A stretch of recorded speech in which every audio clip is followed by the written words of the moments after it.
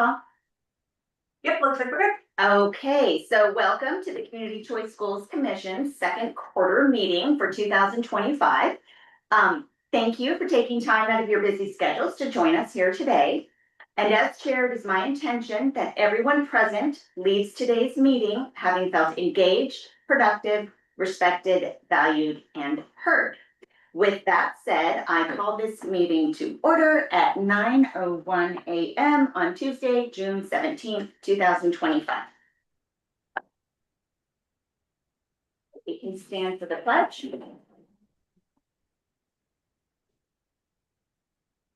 I pledge allegiance to the flag of the United States of America and to the republic for which it stands, one nation, under God, indivisible, with liberty and justice for all.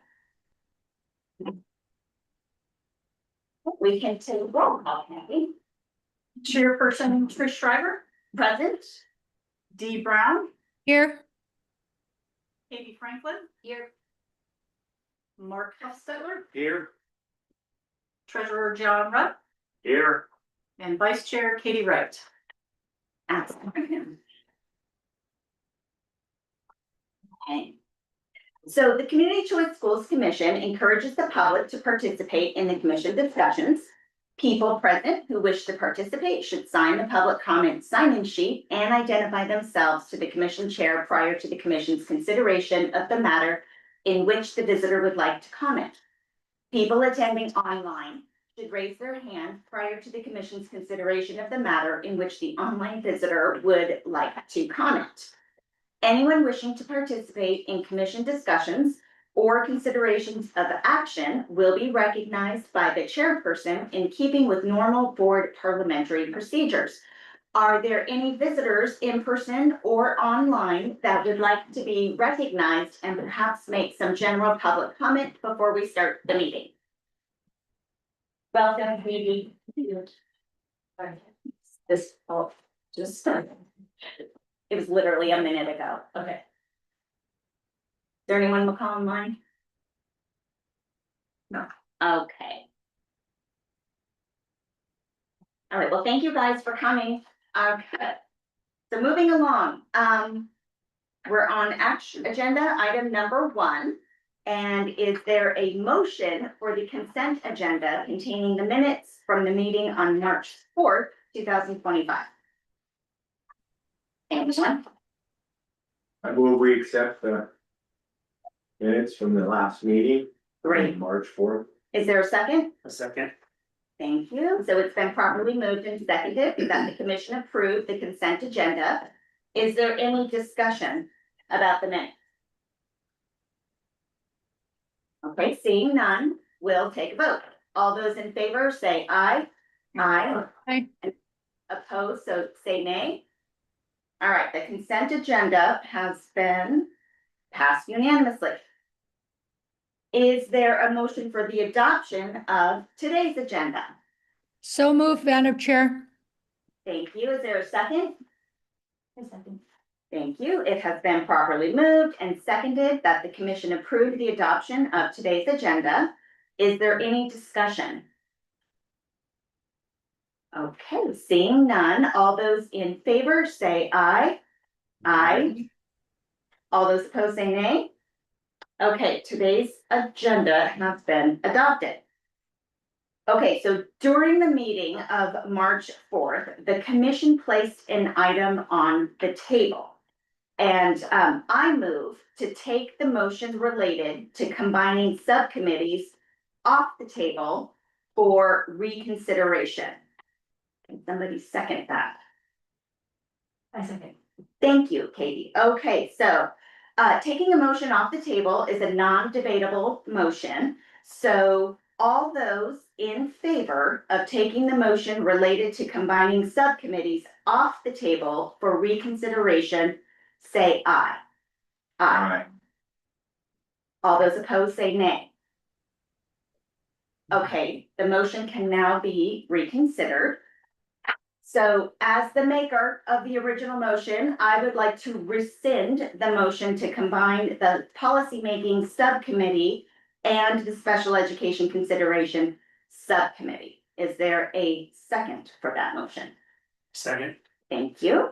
Okay, so it has been moved and seconded to rescind the motion to combine the policymaking subcommittee and the special education consideration subcommittee. Is there any discussion?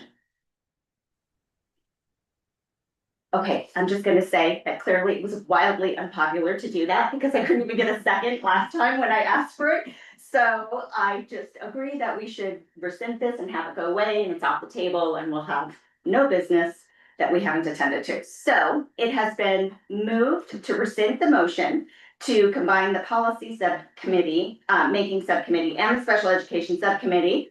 All those in favor of rescinding that, say aye. Aye. Aye. All those opposed, say nay. Okay, the motion is no longer on the table. It has been rescinded. Thank you. Okay, so good morning and thank you all for coming today. In addition to the standard business we have to conduct, we have 2 open discussions planned today to further explore our duties as the sole statewide authorizer of community choice schools. Our discussions will focus on subjects related to ongoing evaluation of choice schools during the charter cycle and to familiarize the commission with fundraising and fund management options, as both the commission and the choice schools will heavily rely on fundraising in order to operate. Both of these discussions are part of our overall training in becoming more familiar with the many aspects of authorizing charter schools. So to be clear, as chair, my intention for the day is for everyone to leave today's meeting feeling engaged, productive, valued, respected, and heard. And with that, we will proceed to item 3 on the agenda. We are going to hear reports from the various committee chairs. So we'll start with John and the treasurer's report. So we have a sheet inside the agenda packet that has our revenue expenditure comparison by fund. You can see that now that we have an executive director hired, we're paying salaries and employee benefits. And that there is a the fairly large payment there in other services there was a $50,000 payment to National Charter School Institute to help us with writing policy for assessing schools once we can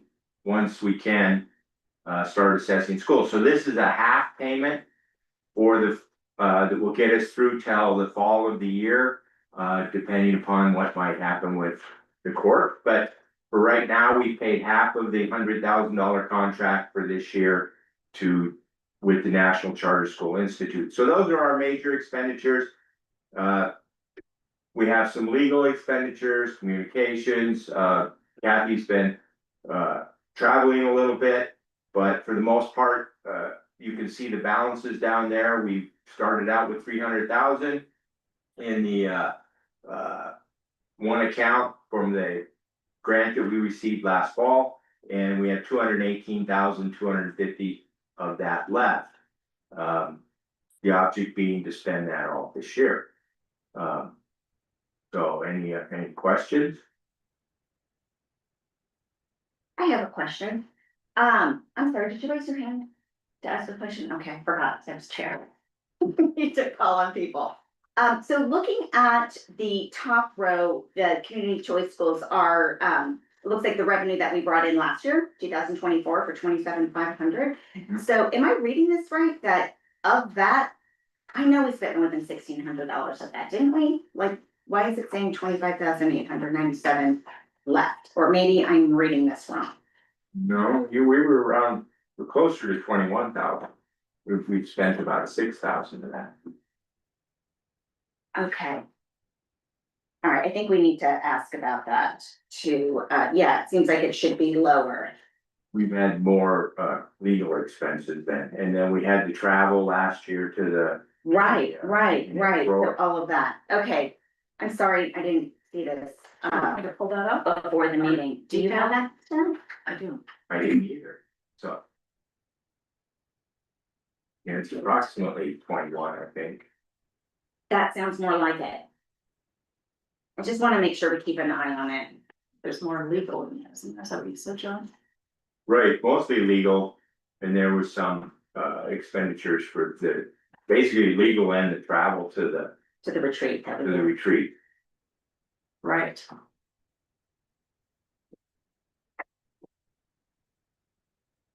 I show the balance of that account at $20,196.20. Okay, that makes more sense, so I think we Closer to the should point.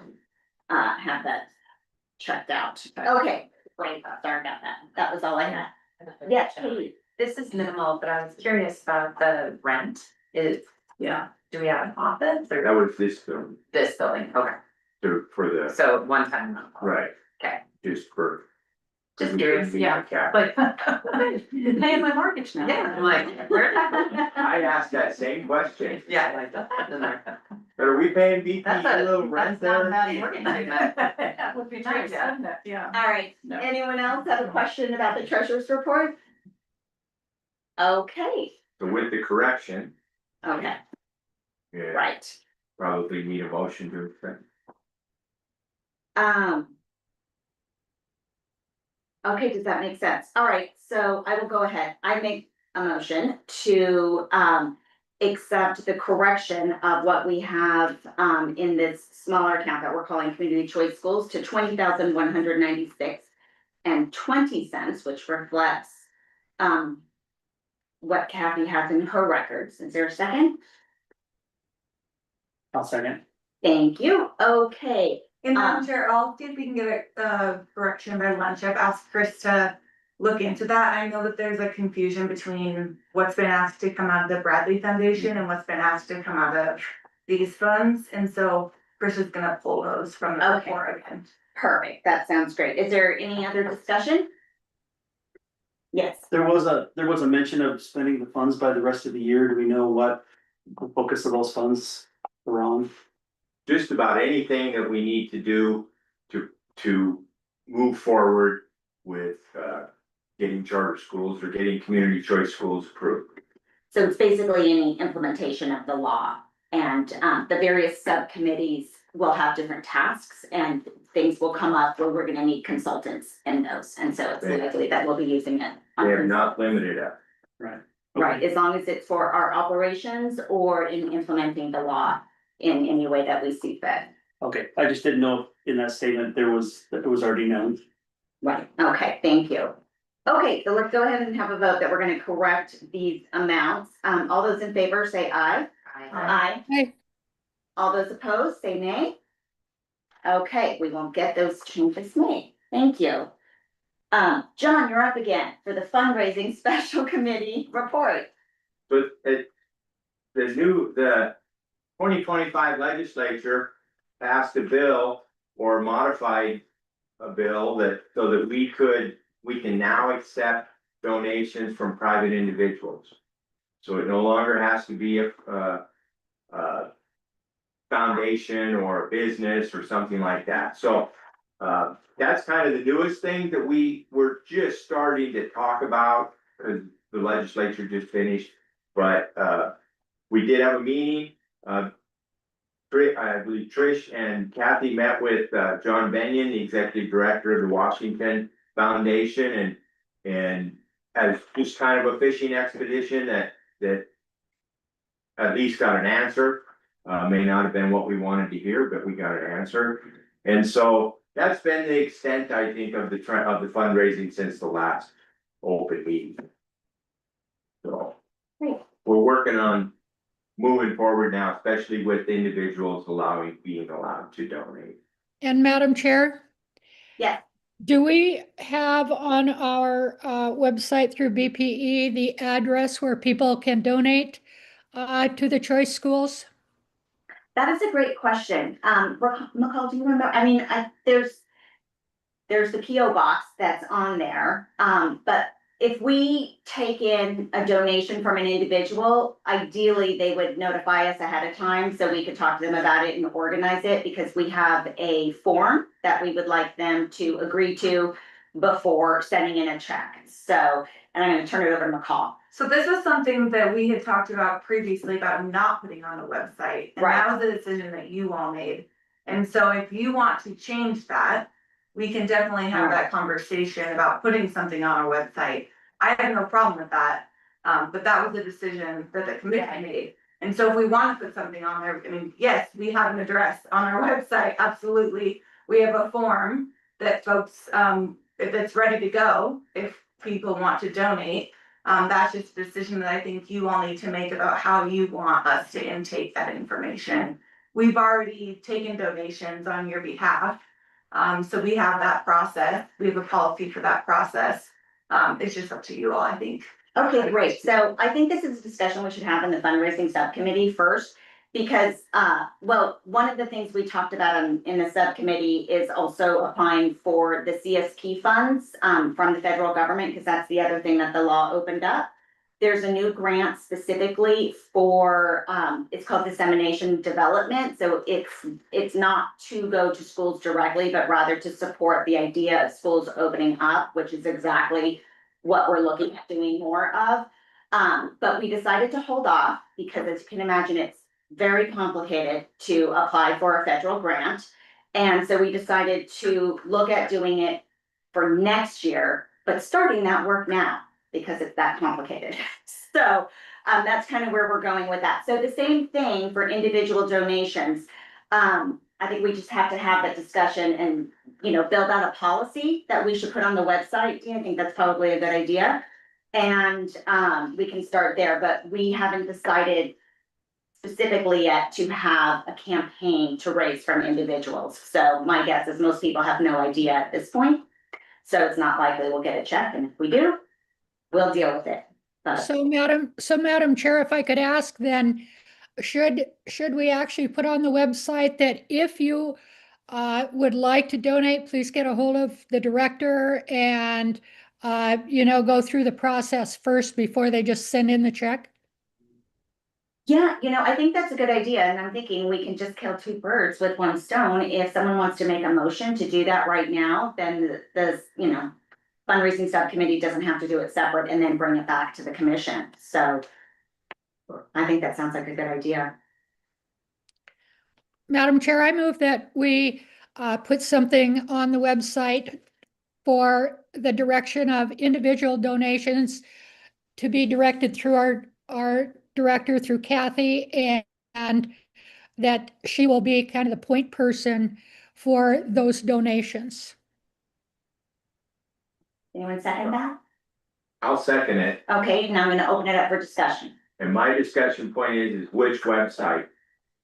Do Oh, we do we use the BPE, OPI, or do we do it on our own website? Right. Do we direct to our own website as a link rather than doing, you know, BPE? I mean, we could do, if you want to donate, click here, takes us to communitychoiceschools.org's Okay, website. so we don't officially have a website. Yeah. There is a website that has been put up that is informational only, that has been done, you know, out of consideration for the state of Montana, but we don't own that website or control that website. So we definitely would not put it there, not us, at least, because we don't have any control over that.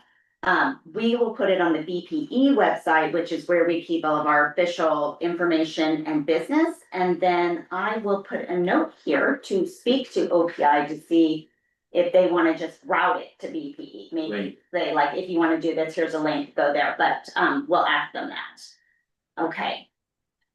Is there any other discussion? You mentioned a form.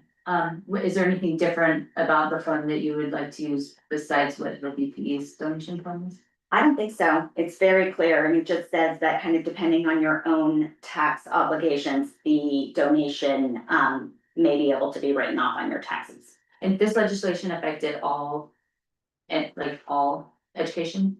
Or No, this it's is specifically for Title 20, Chapter 11 of our community choice schools. Okay. I wanted to say something. I think that this is a good idea to go ahead and just move fast and put a link on the BPE page for that, directing them to Kathy. So I agree with this motion and I'm definitely gonna vote in favor for it. There, any other discussion? Okay, seeing none. Is there any from the public? Go ahead. I guess I'd like McCall to talk a little bit about any potential issues you see with doing this, you know? I mean, just like input a little bit. Yeah, I just think that maybe it would be helpful for, our office to work with Kathy to make sure that we can revisit that form and make sure that it's up to date and that, obviously it's our, it's our office is taking in the form. We're going to be the ones that are putting the money in the bank, and so just making sure that, the information is up to date, and as we're working with Kathy, making sure that, I don't know what your relationship's going to be with folks, as, you say folks are working with Kathy to do this. We just wanna make sure that we have all the information, and if we need to reach out to people, that we have the right contact information that's on the form, so, What I wonder is perhaps it would be helpful to develop policy about that communication. And so that would be formalized, since your office is the one who will be taking in the money. and we can definitely revisit that, 'cause I do think that the policy right now has to do more with people on the commission and not with the director, and so I think we could revisit that and make some changes. Yeah, I think the policy we have that you guys outlined based on the BPE procedures, because like you said, it will be your office that's receiving the check and depositing it. Will be exactly the same here, but that. You're right, we should change the language to include Kathy in that, it's a great idea, okay. Okay. Any other discussion? Okay, all those in favor of the motion, say aye. Aye. Okay. All those opposed, say nay. Okay, the motion passes. I'd like to say nay, I wanted to slow it down to have the policy before the link. Got it. Okay, so that's one nay then, so we've got 5. Nay, 1 nay, thank you, I apologize for moving too fast. Okay, John, do you have anything else for the fundraising report? Nope. Okay, let's move on to the chair report. So I wanted to announce the membership in the subcommittees for 2025, so you guys know who's on each committee. So the fundraising subcommittee is John and Trish. The policymaking subcommittee is Dee, John, and Trish. And the special education consideration subcommittee is Katie Franklin and Trish. And each committee has met at least once, but now that we have Kathy on board as the director, we can expect more regular meetings through the end of the year, especially the policymaking subcommittee, because of Kathy moves forward with her work with the National Charter School Institute. There's going to be a lot for us to review. So that will be a busy committee. I also wanted to announce the hiring of Kathy Kinchelow as the commission's director of planning. So Kathy comes to us with extensive experience in the charter school sector. Though the commission members have seen her resume, I'd like to give Kathy a proper introduction to our visitors and to anyone who may be watching this recording. So Kathy holds a master's of science in educational administration and a bachelor degree of applied science in elementary education with minors in Spanish and special education. Kathy's professional experience in education dates back to 1997, when she served as a lead teacher of a second grade class. Kathy quickly moved into leadership roles within the schools and served as the director of curriculum, instruction, and assessment for the Edison Learning Charter Schools in Minnesota. From there, Kathy progressed into a senior vice president of educational services for the Midwest region of Edison Learning Charter Network. Kathy also has experience in sales, as she worked as an account manager for the Pacific Northwest and Midwest regions for Silverback Learning Solutions. In this position, Kathy presented a product promoting the use of formative data in personalizing instruction at the state level with politicians, policymakers, and Department of Education leaders in Montana and Wisconsin. Kathy next served as Chief of Staff and soon afterwards as Executive Director of Distinctive Schools of Chicago, Illinois, as they expanded into new territories. Kathy was directly responsible for all academic, operational, and financial oversight of the expansion of urban charter school startups. She drove the strategic planning process by tracking data to ensure annual goals were attained, and she wrote applications to secure 2 new schools and startup grants. When Kathy moved to Montana, she had to leave her career in the charter schools behind. And while Kathy worked in real estate, she also continued to work as a school consultant. Kathy consulted for a K-12 private school in school design, budget analysis, and coaching for the executive director. And as a consultant, Kathy also provided business development planning for 2 K-12 startup companies. In her personal time, among other things, Kathy volunteered as a Community Choice Schools Commission member from September of 2023 until accepting the job of Director of Planning in March of 2025. So I would like to give a round of applause in recognition of how lucky we are to have Kathy in Montana and working on building the Community Choice Schools Center. Thank you. Happy to be here. Okay, and that concludes my report. Does anyone have any questions?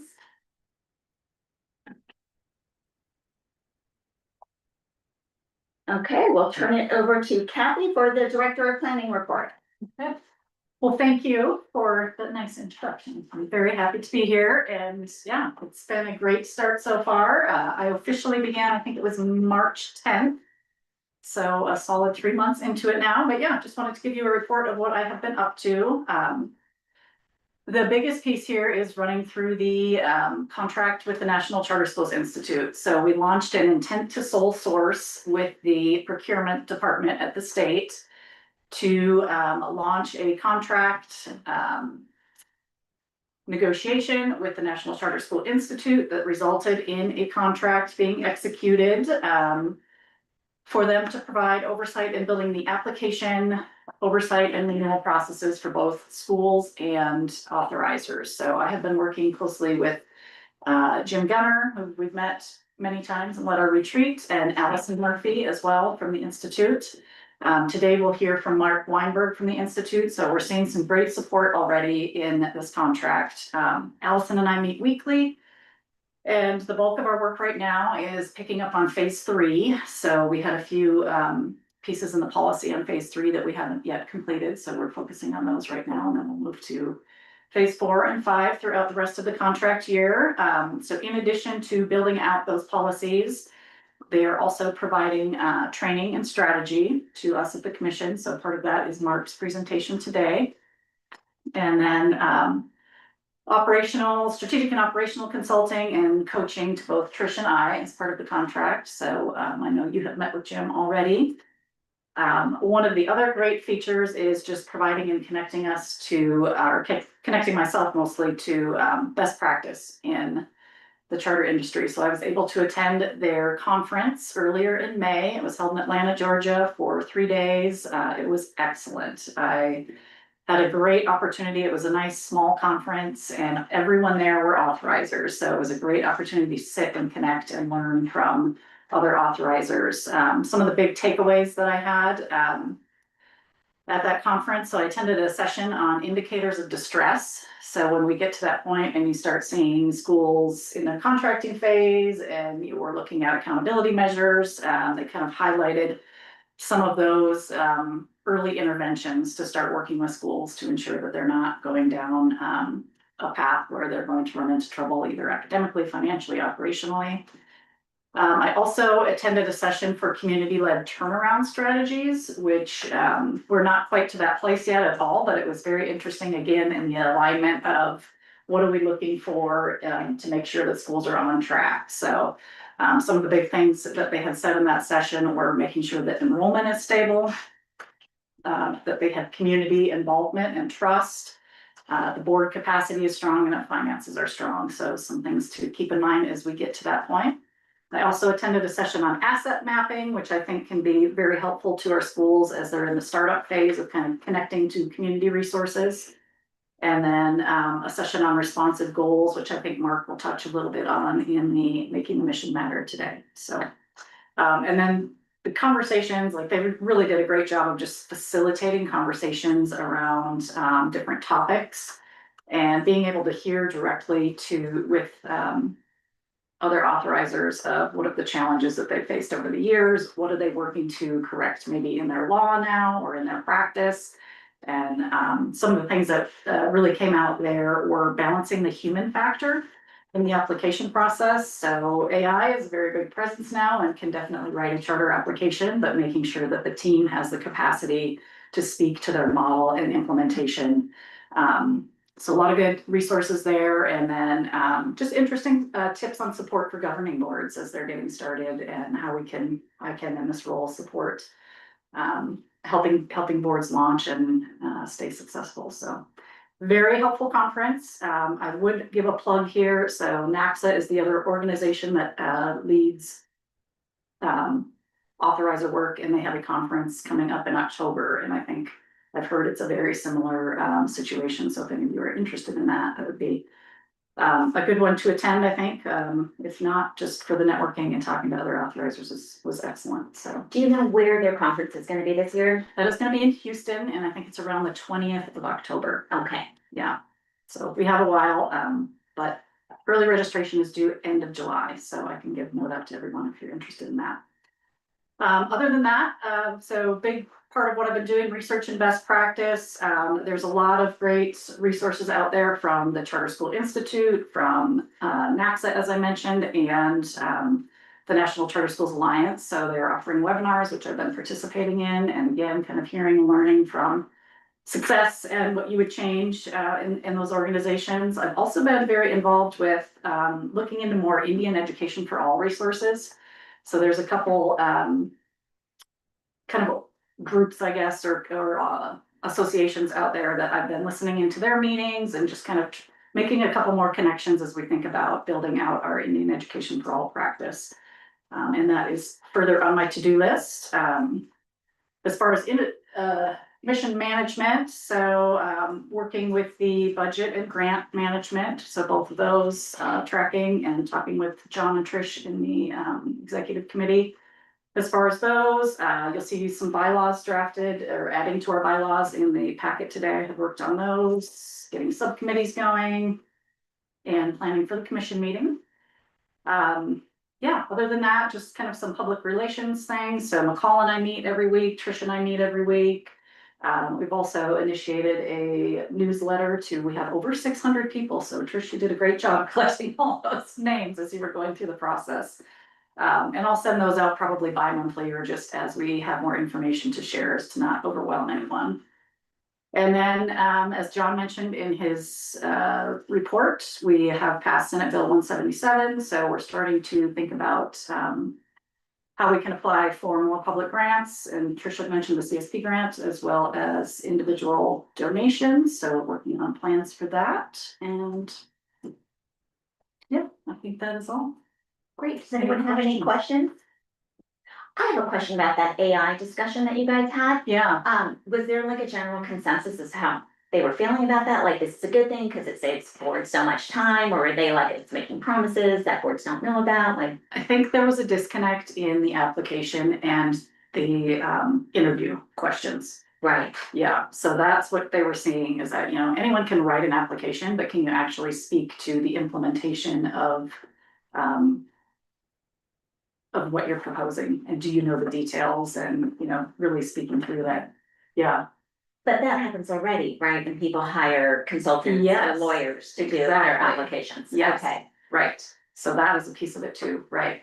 So there is a new kind of proposal out for really bringing human factor more into the application procedure, and Allison and I have kind of gone through that with how that relates to our law, and would those recommendations fit into our law. And I think a lot of it does fit. So there's a little bit of tweaking that we would need to do with their process to make sure we're not altering the law at all. But essentially it adds in quite a few steps before the application process, as far as face-to-face with the commission and the applicants.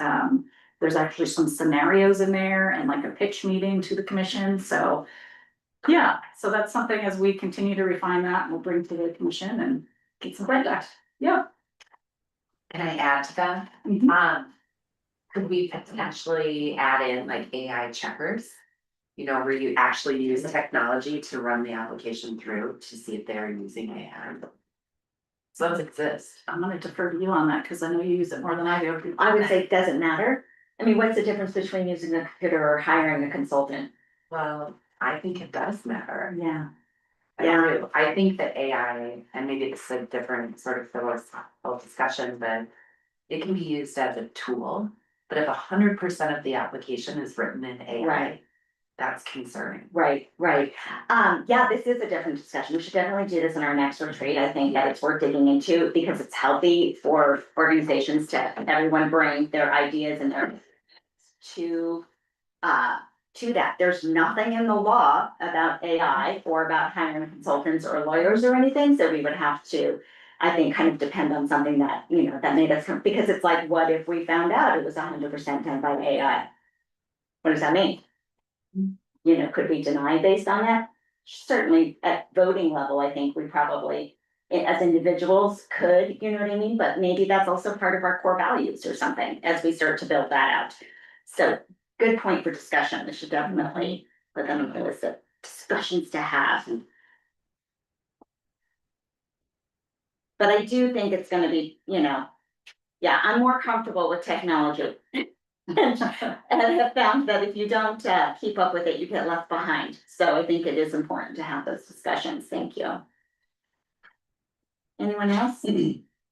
Mark? Kathy, I have a quick question. So you mentioned something, I don't think it's something we've really discussed before, but you talked about community alignment. Can you briefly? Yeah, so one of the sessions I attended was asset mapping, which you may be familiar with in your business, but their take on it was helping school founders and governing boards to look at the resources that exist in their community and what can they do to promote and help and bring those resources together in the school. So even some of the examples they gave were laundry facilities. So kids who, you know, if uniforms are a thing and they're not coming to school because their uniforms are dirty, what can we do to connect them with, you know, people who can possibly donate washing machines or things like that?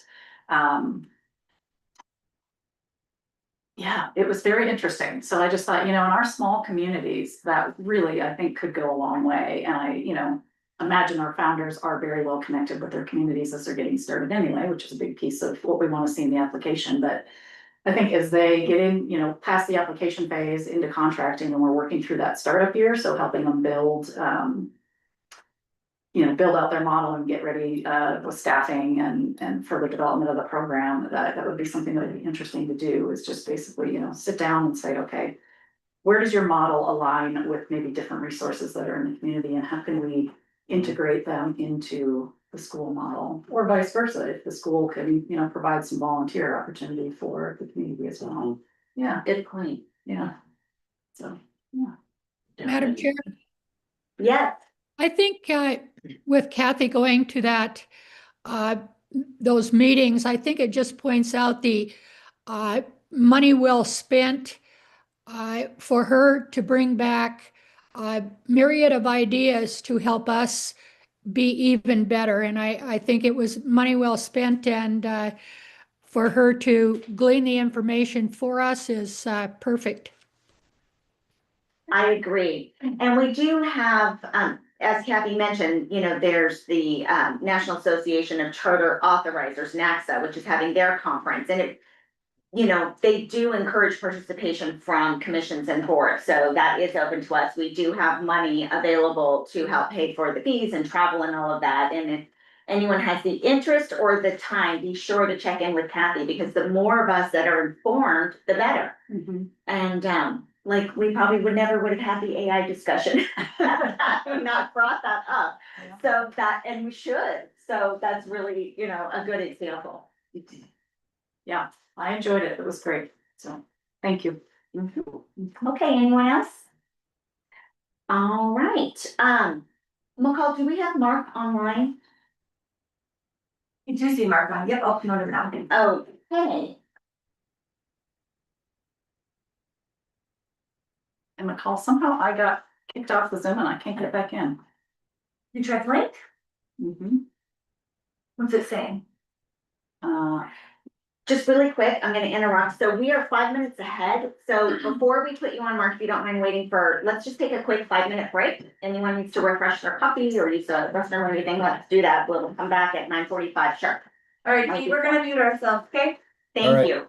And I'm not sure who's running the technology, but if you could give me permission to share, if you haven't You already. got- I think I've got it. Yeah. I've got it. Thanks.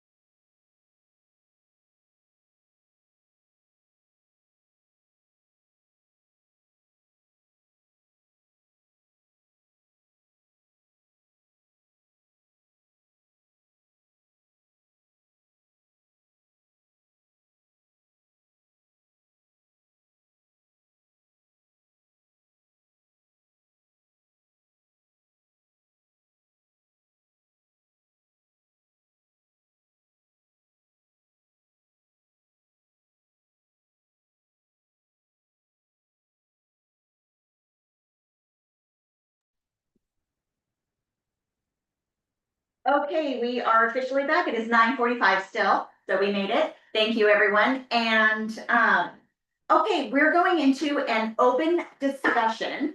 And at our presentation, we're calling it Making the Mission Matter with Mark Weinberg. I just want to make it clear that the board is at ease. So please feel free to interact with Mark directly and to ask questions if you want. He'll set the rules when he starts talking. So I'd like to introduce Mark Weinberg, Vice President for Leadership and Learning of the National Charter School Institute. Mark has been an advocate and leader in the charter and larger public education community for over 20 years. Before joining the Institute, Mark was charged with leading U.S. operations for an international educational management company. He served as the Director of Improvement and Accountability for a Michigan-based management company, and he launched a virtual school. Prior to that, Mark worked at the Governor John Engler Center for Charter Schools at Central Michigan University for 10 years, leading their academic performance and accountability team, and serving as a school leader and teacher nationally and internationally prior to becoming an authorizer. Mark brings a wealth of experience and a steadfast commitment to ensuring those children in greatest need receive the quality education they deserve. Mark has played a key role in broadening the charter sector's capacity to influence practice and advance public education, impacting the educational opportunities for students throughout the country. Driven by a passionate belief that all children deserve a quality education, Mark leads the Institute's initiatives focused on measuring, supporting, and helping people achieve breakthrough performance in the areas of leadership and learning. Welcome, Mark. Thanks for joining us. Well, thank you, Trish, and that's much more introduction than I deserve, but I appreciate it nevertheless. And it saves me some time, and I can get right down to the business of making the mission matter. So good morning to all of you. It's a pleasure to meet with you virtually, and I know I've met some of you in person. Today, as you can see what the topic is, I'd love it to be a conversation. So just as Trish said, it's not an interruption, it's engagement. So when you have any questions whatsoever, please, if it's easier for you to put up a little hand on the Zoom functionality there, or if you just want to jump in, please feel free. All right, I'll start with the goals for today, which I'm going to start with.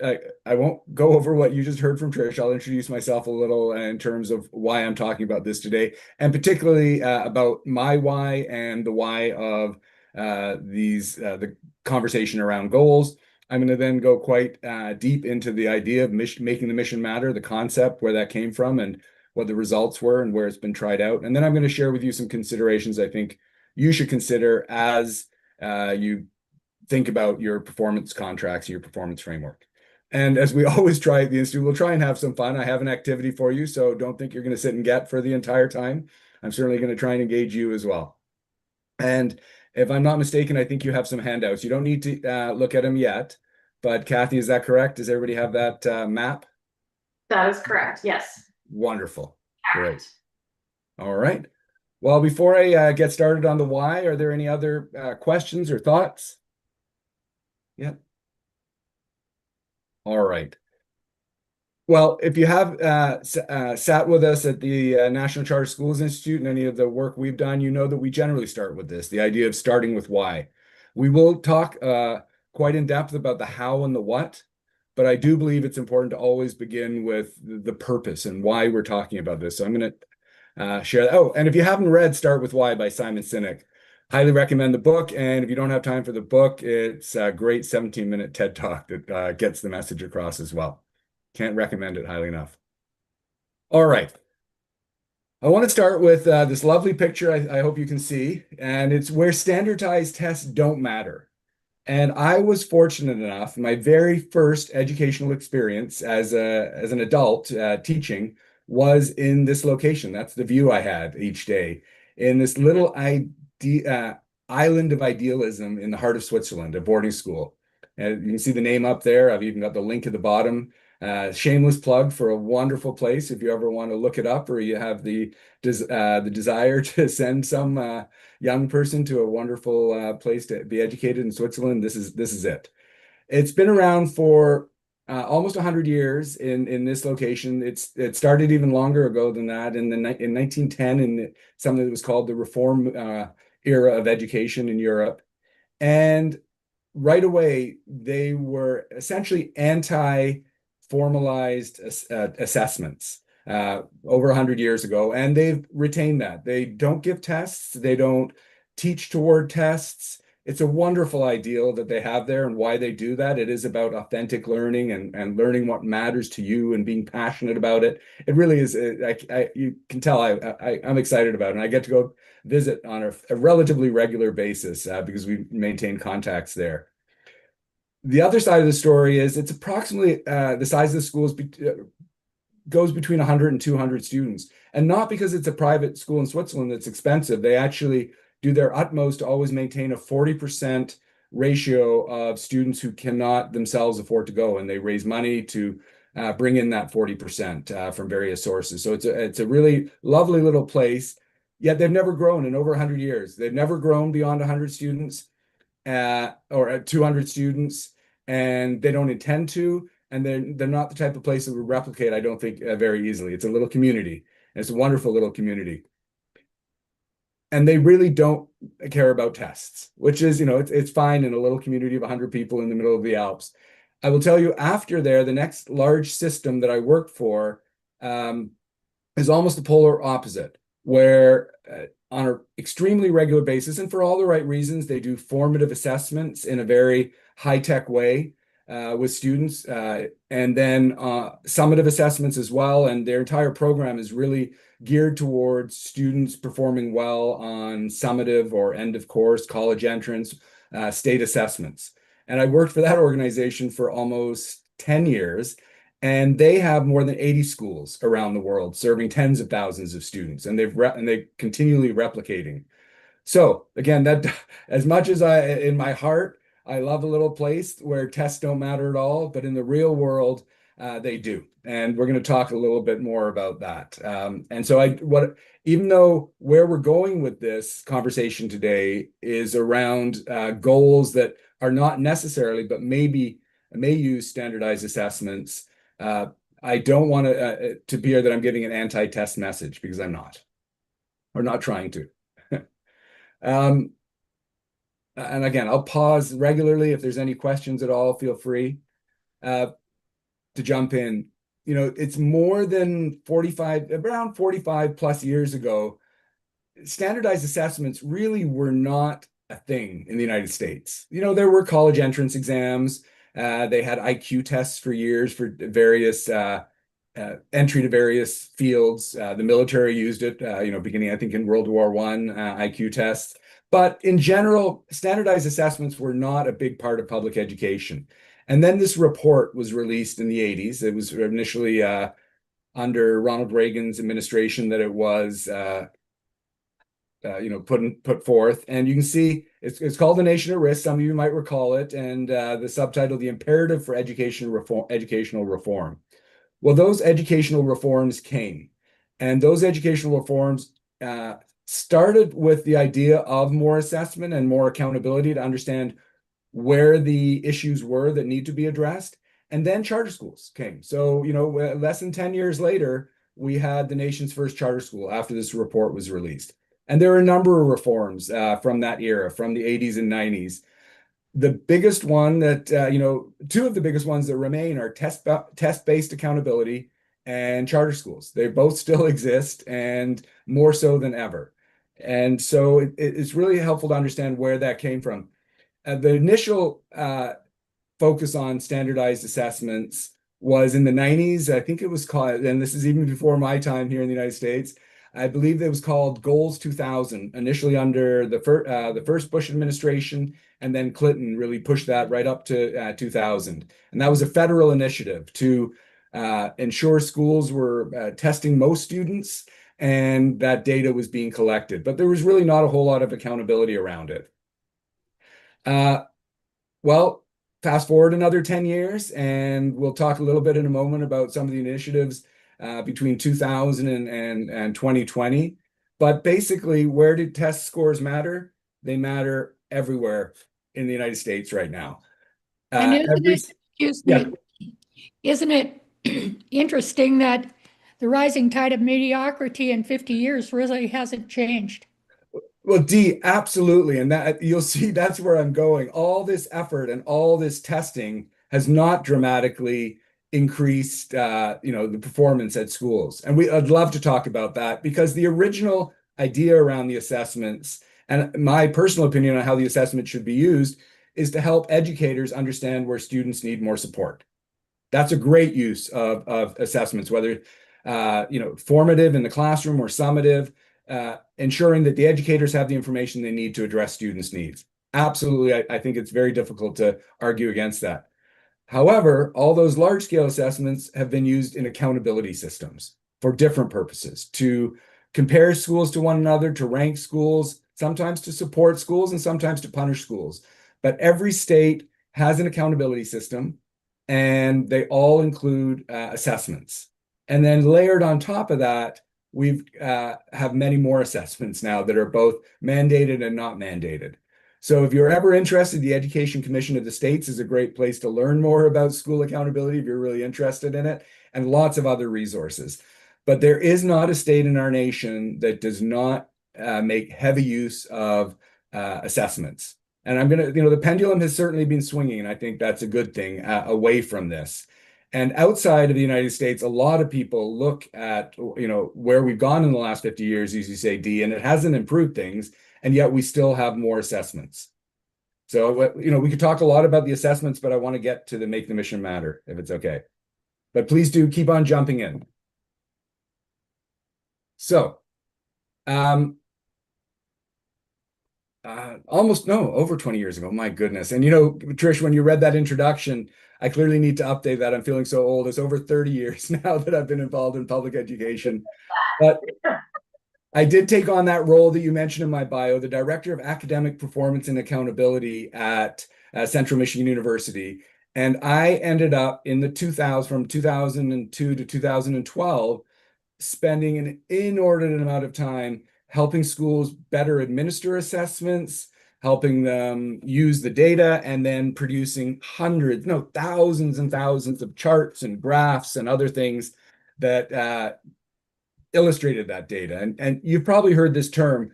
We were very much data rich and information poor, at least at the school level. I can't tell, and these are old charts. You can see these are from 2007-8. We got really good at producing charts and graphs and reports on test scores and using them to give feedback to schools with the idea that that was how they were being held accountable. And as you can see there, again, it wasn't an anti-test message back then. That was the Secretary of Education, Rod Page. That was a sort of well-known comment from him in this era of something called No Child Left Behind under the second Bush and his administration, and then under Obama. That escalated under a thing called Race to the Top. And you can even see with the images they're using around these initiatives at the federal level about how much the idea was if we just assess students more and share that information with schools, everyone, it will rise, the rising tide will lift all ships and so on. And, the idea that no child will be left behind, there were good intentions. There were always good intentions. And under the Race to the Top, it really escalated, taking those assessments and using them not just to hold schools, but teachers accountable. And virtually every state had a system by which teachers were ranked or sometimes compensated based on the test results of their students on these standardized assessments. So this really between 2000 and 2020, this whole idea of lots of standardized testing really accelerated. And it has slowed down, but it's not gone away. So we often like to say this, and Dee, again, goes right back to you. We keep doing the same thing, we're going to get the same results, right? And again, if tests are used in the way they're intended, it can help students and it can help teachers. But unfortunately, there's those unintended consequences of teaching to the test. I'm sure you've heard that term.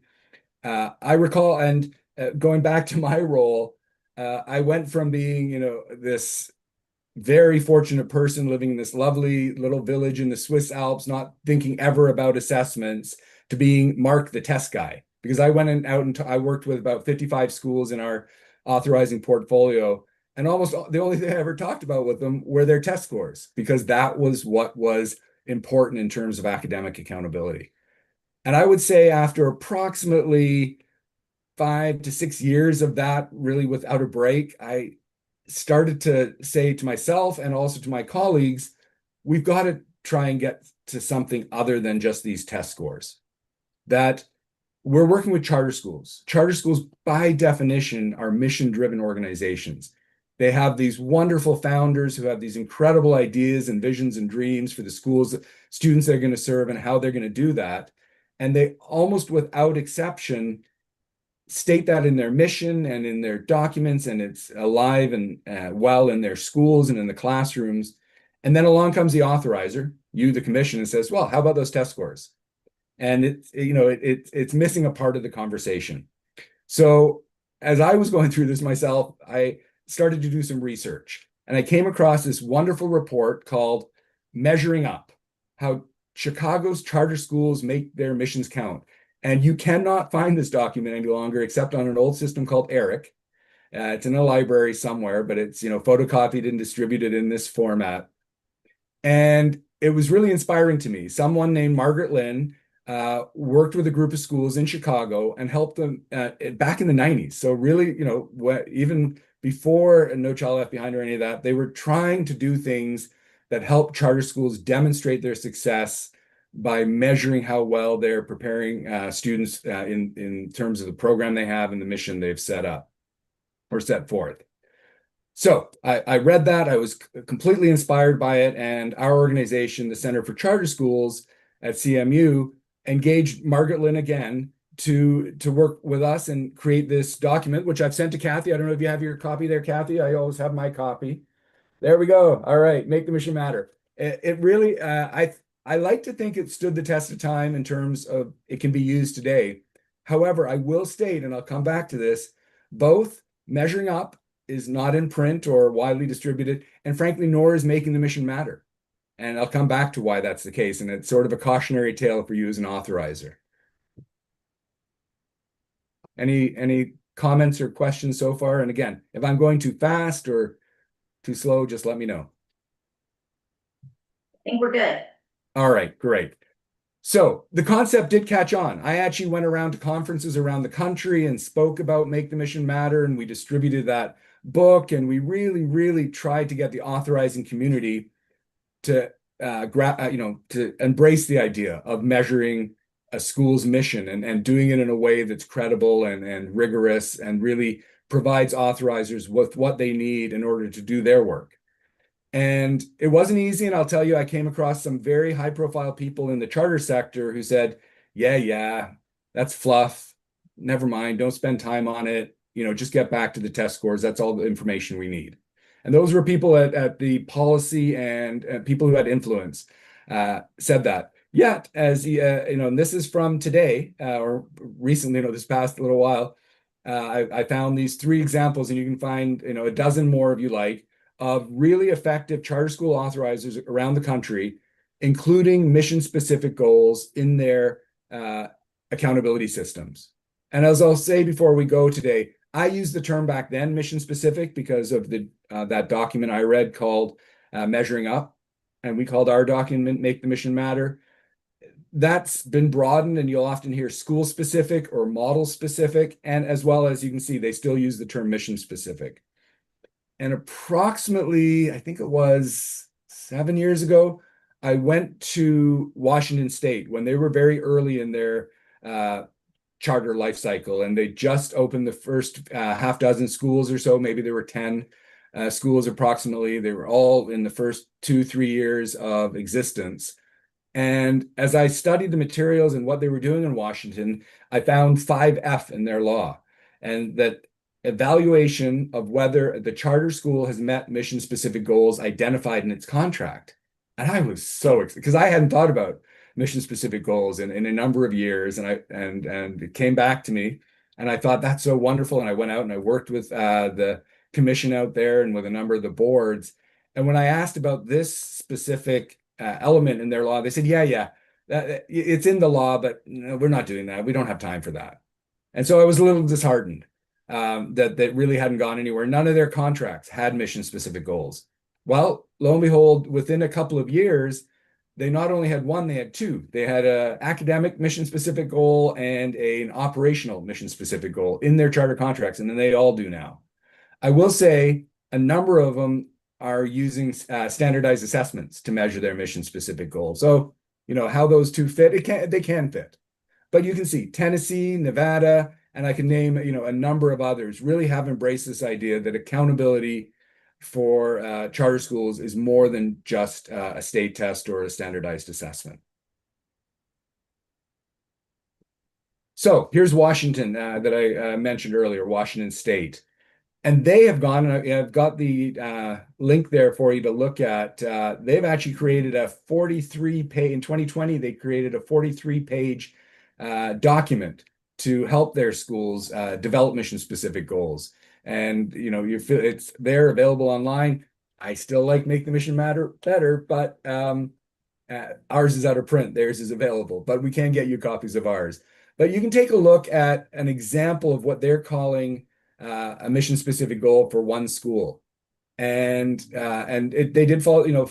Their first one is greater than 65% of 7th grade African American male scholars have I think it's high school and beyond plan created. So as an exceeding standard, that's extremely specific. It's an extremely specific population that they're targeting with that goal. I don't know the school that has this goal, but this is from the report on that school. And so if you went to Washington and looked at all the reports that they're developing or that they produce on each school each year, they report out on their mission-specific goals. This one, as you can see, was an example of a school that exceeded its set goals. I found it fascinating as I went through a number of their reports. The thing that really, frankly, tanked my effort at making sure all schools had mission-specific goals was the difficulty in collecting the data, and as the authorizer, staying connected to the schools in such a way as to ensure that continues to happen. Because the way schools often look at it is as extra work. Schools are very, as you know, schools are extremely busy, complex institutions where they don't have a lot of extra time, and asking them to do something as complex and as a heavy lift as collecting the data for mission-specific goals, often that little bit extra they just aren't ready to do. So we'll come back to that in a moment and talk about the challenge. All right. So should you consider mission-specific goals? I think this is a really important image to share with you and with your schools. Often at the policy level, we like to think that we set a policy, we put in place the structures, the procedures that are going to help us achieve that policy, and it's just going to work, right? If we do everything right, it's going to work. In schools, it's almost never like that. Success in schools can be extremely messy. I'm working with another authorizer. I'll keep the name to myself to protect the innocent, but they are also, like Montana, very new to the charter school world. And as I reviewed all their charter contracts, I was really a little bit shocked at what I saw in the educational goals, the performance framework section, in that they have not taken advantage of all the really good practices that have been tried out and failed, or the ones that have been tried and succeeded. And they really had a complete mess, frankly. And I mentioned it once when I first started working with this authorizer, and I just found out this summer their big initiative is to frankly clean up all their language around academic goals and really structure it in a way that helps the schools more and will help the authorizer do its work. It really is one of the most complex parts and roles that the commission will play, is how to effectively and fairly evaluate the success of the schools you authorize. Again, if all you have is the state test, it seems easy, but believe it or not, that's all. Even with just state tests, it's not easy because of all the nuances around the different populations. I think you're experiencing in Montana, you've got one test and then it changes and you've got another test.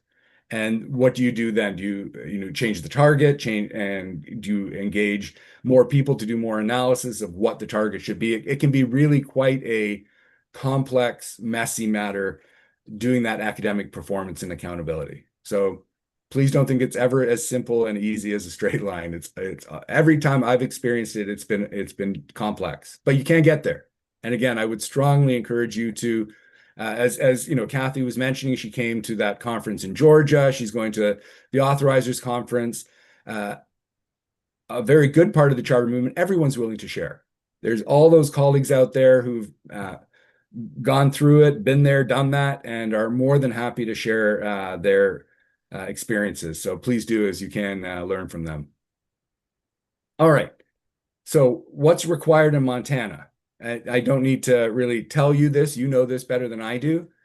But this is what's required on the academic side of measuring success. So you don't have any options but somewhere to use a state assessment or some other assessment that can give you results on academic proficiency, on academic growth. And again, that's comes from experience, because it used to be that only proficiency was measured. Gaps in both those, proficiency and growth.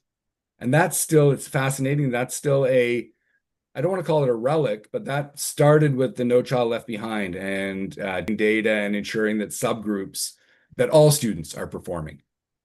There's, of course, these other two that aren't really academic, the attendance and the re-enrollment, but then also post-secondary readiness, which is almost always defined by the academic achievement and some sort of end of high school assessment, whether it's a SAT, ACT, end of course exams. You know, in New York, they have their Regents exams, also graduation rates and all those other parts. But this is required currently in your law.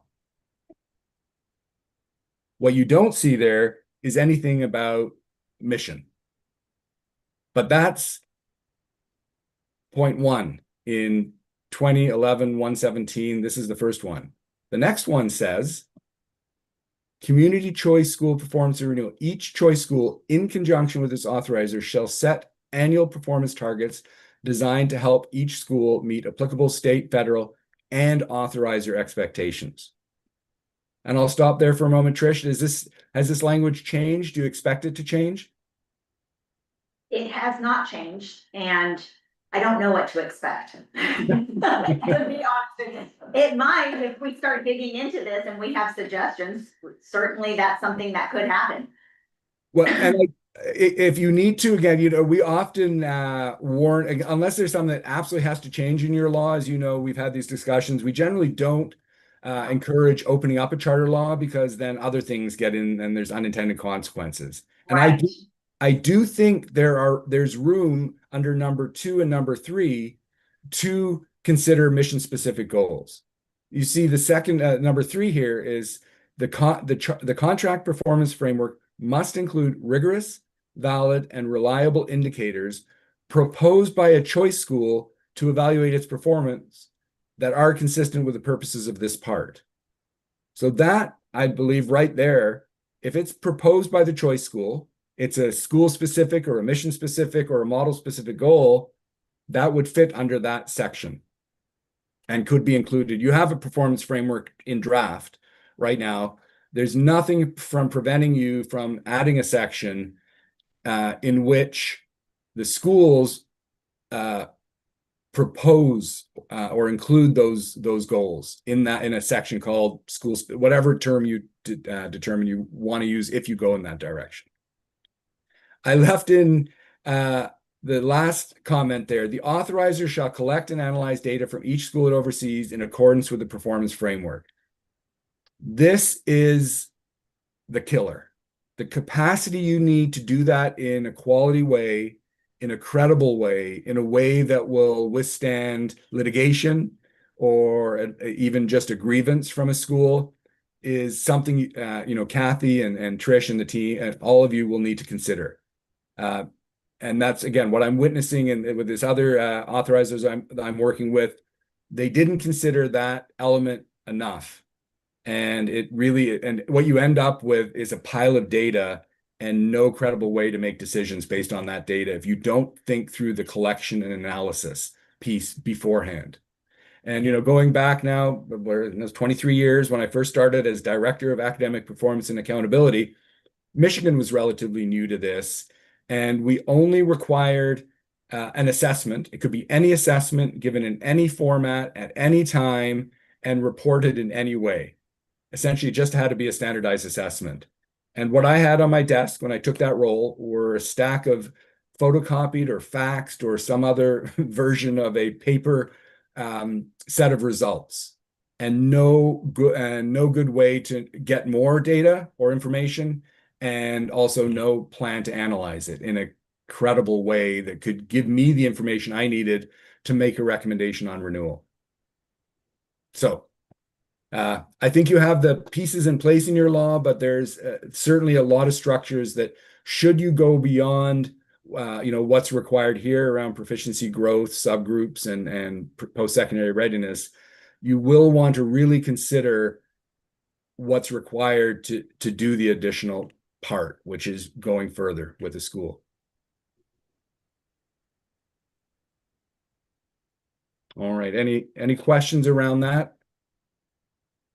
So the way to change that is by bringing it back, right? And you were saying, Mark, that can be dangerous because then things get in. Is there any other way to specify or adjust things? No, I don't think, I wouldn't touch again, unless there's some other part of the law you want to change. I wouldn't change the law. I would begin, and we're working with you on this, begin developing your policies and procedures, particularly an authorizer handbook, it's often called. And in that handbook, you can set out your own rules and expectations for charter schools or for the community choice schools that you authorize.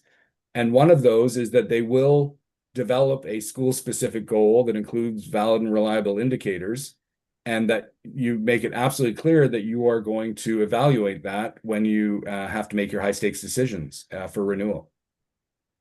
Right. Mark, can you go forward to the next slide? Yes. Or maybe it's one back, sorry, one back.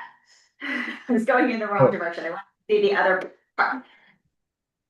Okay, now, that's right, now let me go see the other one again that has the Apple logo on it, and just was trying to compare this. So you're saying that within, okay, so each choice school in conjunction, I think part of this is implementation. This is our interpretation of how we are going to do this as authorizers, and this is why it's so important to have open public meetings, is so that everyone can see where we're going with these kinds of decisions. And so, Mark, you're saying this, idea of, making the mission matter. If we integrate something like this, which it does look like we certainly could, based on the language in the law, that it's really a decision we're making, like, how are we gonna interpret this in reality for the schools? And this is a way that it could happen, other than just using test scores and financial report scores and things like that. Yeah, exactly. And that's a great point, Trish. I'm not at all speaking today to operational, organizational, financial accountability at all. This is purely the academic piece. As you know, if you haven't had this discussion before, the big three questions for each authorizer is, are the students learning? Is the money well taken care of? And are they in compliance with contract and the law? And that's articulated better by others than myself, and in much more depth. But those are really the three big questions: academics, finances, operations. And that's your role. There's much more to it, but those are the big three. And I'm only talking to academics today. Right. So Mark, looking at 2011-117, subsection 2 here, the top one, where it says each choice school in conjunction with its authorizer shall set annual performance targets, designed to help each school, meet applicable laws, blah, blah, blah. So in reading that, the way I see that is it's saying that each performance contract may vary. Is that? Yes, I would say I I apologize. One more time. said, is that how other states have interpreted that kind of language? Or is it like, oh no, this is our performance framework and all the schools, no matter what, have to hit these exact numbers? Yeah, well, with North Dakota recently passing a law, we have 47 different charter school laws, so there's 47 different answers to that. question, Right. Trish. Right. And some authorizers are incredibly narrow in their goals, while others are incredibly broad. And I think that's where, Kathy's going to learn about this at all the conferences she goes to, and you're going to pick your own route that also meets the letter of your law in Montana. And I think you have room in that to both have, and you're required to have these sort of basic test-based accountability measures, which again, I'm not speaking against them. I think those are necessary but not sufficient, in my opinion. And you're going to give you, and you're required to give the school itself a seat at the table to negotiate those annual performance targets. I wouldn't do that every year. I would do that at the outset when you write the charter contract with them, and have those 5 years. Now, again, things happen, and people will be aspirational when they're writing that charter contract or setting those goals, and then the data will come in, and they'll go, "Ooh, that seemed good 2-3 years ago," and you'll certainly want to have that ability as well to what we call amend the charter contract and reset some of those things. But in the ideal world, you have enough information to at least set a series of 5 goals. And as we're going to look at Make the Mission Matter document, you'll see that's also our recommendation, that you set annual performance targets in advance and do it for 5 years. And set those out in advance. So again, your role as the authorizer is not to surprise anyone. It's to really be collaborative with the schools you're authorizing, and you want them to succeed, they want to succeed. So you're going to set credible goals that are rigorous. The word rigorous is in here. And you're going to continue, you're going to monitor them on a regular basis, give them feedback. And if something is clearly out of alignment, you'll have that discussion. Do we need to amend the contract? Okay, I have a question for Dee, and then I have one for you, Katie. Yep. Okay, so Dee, in thinking about your experience, and having been in the legislature for all those years, like, I'm wondering, I mean, I guess if we go astray and if we do something, we make a decision here about interpreting this the way, we see fit, and it's out of line with what the legislature had in mind, if they have a problem with it or they want us to change it, then they would have to change the law to be more clear, or they could come to us and say, hey, that's not what we meant here. And I'm thinking about the implementation and the intent of the law. Well, I think that happens with every law. I mean, if it needs to be tweaked down the road, there's going to be an amendment on a new bill, whatever, but it also has to go through a hearing, and we can plead our case. Right, that makes sense. Yeah, Okay. and my experience is that, again, if you're doing the basics that are required by the law explicitly in terms of measuring these elements, and you include an additional element, as stated here, indicators proposed by a choice school. So it actually says they're going to propose some indicators to you. And that's, I think, your route to having them propose a school-specific goal. Yet, as you see there, it must be rigorous, valid, and reliable. And that's something that's why we ended up writing a book and doing so much work around it, because if you just talk about it, you end up having really squishy stuff that nobody will, give any weight.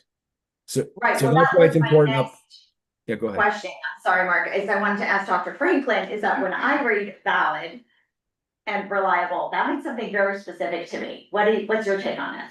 It makes me think about the psychometric properties of the assessment. Right, And could you, Mark, go back to the last page?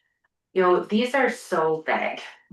yeah, And so part of what, and maybe I'm gonna take us down a path here, but what I would hope in the application is that, and I think it will be different for every school, is that they define these, or we define these in the authorizer handbook, like what does this look like? right. Are we talking about psychometric properties, or are we, it's just so big. Right, well, this is one of these some things. Do you want to talk about Sure. one of our other contracts we're looking at? Yeah, so we're also working with procurement right now on a contract. Because the law states that schools can choose their assessment, right? So back to valid and reliable, we don't necessarily know if they are, so. We're putting together a proposal right now to engage a consultant to research. I think we said a minimum of 3 different assessments that are valid and reliable, that would measure, you know, everything that Mark has highlighted there. And give recommendations to the commission, and then those recommendations would be available for schools to choose from. Okay. So that when we look at, you know, proficiency and growth, we know that what the standards are for each assessment, because you can't necessarily, you know, glean that out of nowhere, growth more so, but still, what is an appropriate growth rate? So looking at what are appropriate proficiency rates and growth rates, and then for all the subgroups for a variety of assessments that schools can pick from. So at least we can give some more guidance in the framework. But in terms of growth, I think that's something that's gonna get very complicated. I mean, you really don't know a growth target until you have baseline data. Right, but it's a 5-year contract, Yeah, so hopefully they'll get there. yeah, But part of the contract that we're working on right now is to also include an executive summary about the assessments that are being suggested and to train the commission in understanding that as well. So yeah, we're looking to, because it's like clearly, how can we comfortably make decisions about these very technical things on the other hand, you know, if we don't actually understand that? And that's something that we could predict over time will change as tests change, you know what I mean? So it's something we kind of have to keep our eye on. And quite frankly, that is an area where after going down this road, we may have a recommendation to change the law and say, just forget it, just like have us take the state test and then we don't have to like keep thinking about all of this. But a lot of people are saying this is really a gift that the schools get to choose their assessment, so. And I appreciate this process that you're going through right now to find an assessment or an option or different options. I think also in this process, I keep coming back to post-secondary readiness. I know. so very wide open. Right, but again, going to the next page where it says that the choice schools are, you know, negotiating that in the contract phase. Like I'm thinking of some of the founders that we've been talking to out there who have very alternative setups for high school. Focused on students who are on a route to dropping out and or who have dropped out and bringing them back in. I imagine that their growth, like they can probably say these are our goals to make sure they are growing and proficient to be ready for post-secondary work. Post-secondary, it doesn't necessarily mean college, or it doesn't, you know, it's like, okay, like their graduating will mean something, is kind of how I see that. And so they have to tell us what. I mean, we have our profile of a graduate, as most states do. Those are pretty vague also. So it's kind of like, all right, well, I guess each school that includes a high school will, you know, have some response to this. Yeah. Which is why I'm glad we're talking about this, Mark, because going back to making the, you know, mission matter is how can we evaluate that fairly?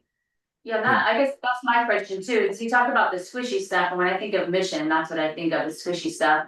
But you're talking about, it seems like you want the squishy stuff in there because that's the why, but you're also talking about finding ways to measure it as well. Right. And that's really the hard work, is to make it, you know, what's in the mission, what you want to achieve for students likely isn't, it's incredibly valuable. It's why they've founded the school. It's why you authorize the school. Yet the way in which it's measured and reported must be credible to the layperson, to the legislature, to the general public, to the boards, and to yourselves. It can't be I hate to even use this example, and it's somebody who's very, you know, influential in measuring school performance from a big university in the United States.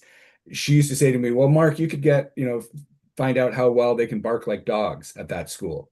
That's not going to help me understand, or you know, squeal like cats, whatever it is.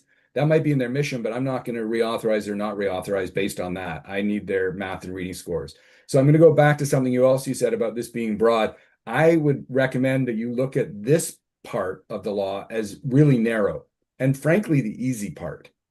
Right. There is general agreement on what proficiency means. I mean, we can have great long discussions, but in general, it's either a grade level equivalency, a peer group, a state standards at age appropriate state standards, and essentially either a state assessment or one of the large scale assessments, standardized assessments, does give you proficiency information. And I also, a lot of states we're working with another state, we just helped finalize their performance framework, and they insisted on including science.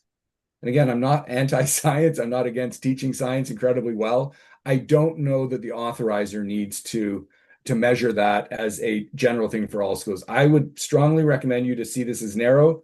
Reading and math, don't even go to English language arts, just find assessments that give basic information on reading and math. It's really tough to find someone who will discuss with you or disagree with you that students in all public schools shouldn't be able to read and do arithmetic, right? The basic. We know that we want them to have those basic skills. And that way you can also say, we don't want you to spend all your time assessing them. We want you to spend your time educating them really well so that at the end of the year or twice a year, they're able to take a short assessment that's valid and reliable and tells us whether they can read and do arithmetic, right? That's all you want to do. And you also need an assessment that will allow you to easily disaggregate the data so you can meet that C requirement there about achievement gaps between subgroups. But again, virtually every large-scale assessment can do that for you, do it for you easily, because you've got to think about your own capacity to do the analysis. Most of the large-scale assessments out there do all that work for you and give you the reports, give you the information. You mentioned baseline. You frankly don't even need baseline data if you're using a twice or three times a year assessment for growth, because you can, the assessment will tell you based on their initial test score what their expected growth should be and whether or not they made it. And you get their report at the end of the year. So again, I would look at this narrowly and know it's in the law. Don't fight it too hard, because we all agree that students should be able to read at grade level. And we don't want anybody falling behind. So, keep it simple. Post-secondary readiness, again, for most students, that's relatively straightforward. I would strongly recommend that you have a carve-out for alternative schools. The states that have done that at the state level understand why it really benefited them, and the states that haven't wish they had.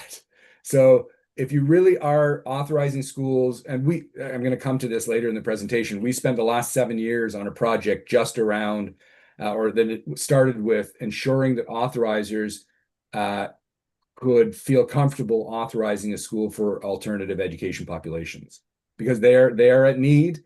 We want to make sure those students are, in schools and getting some level of skills, but you cannot measure that population in the same way as you measure a traditional population of students who've stayed in school and remained engaged. We can talk again. That's a really great discussion, and if you go there and make a determination to have a carve out for alternative education, we have a partner not too far away from you in Colorado named Jody Ernst, who's essentially the national expert on that and has been working on it for about 20 years now.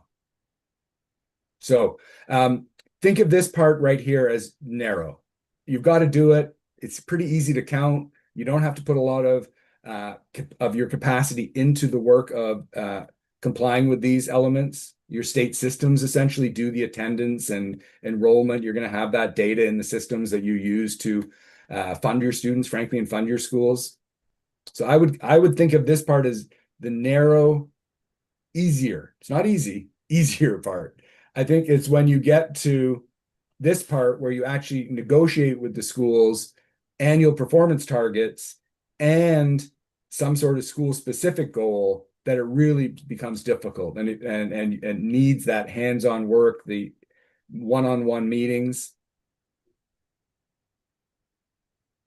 And again, different for each school, because each school will be different and have a different purpose. So Mark, if I could ask you a little bit about that process. You had mentioned just a few minutes ago, potentially revising their mission specific goals in their contract. Which I understand very much because you learn a lot as you're going, but it also makes me nervous that, well, then why can't we revise other aspects of our contract as we go, and could really open things up, so. I don't, and again, we're going to talk about the details, what you're going to actually try this. There's the goal and or indicator. We won't talk too much about that language, but then there's the measure and the metric and the target. And really what I was getting at revising is the target.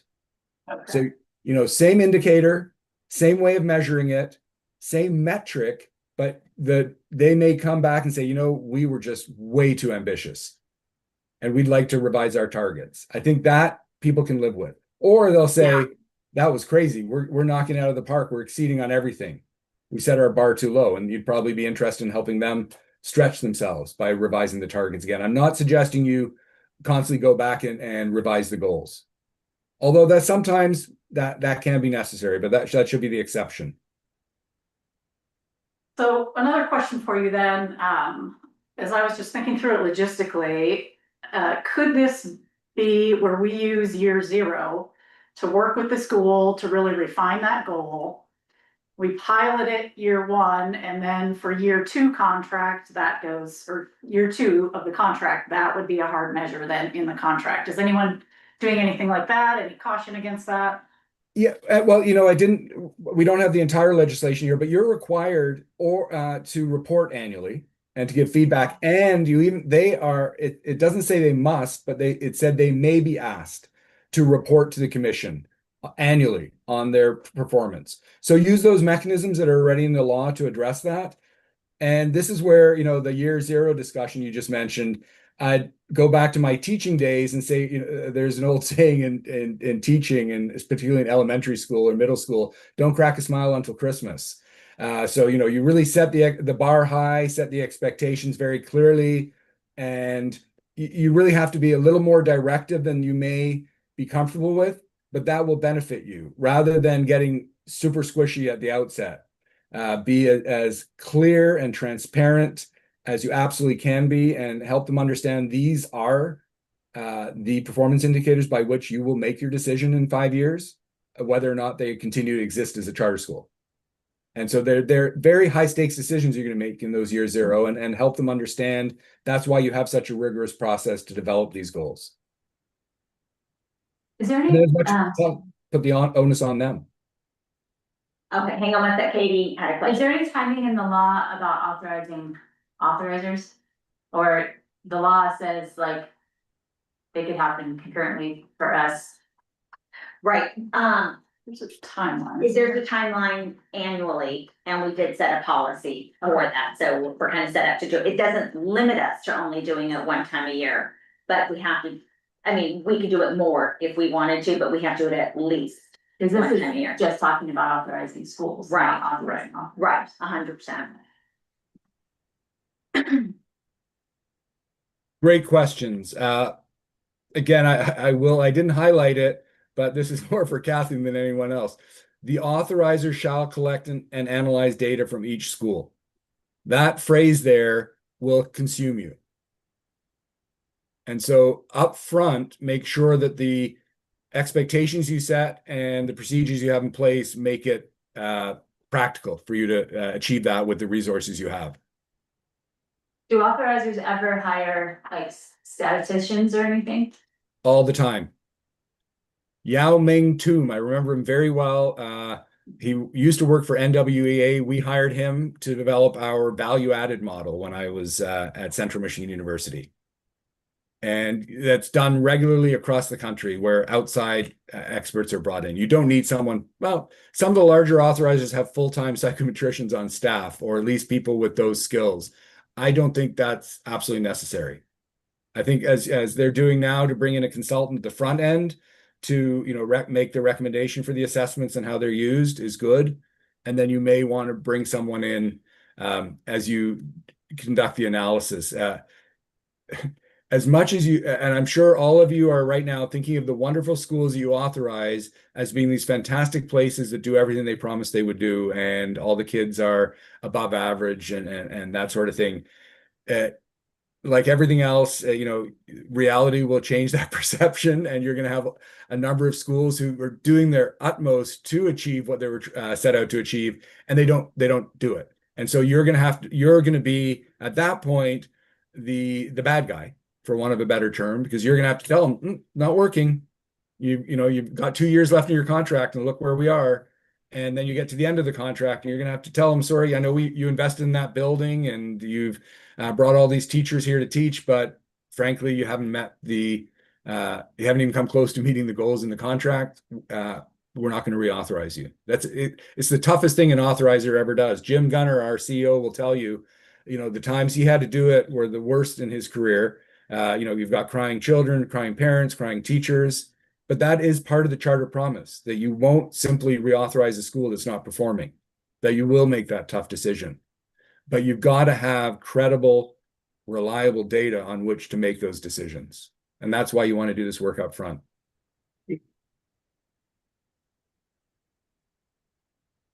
All right, this old saw here. I've got, well, I hope this comes up in the next slide as well. Oh, yes, it does. It's okay. Don't worry about what it says in the background. So you should have, unless there's any other questions, I wanted to go on to actually have you, the group there, spend some time trying this out and seeing exactly how challenging it can be. So what you have are a couple of the pages in this book. Again, what we knew we had to do was give schools extremely clear guidance on how to develop those goals so they would be valid and reliable and result in a credible body of evidence that we as an authorizer could use to help us inform our reauthorization decisions. So this mission accomplishment plan, or the MAP framework, does that. You should have it in front of you. And what I'd like you to do is actually try to do, and I think I've got the activity on the next page if I'm not mistaken. Excuse me. There we go. I've got a mission statement for you. I'm not sure if you can see that. I won't tell you where it comes from, but I can almost guarantee that you'll see something similar to this when you begin to authorize schools in Montana.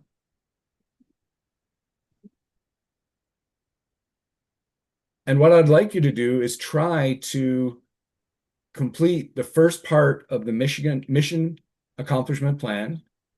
How are we going to know if we've achieved our goal? What is the goal? What are we trying to accomplish? How are we going to know if we've achieved it? What measures? And let me talk through this a little for those who might not be familiar with these terms. So just assuming it was college readiness, and your measure then would be potentially one of the state assessment, not state assessments, college readiness, ACT, SAT. That would be the measure, the actual assessment. The metric would be the way in which it's analyzed. So is it a percent of students at college ready? Is it a raw score or just a number? We want ACTs of 32 average. Or, again, you're going to have to figure out what specific metric you're going to use.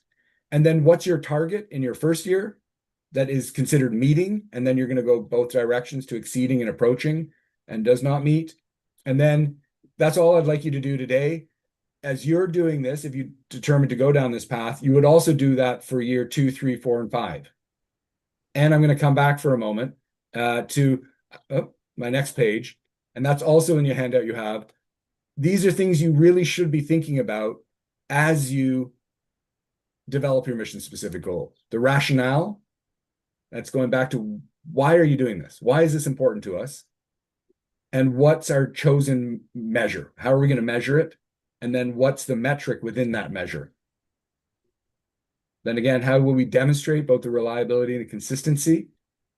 Again, if you're using a large scale assessment, you don't need to. I'll give you an example of an environmental sciences school that really, and they had a large amount of land and they focused on a lot of the students using that land to both grow and compost what they grew. And they actually wanted to measure how much they grew, how much they composted, and how much compost they sold to raise funds to, again, continue the program. That's really, when you get to, that's messy and squishy, but they figured it out in the end. How are they going to, strategies for attainment? what's our baseline data, if we have it. Again, that's much more difficult with a brand new school. And then you would attach things. So I'm not sure, we have some time. I think you could take 15 minutes if you like. I don't think I have more than 15, 20 minutes after this. I really would like you to just see as a group, either, or Trish and Kathy, you can decide how you split people up. If you want to have two groups do it separately, I think that might be fascinating. What do you think? We could do that. We're also very small, so. Okay, Yeah. all right, so, well, we don't wanna leave D out, so we have to, McCall.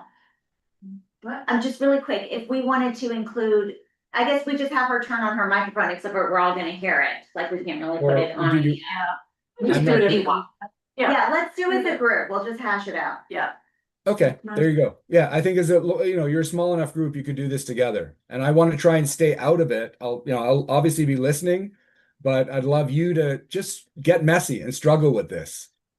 Because one of the first things you'll see is mission statements are not all of equal quality. And when I used to work with schools on their mission statements, I would use, I'm not sure if anybody is anybody here a Seinfeld fan? Sure. Do you remember the Ugly Baby episode? Oh, yeah. It was basically, for those who don't recall this, one of in this larger group of couples, one couple had just had their new baby.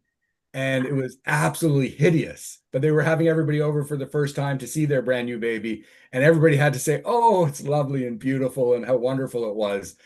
I think of mission statements in that way, that I sometimes see the absolute ugliest mission statement, but to the school that developed it, it's their baby. So you've got to be very cautious as you discuss mission statements with a school, because it could be their everything to them. It's their purpose in life is in that mission statement. So at the same time, you do need, there's a whole art and science behind developing good mission statements. And I could talk about another half hour about the research underlying why schools should have clear and focused missions. We won't go there today. I'll leave you with this mission statement that really is from a school of a sort that I'm certain you will have in Montana. 100%. Okay, so Mark, just really quick, is the idea for us to go through part one, the core framework, and kind of try to fill out those Right. target year, or to part two, notes and additional information? Like, is that additional, or should we start there and then we'll go back? Again, we only have a few minutes. I would start with what we've got here. I think just if you can, out of that mission statement, come up with a clear measure, clear statement of what you want to achieve that's somehow linked to what's in there. And because we've talked so much about not using standardized assessments or large scale assessments, see if you can find something in there that could be measured in a valid and reliable way to demonstrate this school is working toward its mission and has some data to demonstrate they're making progress. That begs the other question: how many mission specific goals? We won't go there. Let's just talk about one right now. Talk about one. Okay. So, does anyone want to start? Well, I would say maybe let's start by looking at the mission statement and picking out one piece of it that we want to focus on instead of trying to cover everything in one go. Okay, so the way I read it, there are actually only two, even though I know there are a lot of statements there, but it says to train the minds and improve the hearts, well, I guess there's more, of students through a classical content-rich curriculum that emphasizes virtuous living, traditional learning, and civic responsibility. So to me, this is really measuring that curriculum, because it's a classical content-rich curriculum that's supposed to do all those things. So we should maybe, or would we be looking at their curriculum choice? I don't know. What do you guys think? I might look at how do you measure virtuous learning, how do you measure or virtuous living, traditional learning, and how do you measure civic responsibility? So maybe picking one of those three. How Dee, do what were you you gonna say? improve the heart of students? How do you measure that? So let me jump in. You know, there's that old saw about not all things that are measured are good, and not all, or you know, you've heard it before. You know, not all things that are good can be measured. That is definitely a discussion everyone will have as you go through this process. The other thing I would mention is please focus on outcomes. Curriculum is an input, Right. and so you want your goals to be focused on the outcomes that the school achieves. Right. Because Does I will anyone- tell you, a lot of schools will come back and tell you about all the wonderful things they're going to do to train their teachers and you know, purchase things to put in the curriculum and all, which is wonderful. They should be doing that, but that's not the outcome. The outcome, I would humbly suggest, are the other things that you see there. Right. And the idea being that really it's the applicant who's doing this and we're looking at it. Okay, Yes. good reason to be in the commission instead of on a board. Well, Okay. if I were going to say a mission statement for a school that I wanted to be successful, I would have to say a rigorous curriculum that will meet or exceed the standards on each grade level, or to the best of every child's ability. I mean, I think rigor has to be in there someplace. Now, we're not Right. changing the mission statement. Are you getting at the mission statement, or you're getting at the goal? At the Right, we goal, can't yeah. change their mission statement. That's what they exist for. What were you gonna say? Oh, what I was gonna say is, you know, in terms of a measure, 'cause that's what we're looking at. I don't think that, you know, that we would necessarily want to be measuring the curriculum. We wanna be looking at those outcomes, kind of like what Kathy was saying. We Right. wanna, you know, the curriculum is delivering the content. We wanna see the outcomes of virtuous living, traditional learning, and civic responsibility, if they could actually define those things. Well, let's do civic responsibility. Yeah. That's the easiest. Yes, I agree. Okay. So, mission specific performance goals. So again, kind of depending, is this a K through 12, is this K through 6, whatever. Let's say it's K through 12, I would think that a mission specific goal for measuring civic responsibility could have certain activities incorporated into their programming that are age appropriate, that give them practice in civic engagement, so that over time they learn that responsibility. Right, Outside volunteer. that's a good one. Okay, so let's say that. So the goal would be, No, I just. You measure outside volunteer. give us a number of hours. Yeah. Choose. Well, Usually it's I would like say 50. in a 9-month school year. Right. Yeah, you'd want 40 to 80. Okay, so each student will engage or will participate in, let's say, 50 hours of community volunteer work, okay. Each year? Yeah. Okay, real quick, what about the 6-year-olds? Sorry, okay, what about the 6-year-olds? Or the 7-year-olds, I mean, do we wanna make it different hours for different grades or just 50 hours? Okay, you know, I mean, It's usually. Way more specific, the better. grade school kids can pick up sticks. Oh, they can do But that. also, like, let's be realistic, grade school kids need parental supervision, like, Well- that's a big ask for a High parent. school kids need parental supervision. Okay, let's say this is a high school, let's say this is a 9 to 12, okay, high school that we're looking at, okay, so if that's the goal.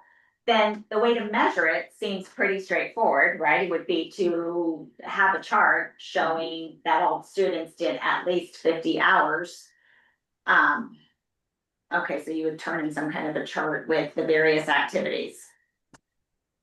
I actually think that should be a goal of every high school student in Montana. Right, right. A lot of schools do have that requirement. Yeah, they do. Okay, so if that's the measure, then what's the metric? What's the difference between the two? How will we quantify? That would be the That hours. number of hours. Well, that's like the Specific rate. 95% of the. So the metric is gonna be like the average, or is it the maximum, or is it the? Yeah, I'll just jump in there. That's a great Yeah. question. So the goal is broader in terms of that. You picked civic responsibility, and you're going to define what you mean by civic responsibility, volunteering, and so on. The measure probably will be or like you were referring to, number of hours, and then is it a form that they complete? That it is difficult with civic responsibility, and then metric would be, are you talking about at the grade level, per whole school, a percentage?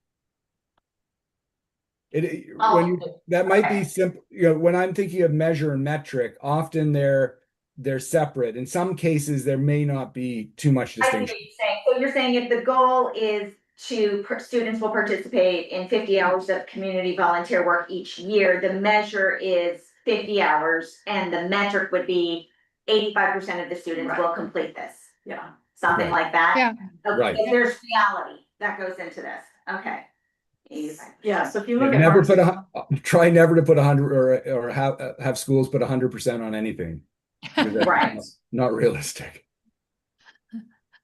Okay. So then what do we expect to achieve by the end of the first year?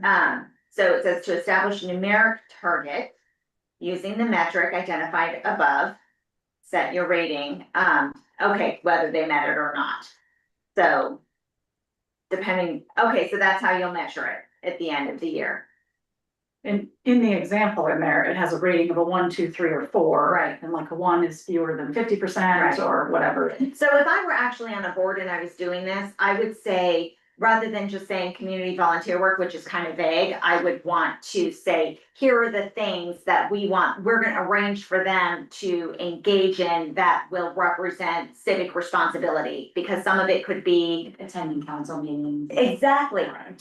attending council meetings or having some kind of student government developed by them, making a goal, doing something. So I think, yeah, it could be more detailed. It would be good to do that. But volunteer work is its own thing too. It's like one aspect, right, of civic engagement.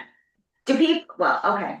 So I guess each board you can get as detailed as you want in this. I think that volunteering can be at lower grade levels or within their church community.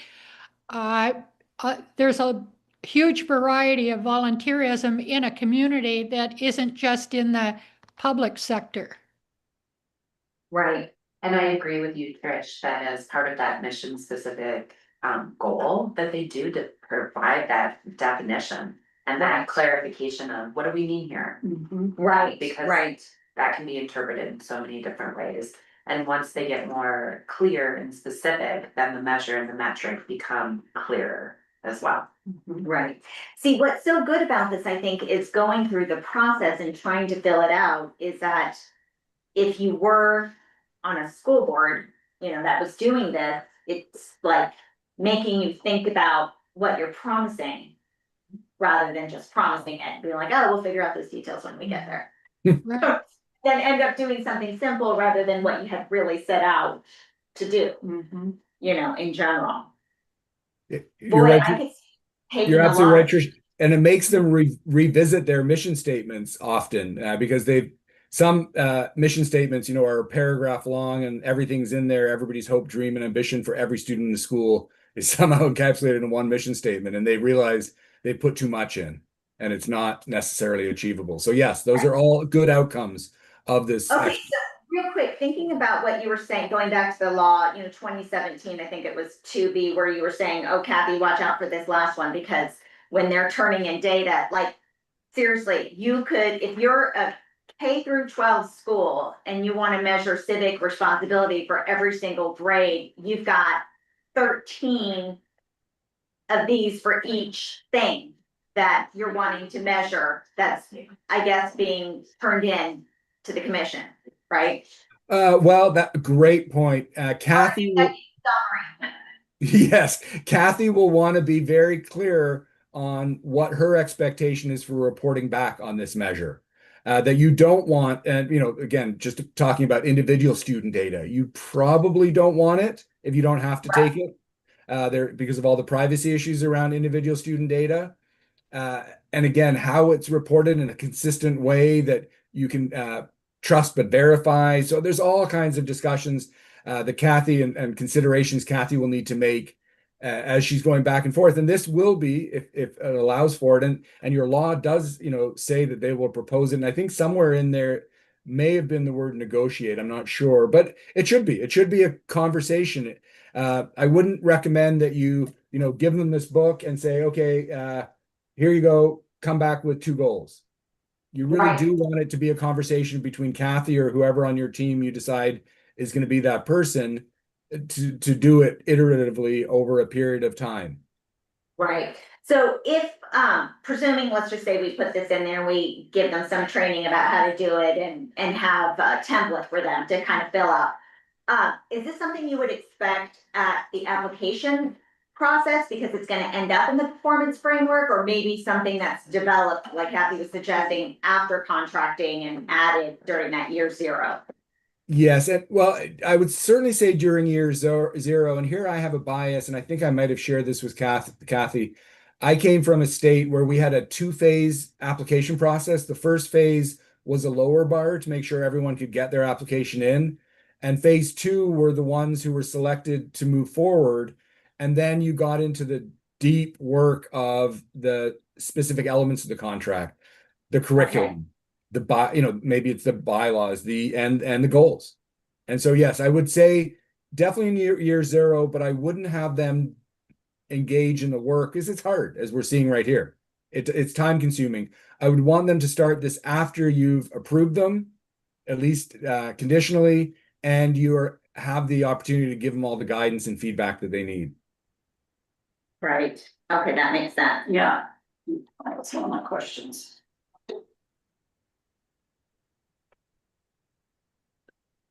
So Mark, do you incorporate feedback in that process at all, like maybe from the governing board, from the commission? Or I Yeah, guess depending on working with in the school?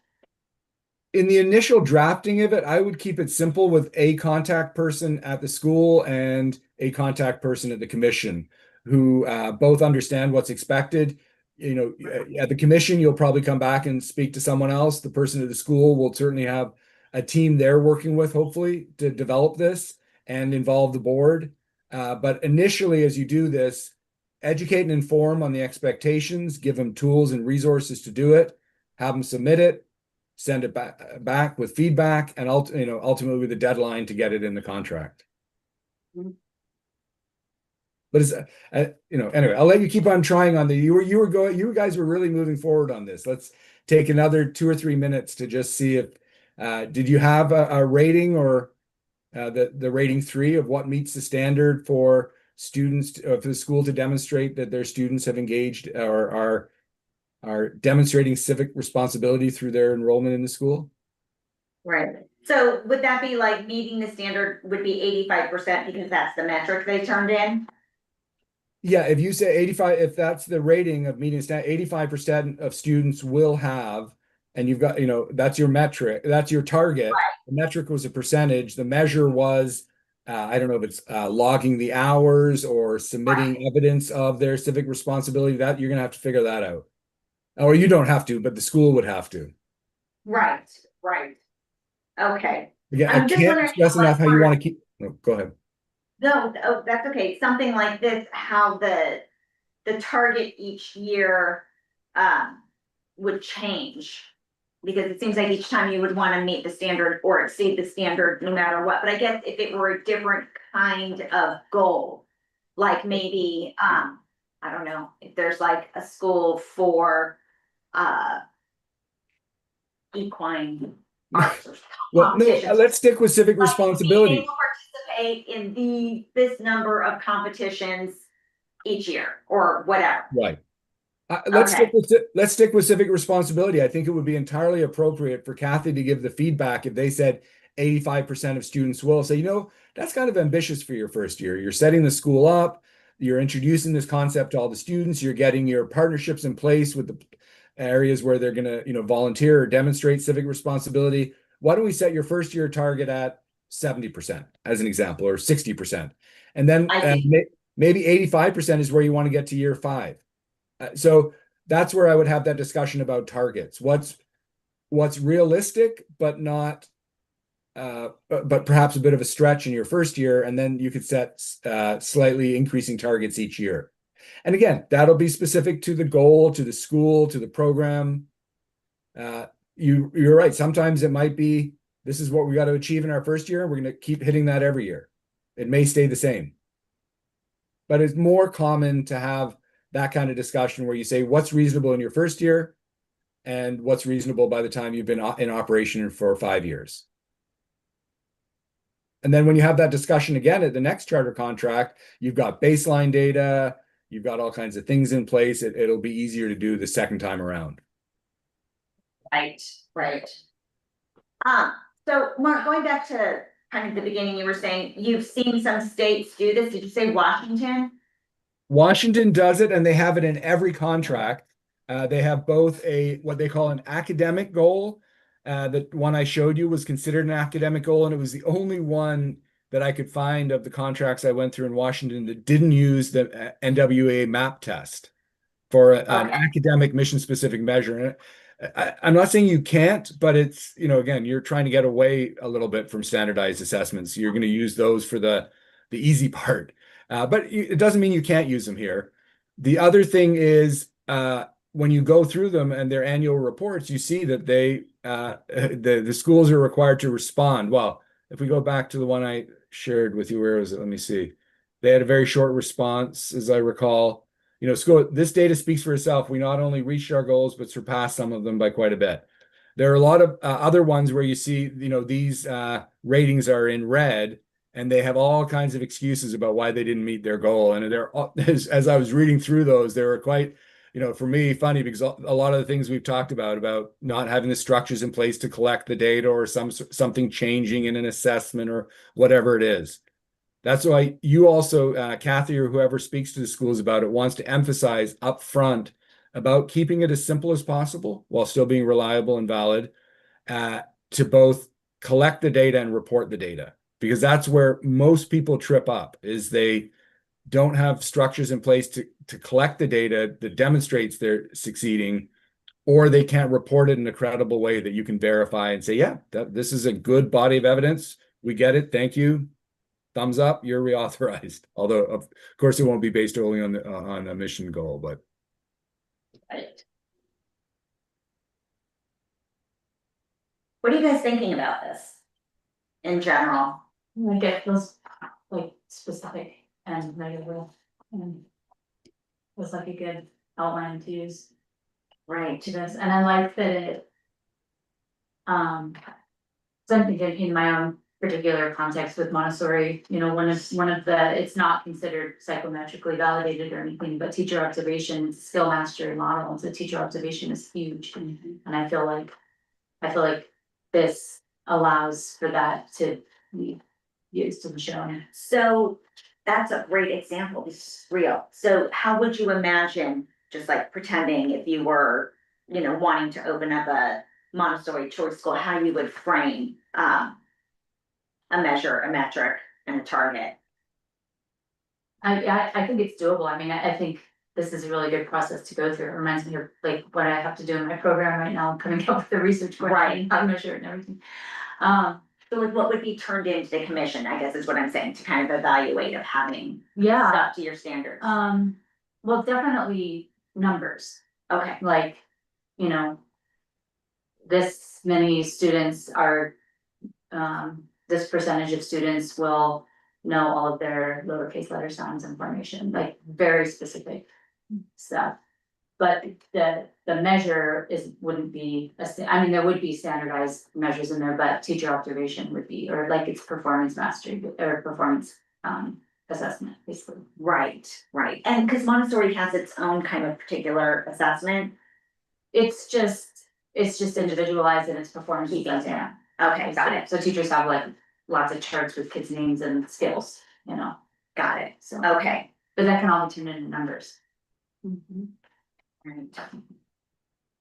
So I guess, Mark, that makes me think about the strategic planning process. and mission specific goals? I mean, is that something that goes hand in hand, or maybe just talk, maybe Sure, that's a great question. So, our recommendation to all boards is that they do engage in strategic planning of some sort, and that those plans that they develop are aligned to the charter contract and any other goals that are out there. If there's, often in states, there's state accountability plans that schools are required to adhere to. So alignment, yes, but not the same, because a board strategic goal is broader than this and usually significantly less specific. It may also have a lot to do with inputs if they're talking about growing and investing in things. So yes, I think boards should have strategic plans. They should be aligned to the charter contract. They don't have to have the same goals, and they probably shouldn't. They just have to be aligned. You don't want to set a goal in a strategic plan that somehow draws your team at the school off target, which is getting their promises made in the charter contract fulfilled. So Mark, we've talked about this a little bit, but I wanted to maybe go into it a little bit more as far as, so in that plan that they have, that they submit, what have you seen and experienced that works as far as the way that they plan in a forward manner to deal with and not knowing what numbers they're gonna hit the first and second year? Like, what does that look like? And as a commissioner or an authorizer, do we have rules that pertain to that, or kind of bumper that in? Like, there's kind of like two sets there that I'm thinking about in relation to this, as to how that works realistically. Yeah, you want to put yourself in a position whereby they do propose it, but you have the authority to not include in the charter contract if it doesn't meet your expectations. And that's really where your team that are working day in, day out, like Kathy, will have to use her expertise and sometimes outside expertise to determine whether these are realistic targets that have been set. It's not a perfect science. What's easy is taking the state assessment and analyzing achievement data on state assessments. This stuff is more difficult, more messy, and that's why we recommend as clear a framework as possible. We haven't had this discussion. I don't think it's the time today for it. Whether or not you give different aspects of your charter contract or your performance framework different weights. One of the states I went through, I can't remember which one, has mission specific goals, but gives them absolutely no weight in the renewal decision. And they're transparent about that. And I can only imagine how much time the schools are putting into gathering data and reporting data for a goal that has no weight or is not necessarily considered at reauthorization. So that's something else to communicate. And actually a decision, we had this discussion prior to this meeting, whether or not you were going to require this.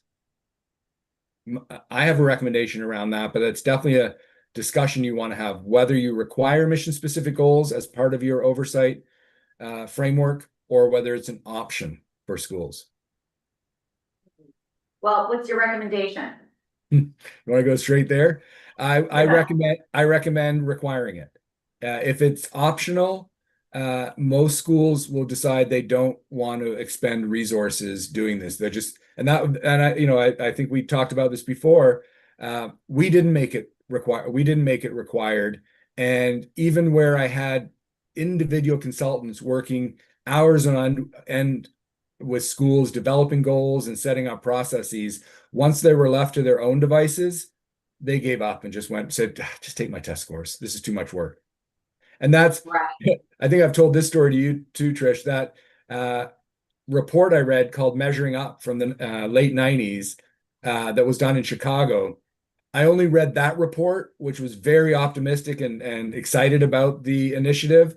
Someone else did a follow-up report a year or two later and said, as soon as the philanthropic funding was exhausted, all the schools that were involved in the project just said, thanks, we're good. Take our test scores. So that's my word of caution for you.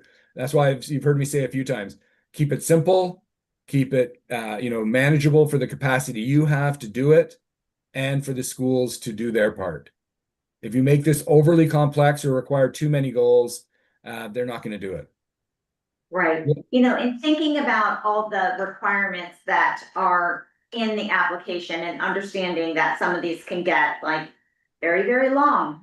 It's like, in thinking about that, it's like, well, it's not that we really care about the application. It's that the application is your plan.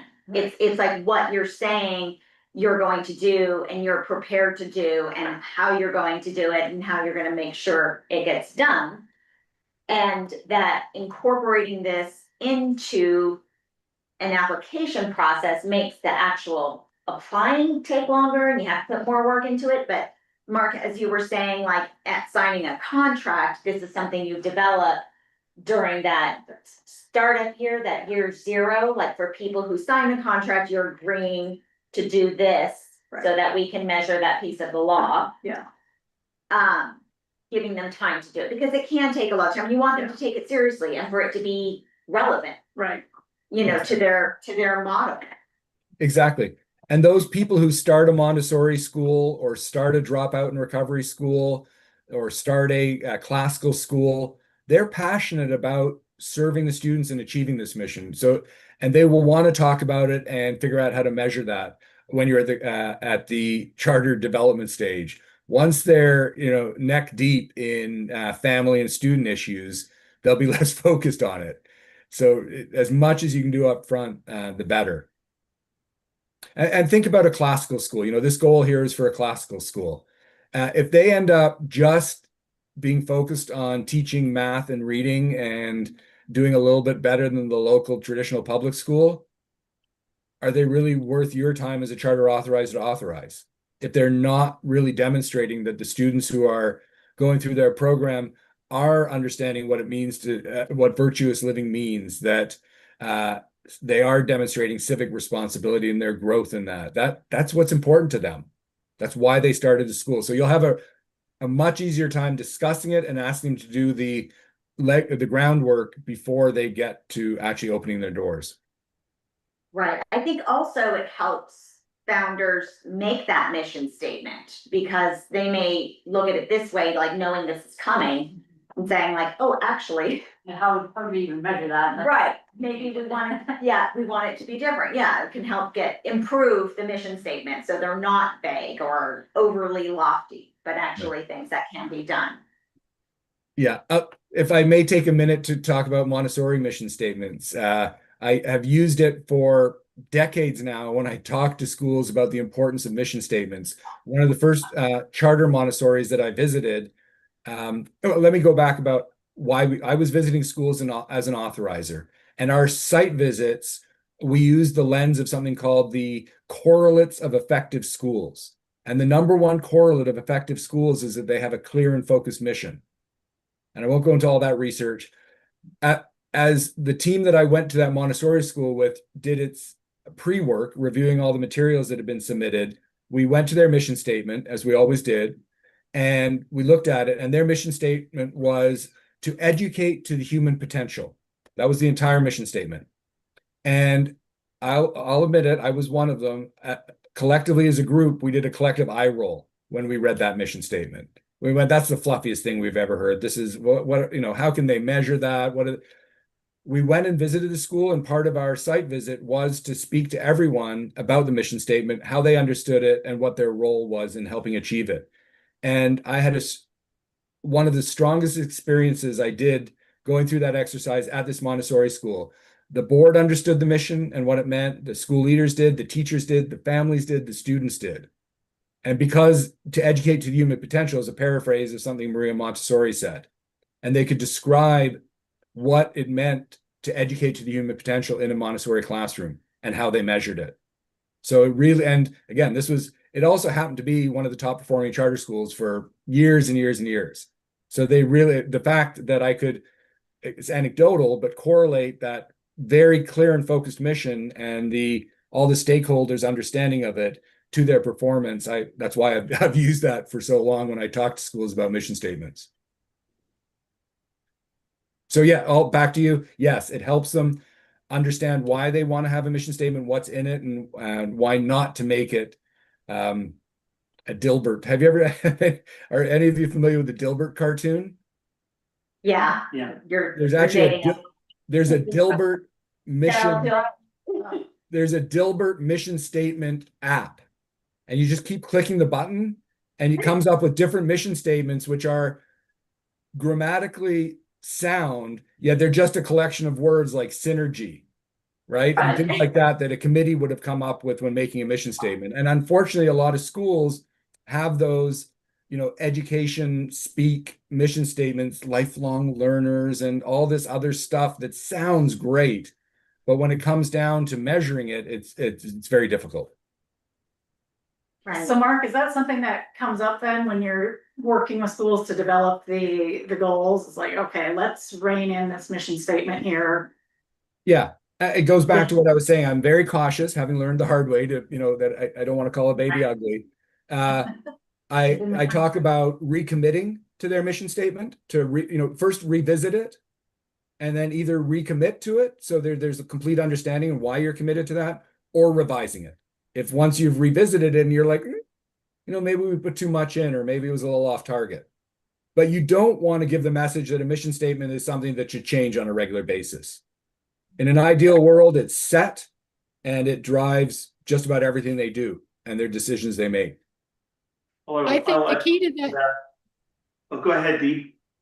I think the key to that is having buy-in from all parties. I think sometimes these mission statements are done by, 2 or 3 people with a good degree and a good mind, but they haven't included everyone who's involved. Yeah, you're exactly right, Dean. So I'm going to tell another story. My very first charter school that I led had a very long mission statement. And I came in assuming that it, being put together by all the right people for all the right reasons, with all the right thinking around it. And that's what I, as the leader, had to work toward accomplishing. But I was never comfortable with the mission statement. And again, it was quite long. And I learned that later on, that during the application process, someone from the authorizer had contacted the school to say, hey, you don't have a mission statement. We're back in the 90s. Things were, snail mail and faxes and back then. And the only person at the school was the contractor who was helping finish off the building. He wrote the mission statement by himself and submitted it because no one else was there, and the authorizer needed it, like that. So I was dealing with a mission statement that had been written by the contractor who built the school. No stakeholders. So yeah, again, the actual statement is important, and there's a whole I can share all kinds of resources about how to approach that with a school. But again, in this day and age, most schools have, and you'll probably make it a part of your application that they have to submit a mission statement. And hopefully they have some good guidance, but there's lots of good guidance out there if you haven't already distributed that. Yes, I just wanted to add, so there was a really successful 30-year, been around for 30 years school, excellent school. They changed one word to their mission statement, or added one word. Right. And I watched it tear that school apart for over 2 years. Oh my goodness. And just the change was staggering. I would have never, if I didn't see it firsthand, I really wouldn't have believed how much impact it had, how it changed the teachers from not having the readiness to do their jobs, to the students not being able to, your grade A students not being able to perform on tests. To it was eye-opening. It really shocked me how much of a change that had. For the better or for the worse? For the worse. For the worse. Just about. I Change mean, their behaviors. massive, yeah. I wanna know what the word is, but I also kinda don't. Yeah. Don't here. Need an application, just pull that out. Okay, so Mark, this is I'm not sure, I'm thinking while I'm talking, so I apologize in advance if this doesn't go anywhere. But you had mentioned, weighting different parts of the performance framework in general. So, I'm thinking of that, but then I'm also thinking about the commission. And so we have a purpose to authorize and to oversee and to hold accountable the choice schools as well as any authorizers. But then we developed a strategic vision, to develop the full educational potential of each student by fostering a diverse and dynamic public education landscape that is free, public, and open to all, is deliberately distinctive, and offers meaningful alternatives. Now, we don't have our core values built out yet, our strategic vision. I mean, we have the vision, but we don't have like, how are we going to do that? Kind of thinking about this. Oh, like we should go through. Yeah, okay, so, and again, that's like coming, as part of the work that we're hoping to complete this year, is to take the time in order to do that, but I feel that if we were really clear and agreed upon our core values, then we would better be able to assess somebody else's, because we could go back to ours to help us make those decisions, if that makes sense, but without that, how are we judging? Like, we're kind of just judging individually rather than as a whole, if that makes sense. So I guess my question, Mark, was one, how do we weight these things? And maybe that's a completely different discussion. And two, how important do you think it would be for us as a board to kind of go through something similar like this in order to operate effectively and fairly in the future? If I may, I'm going to start with the second question because that's the easier one. The absolutely effective leaders model the way. So if you're able to, when you're having these discussions with the schools you authorize, that you yourselves have a mission statement that you're working toward and measuring, that makes the conversation a whole lot more effective, or yes. So yes, I would recommend going through it. Again, keep it simple. Don't come up with 10 goals related to your mission statement. Come up with a really reasonable number and measure yourselves and how well you're doing. We do it as an organization. We developed our mission, our vision, our set of core values, and we regularly measure ourselves against those annually.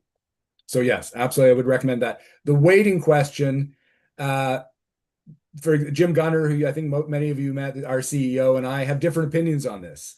I come from the school leader seat originally, where when you're dealing with external agencies that are holding you accountable, all you want is a hard target. Just give me a hard target. Tell me what I've got to do. I'm going to meet it. At the authorizer level, you like to reserve as much professional judgment for yourselves as possible, because things are complicated. And having hard targets and weightings take away some of your professional judgment. And so I think it's a discussion for another day, and I'll always defer to Jim. So have that discussion another day. Right. And again, if they were doing something like this, it does have targets, but so is it a matter of going like yes or no? But you're right, there's all the nuance of what really happens. And there are certain parts of your performance framework where you're going to want to keep it even simpler than, those 4 that we looked at, the 4 different areas. You might want to just say meeting, not meeting sometimes. Right. For example, special education compliance. How nuanced do you want to get whether or not they're complying with that federal law? They have to. They're public schools. They're taking public money. They have to do IDEA. Are they in compliance? Yes. No. Don't get nuanced on it. Right. Mark, if you could talk a little bit about renewal in terms of, you've got a school that is really knocking out the mission, but their academic performance is not meeting standards, or vice versa. Like, what do you advise? Yeah. Often the idea of model specific and mission specific goals in the contract are presented in exactly that way, to say, you're going to have a real hard time. An authorizer say it's required in our state that we include the state accountability system, the letter grades they give, or whatever, their measures and metrics are and targets. That's going to be the primary way by which we measure you. However, you are a charter school and we have some leeway, and we're going to collect this additional data. Should you not look good under the state accountability system, we've got additional data to help us support and defend you as a charter school, because you're doing what you promised to us you'd do. So that is an important discussion to have. I would never take it to the point of, don't worry about that, that reading and writing stuff. you've got civic responsibility knocked out of the park. You know what I mean? So you've got to have a good nuanced discussion, but at the same time as the authorizer, keep it very clear about your expectations, and that it's not. And that's why, again, that discussion about weighting, you know, does the mission specific goal or school specific goal have equal or more weight than the reading outcomes or the college readiness if it's a high school? Again, that's a deep discussion to have. We just don't have time today. If I may, I just wanted to go on with one. I'd be really remiss if I didn't point this out and just offering you more resources to look through. Approximately 7 years ago, we received a grant to do something we called the A Game, which at the time was called Advancing, that acronym was Advancing Great Authorizing and Modeling Excellence. And the original intention of it was to provide authorizers in school, specifically authorizers, the tools they needed to evaluate applications from alternative education campuses, and then the tools they needed to measure their success as an alternative education campus, and the tools they needed to renew or reauthorize that school. Because it's an area of need, there are plenty of those schools out there. And what we'd seen happening across the United States was authorizers saying, we got these state tests and these accountability systems, and those alternative schools always look terrible under those, and so we really don't want them in our portfolio. We don't want to authorize them because it'll make us look bad, or we won't know whether or not they're doing well.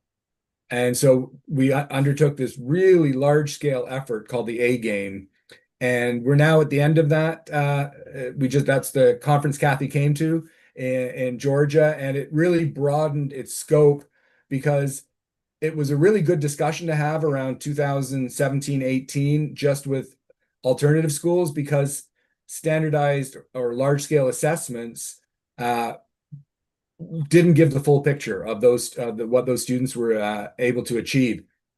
Fast forward 2 years in the process, and no schools in the country, because of the pandemic, had test scores.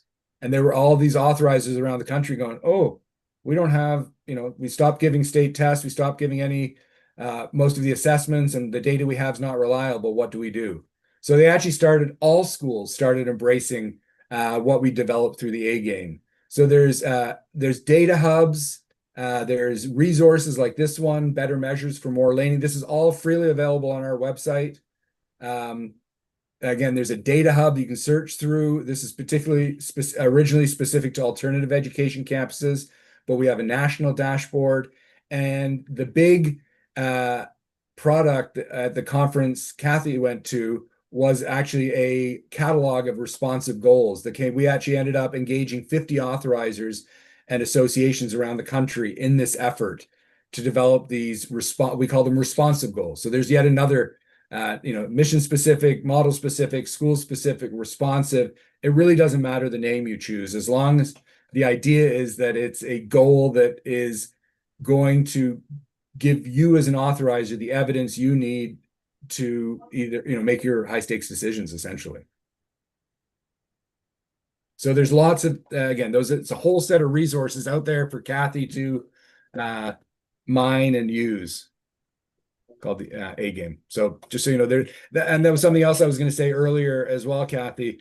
There's so many Montessori goals. There's Montessori goals out there. There are performing arts schools goals. There are science and technology, STEM school goals. So there's all kinds of different things already developed. You and your schools do not have to create any of this from scratch. I have it here, Mark, and I think it's also on your website. Is that correct? Yes, that's correct. Yes. Yeah. Exactly. Yeah. Very helpful. Great. Okay, you have a lot of work ahead of you, Kathy.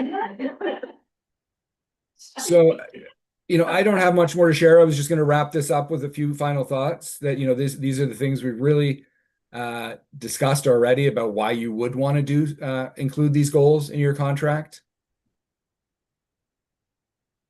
More benefit? Well, I think so. Yeah, I mean,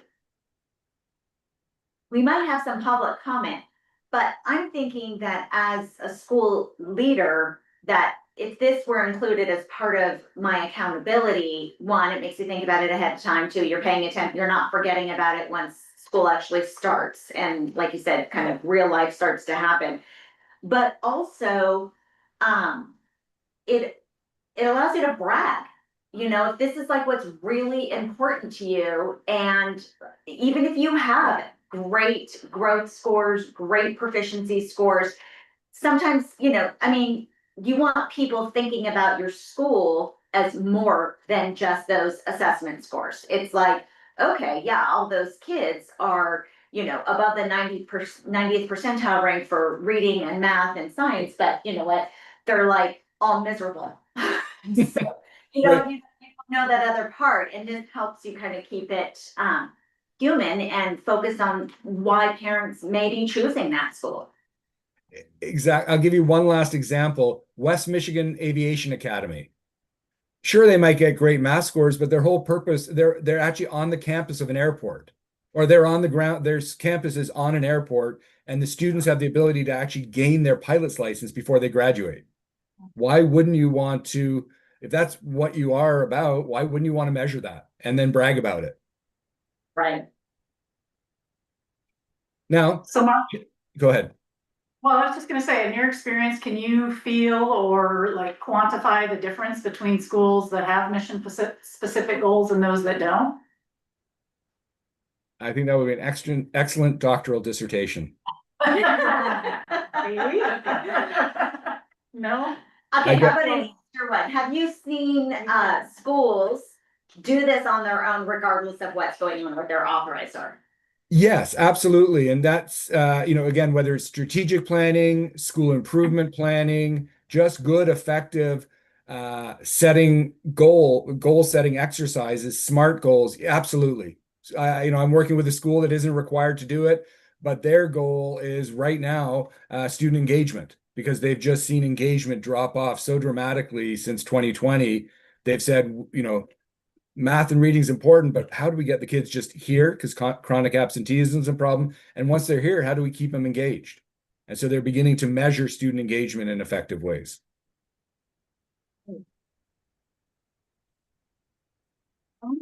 And not to be too you know, Pollyannic, there are challenges. And this is what I think you've heard me say a few times. Please make sure before you go all in that you understand what the challenges are.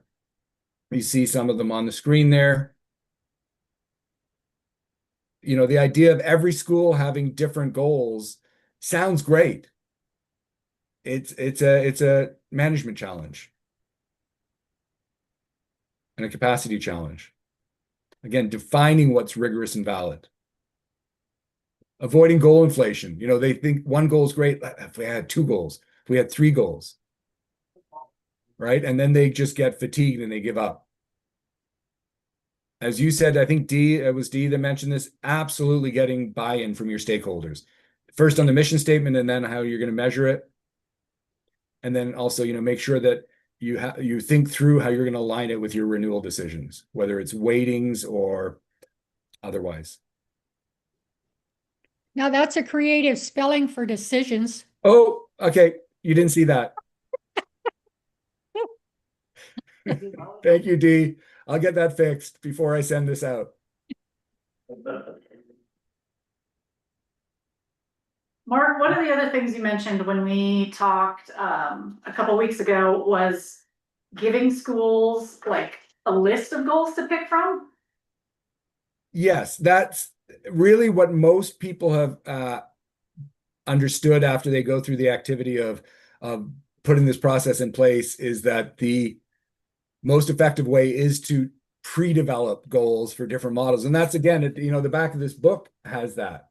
I wouldn't use this as your sole source. This was written, you know, 16 years ago, and on a very tight budget. I had a dream of crowdsourcing goals, and A Game somewhat did that through its responsive goals repository.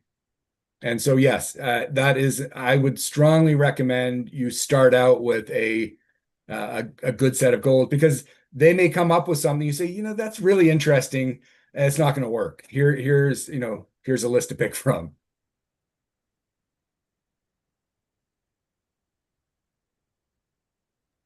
You've given us lots to think about today, Mark. Good, good. I It is, went into this thinking, should we do this? And now I'm feeling like, oh, we have to do this.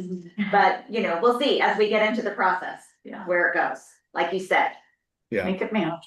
Yeah. And again, I think when you have the conversations with the schools you're authorizing in year zero, it's the better, it's the good conversation to have because it gets them to talk about what they're passionate about, why they started this school, and how they're going to demonstrate that they're achieving that with the students they serve. They like it. The difficult part is what Kathy's going to have to do and hold them to it for 5 years and collect the data and report the data.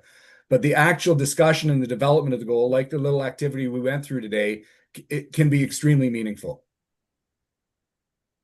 Okay, I think we're good here. Mark, do you have any final words?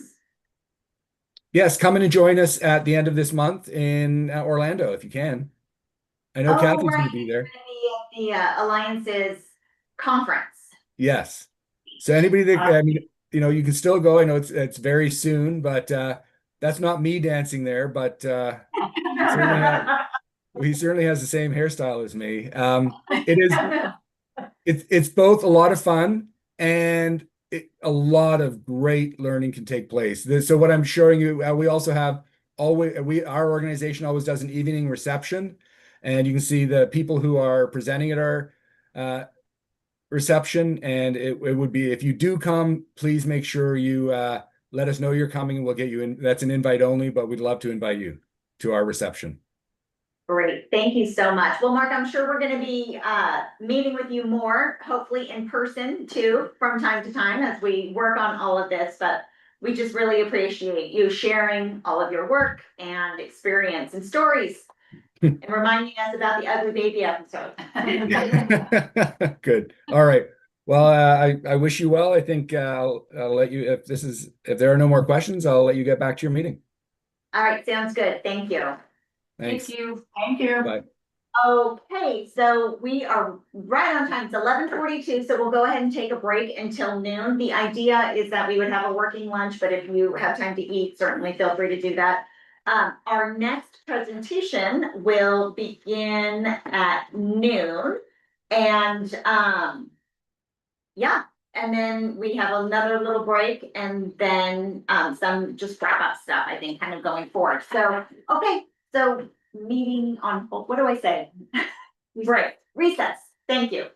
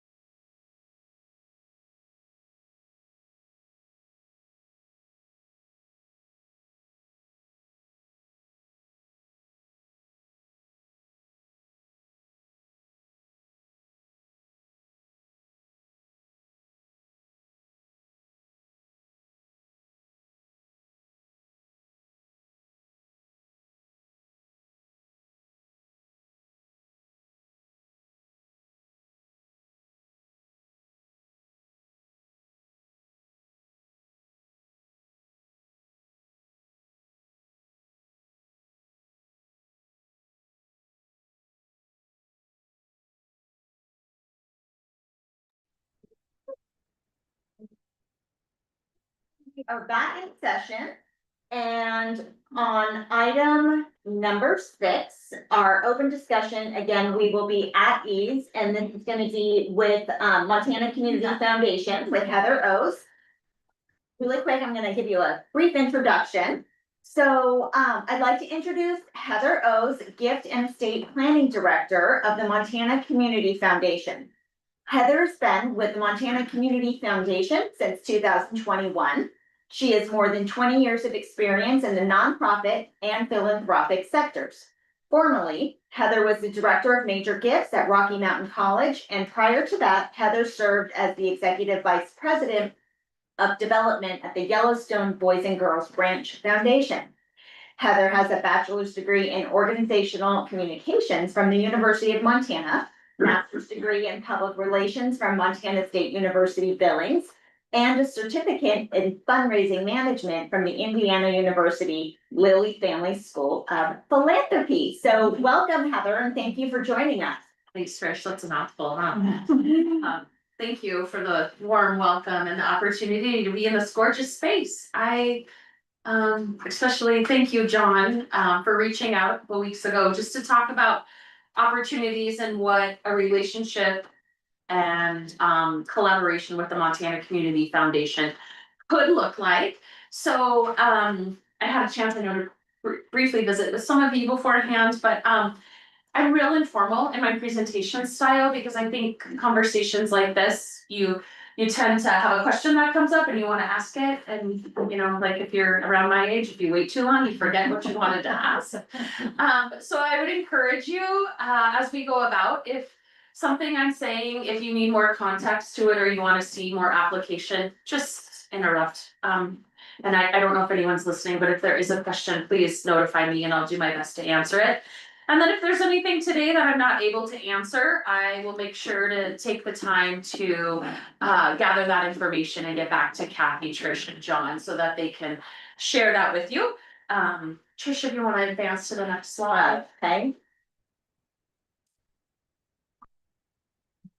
Oh, maybe Okay, I'll figure this out. No, you're good, because some of those are built in. Keyboard shortcut for, I tried that arrow.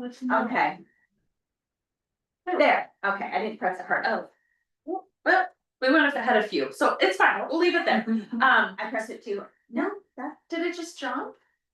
Maybe that's an old. I apologize. No, you were Okay. fine, Trish. So I'll tell you a little bit about myself personally, because that touched. I'm out of Pawnee, Montana, but I've lived in Montana my entire life. I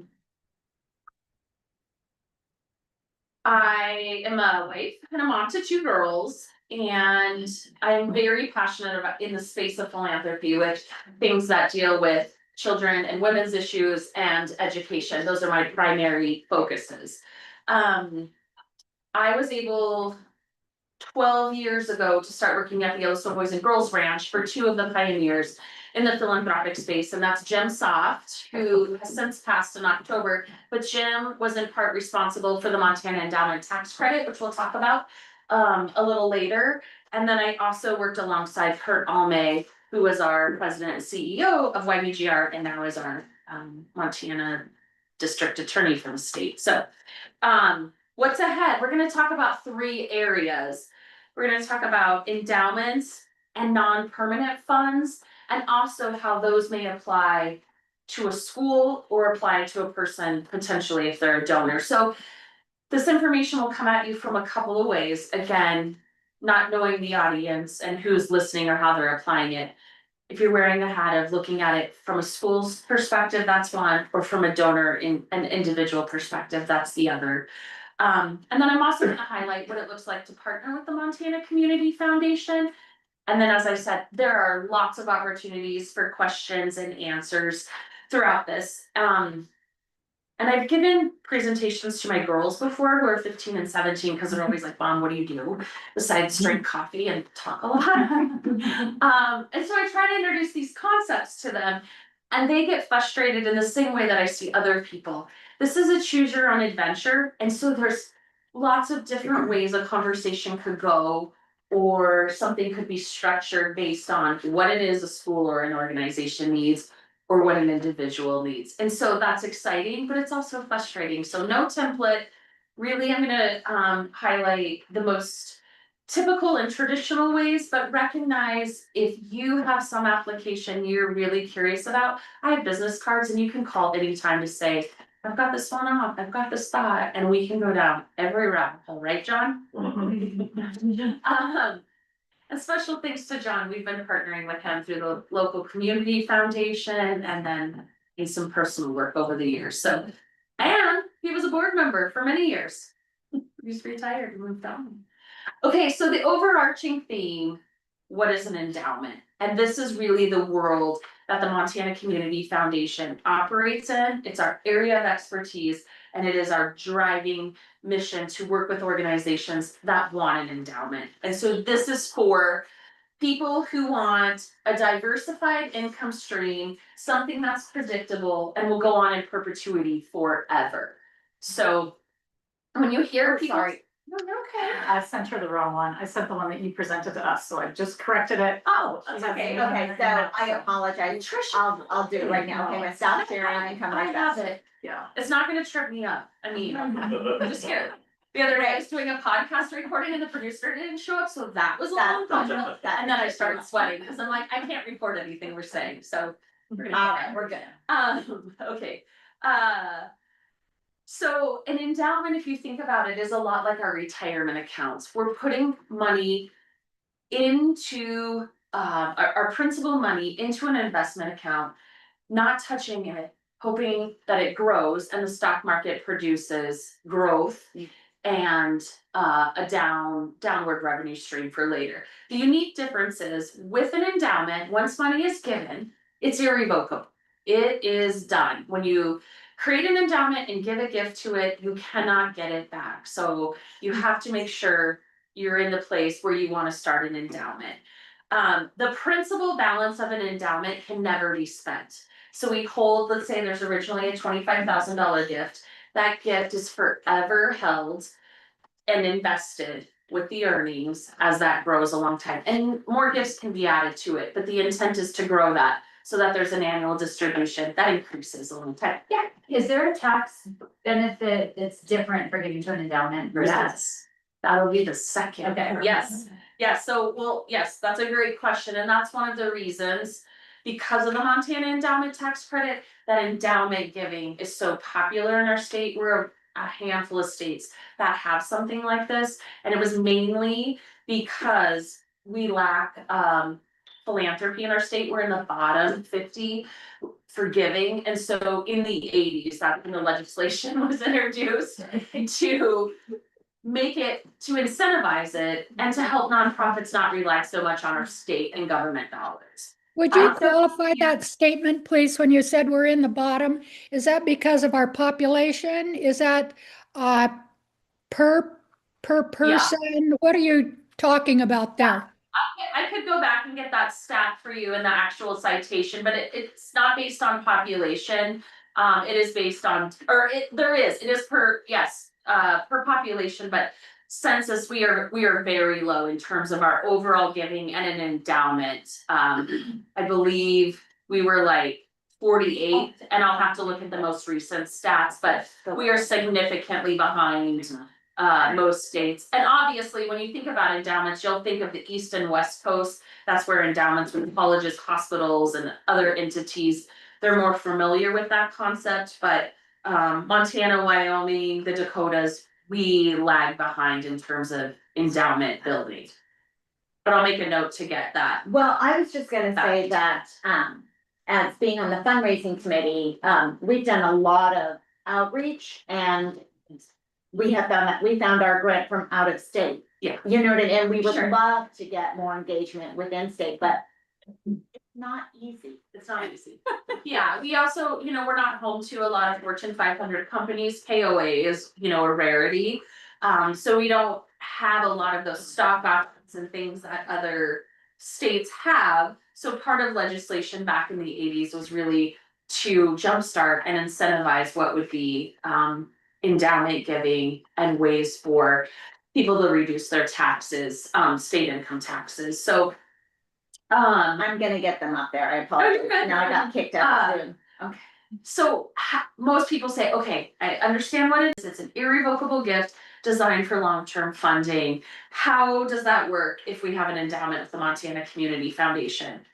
And so in order to open an endowment, whether it's an organization or a family that wants to create a designated fund, there's a $25,000 minimum for that, and that can occur over a 5-year period. So the reason we reach for a $25,000 minimum is we give out annual distributions that are 4.5%. So roughly a $25,000 endowment would yield an annual $1,000 distribution. Anything less than that is not necessarily meaningful or helpful in terms of long-term planning and sustainability. So that's the policy where we've decided on the $25,000 threshold.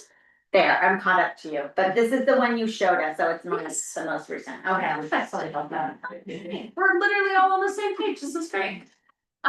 We make one annual distribution a year, and that occurs in March after everything's reconciled, and we go through a 36-month average because the stock market takes wild swings and variations.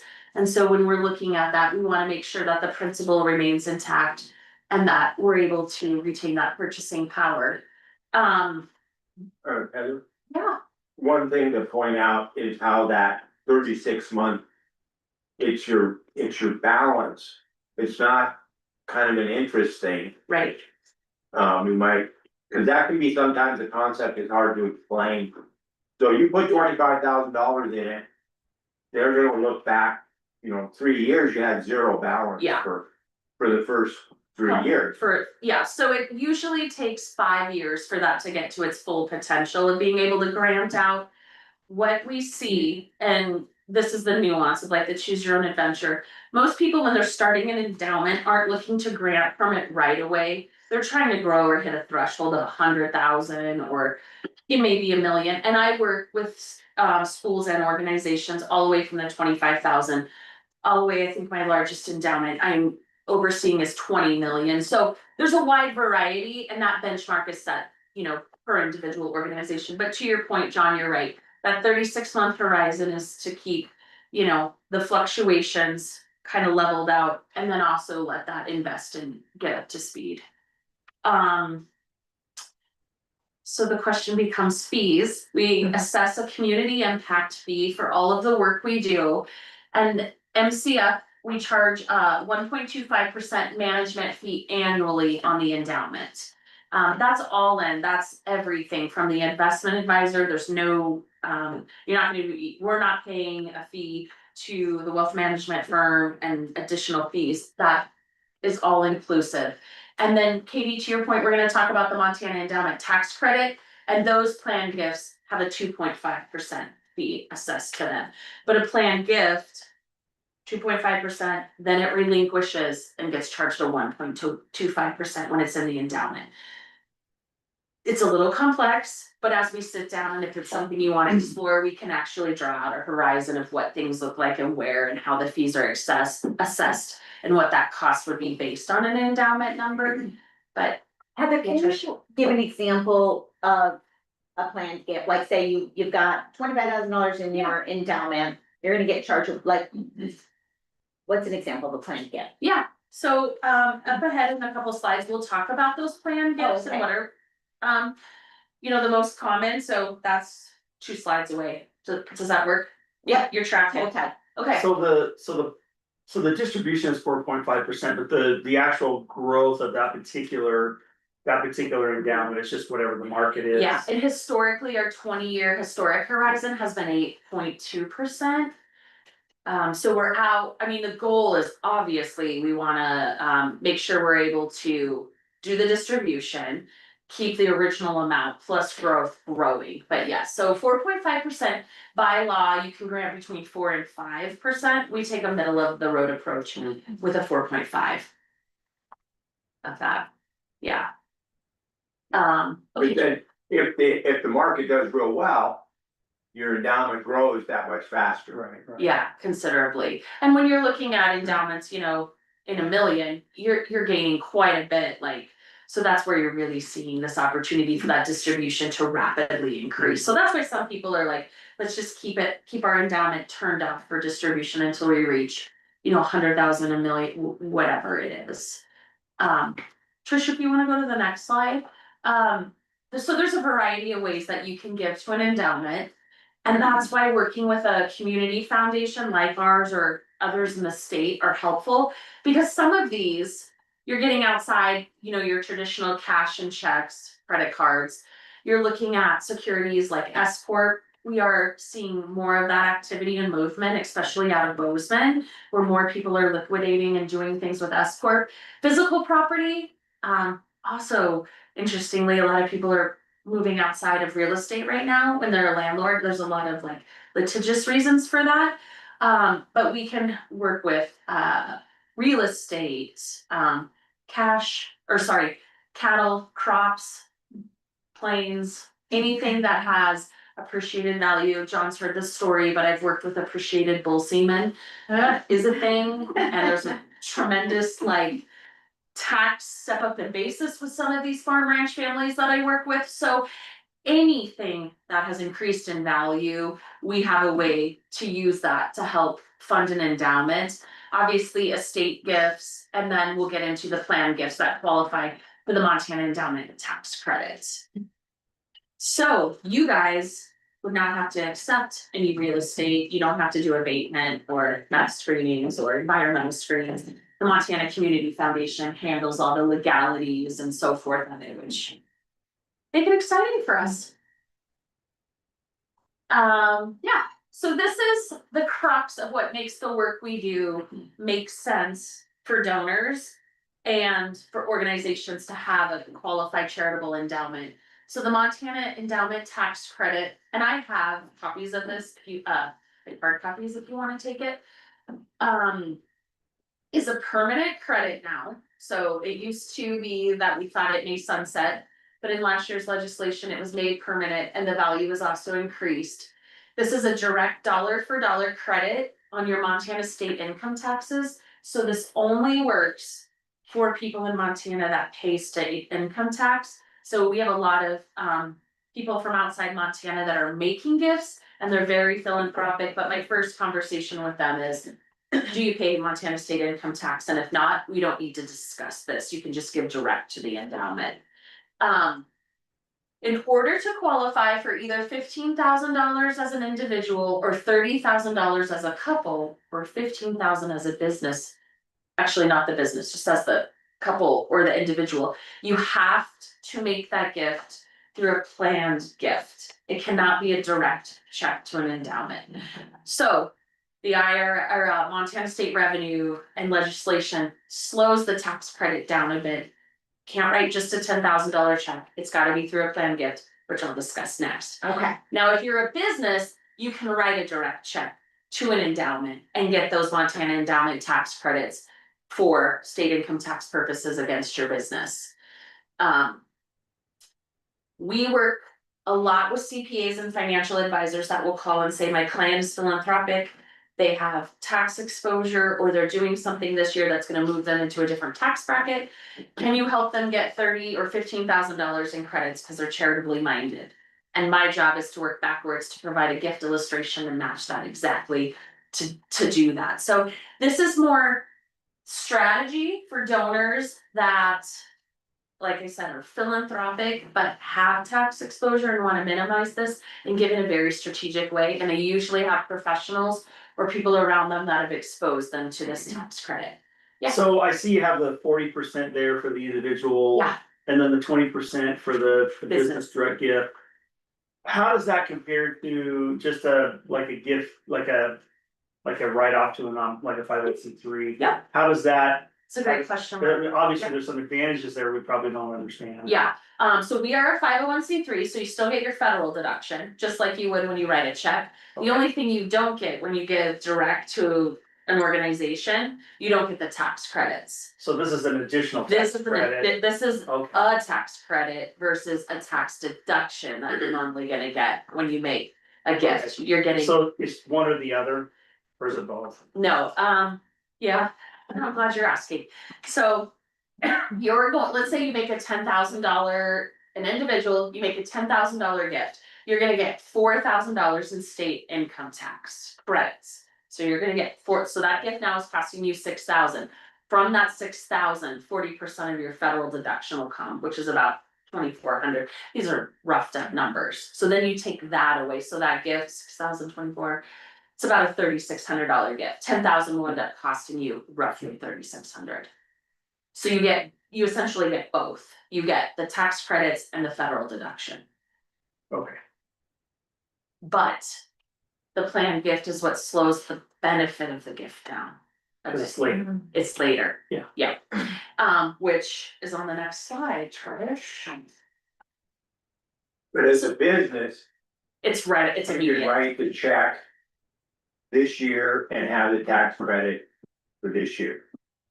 And as an individual or a couple, you get the tax credit the year in which you make the gift. It's just the endowment doesn't get gift.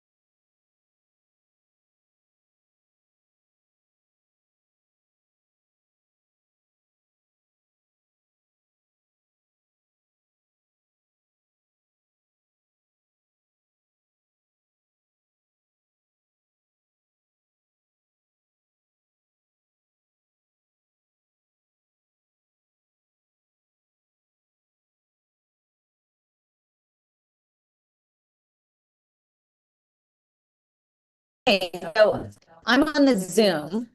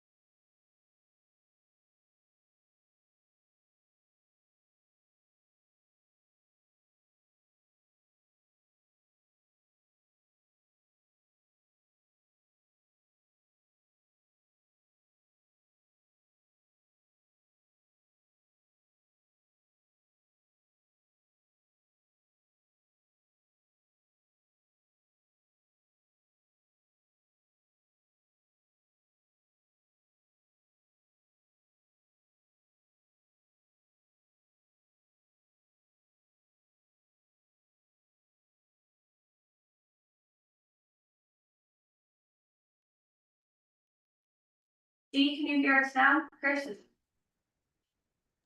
Yes, I can hear you now. Perfect, thank you. Okay, so the meeting will resume, and I think Mark has a question. So just as a follow-up or restatement, so, I mean, really, those either individuals or companies that are looking to do something that's a little bit more planned, maybe through a plan or a CPA. That's where they're really gonna be able to see like the benefit of something like this versus just a donation to a nonprofit. Correct, yes, correct, so, yeah. So that, and maybe you can go over that 5-year thing again. Yeah, and I will, that 5 year, we're ahead of ourselves with that. Oh. No, but it's a great question that you're asking, because people will say, why give one way and not the other? Why give through my business or give personally? And so, depending on what you're trying to accomplish, either in terms of how quick you get your money into an endowment or what your tax situation is, those are conversations that there's 5 of us on our team that have with donors about like, what is it you wanna accomplish? Can you tell me a couple things? And then we work to go, you might consider this or this based on this. And so there's some fact finding, and it goes back to that choose your own adventure. But the most tax advantage way to give is through a planned gift, which I'll describe later, that takes 5 years. That will give you either $15,000 or $30,000 in Montana state income tax credits, as well as a federal deduction. Trish, you wanna go ahead to what the planned gifts are? I feel like this is the exciting part. Yay, okay, so you may hear these concepts. You know, out in things you've read or heard about, or if you've given to charities before, you see them marketed. Or talked about, the primary planned gift that is utilized in Montana is a charitable gift annuity. There are 2 types of charitable gift annuities, those that are deferred. Where you defer your ability to take income from that annuity, and those that pay you now. In order to get income now, you have to be 60 years or older. There's a lot of complexity to each of these, but annuities are one avenue that qualifies for the Montana Endowment tax credits. Charitable trusts. So these are folks that say, I'm afraid I'm gonna outlive my money, or all my assets are tied up in my land or my real estate or in my S corp, and I need cash. So we are able to take an asset, turn it into cash to fund a charitable trust that pays the donor income for life. And at the end of their life, the rest of it goes to the charity that they've chosen, the endowment. Charitable life estates, there's some complexities to that, but people can remain in their home. They can give their home to the charity, remain in that home until they're passing. At the time of the passing, we own that house and we sell it and that money moves into their endowment. We're seeing more chatter and conversations around that because property taxes have risen. A lot of home insurance, things like that. So if people don't have heirs or an heir that wants their home, they talk to us about a charitable life estate. And then also paid up life insurance. And there are so many nuances and variations to these vehicles. But the one thing for us to keep in mind is the charitable gift annuity, which I'll describe on the next slide, is the primary number one most popular form to make gifts to qualify for the income Montana endowment tax credits. Remember, this is a different, here, I'll keep going. Oh yeah, Is that it? Yeah, let's skip this one. Okay, I'm gonna have. That one was supposed to be deleted. But that's. Well, it is because this is. Oh, you don't yeah, have the right okay. one. Yeah. So just to touch on Mark's point earlier, Mark, tax deduction, so a tax credit versus a deduction. This is how I always explain it to my kids. You want extra credit. Credits are the best and most advantageous things you get. So when I talk to people about credits, again, it's a dollar for dollar offset on your state income taxes versus whatever tax bracket you're in for a federal deduction. So I think Trish, if you push, it'll go boop, boop, boop. Maybe. Yeah, but that's fine, because that just talks about a credit. A credit reduces the amount of tax and, yeah. Okay, so this is what I was talking about earlier, charitable gift annuities. Mark, this touches on your question about what that 5-year horizon. A deferred gift annuity is a qualifying planned gift that an individual or a couple can utilize to give to a qualified charitable endowment. There's a couple, go slow, Trish, there's a couple bullet points. You may just wanna hit them all at once, or like, let's Okay, see. there's how a many- little bit of a There's delay. 4, yeah. There you go. Okay, so the concept is you're gonna give $10,000 now to purchase a deferred gift annuity. The donor's deferring the opportunity for annuity payments into sometime in the future. The reality is the donor is never wanting payments in the future. They're using this planned gift mechanism in order to harvest the Montana endowment tax credits. So for the maximum tax benefit, the deferred gift annuity is calculated towards the end of your life expectancy. So for somebody like myself, who's right close to 50, if I give a $10,000 deferred gift annuity, I'm eligible to start taking payments. My life expectancy is about 81. So I'm eligible if I wanted to get payments at 81, but I'm not gonna do that. In 5 years from now, when I'm 54, I'm gonna release that $10,000 plus anything it's earned to dump into the endowment that I had designated it for. So Montana Department of Revenue requires us to hold a deferred gift annuity for 5 years. It's not MCF or any other local charities law. That is the IRS in conjunction with the Montana Department of Revenue that requires that. So it's delayed gratification for the charity. Essentially, it's the best tax-wise way for an individual to give more and save more, but that gift takes longer to get in the charity's endowment. Whereas with the business, it goes directly there immediately, but the gift is 20% versus 40% of the credits. So is this a one-time thing, or You can do people it do this every year? every year. If they wanted to. Every year, and so I encourage charities that have an endowment. The good news is, once somebody does a deferred gift annuity, or they start with a charitable remainder trust, they are much more likely to repeat, either add to their trust with a different asset, or do a deferred gift annuity every year while they're earning income. Once people stop earning income and they're not paying so many state income tax bills, they may pull that back. Then they start to transition to the fact people who do these kind of planned gifts are 7 times, I believe, more likely to do something in their estate for the benefit of a charitable interest, whether they have theirs or not. They're more charitably inclined. So that's a great question. But yes, the majority of the donors who have started doing annuities that I've worked with, every year I'm working with them. They're like, I want to do the same thing as next year. So that first year is clunky, explaining the concepts, educating, working if their CPA wants to be involved or their financial advisor. Sometimes they're not, but we get them and they're like, oh, the light bulb goes on. Because these are not common constructs that we use every day, right? Like we're talking about annuities, credits, deductions, taxes. That's probably why we broke the internet. Nobody wants to talk about that stuff. But really, again, the takeaway is the donor is able to give more and save more.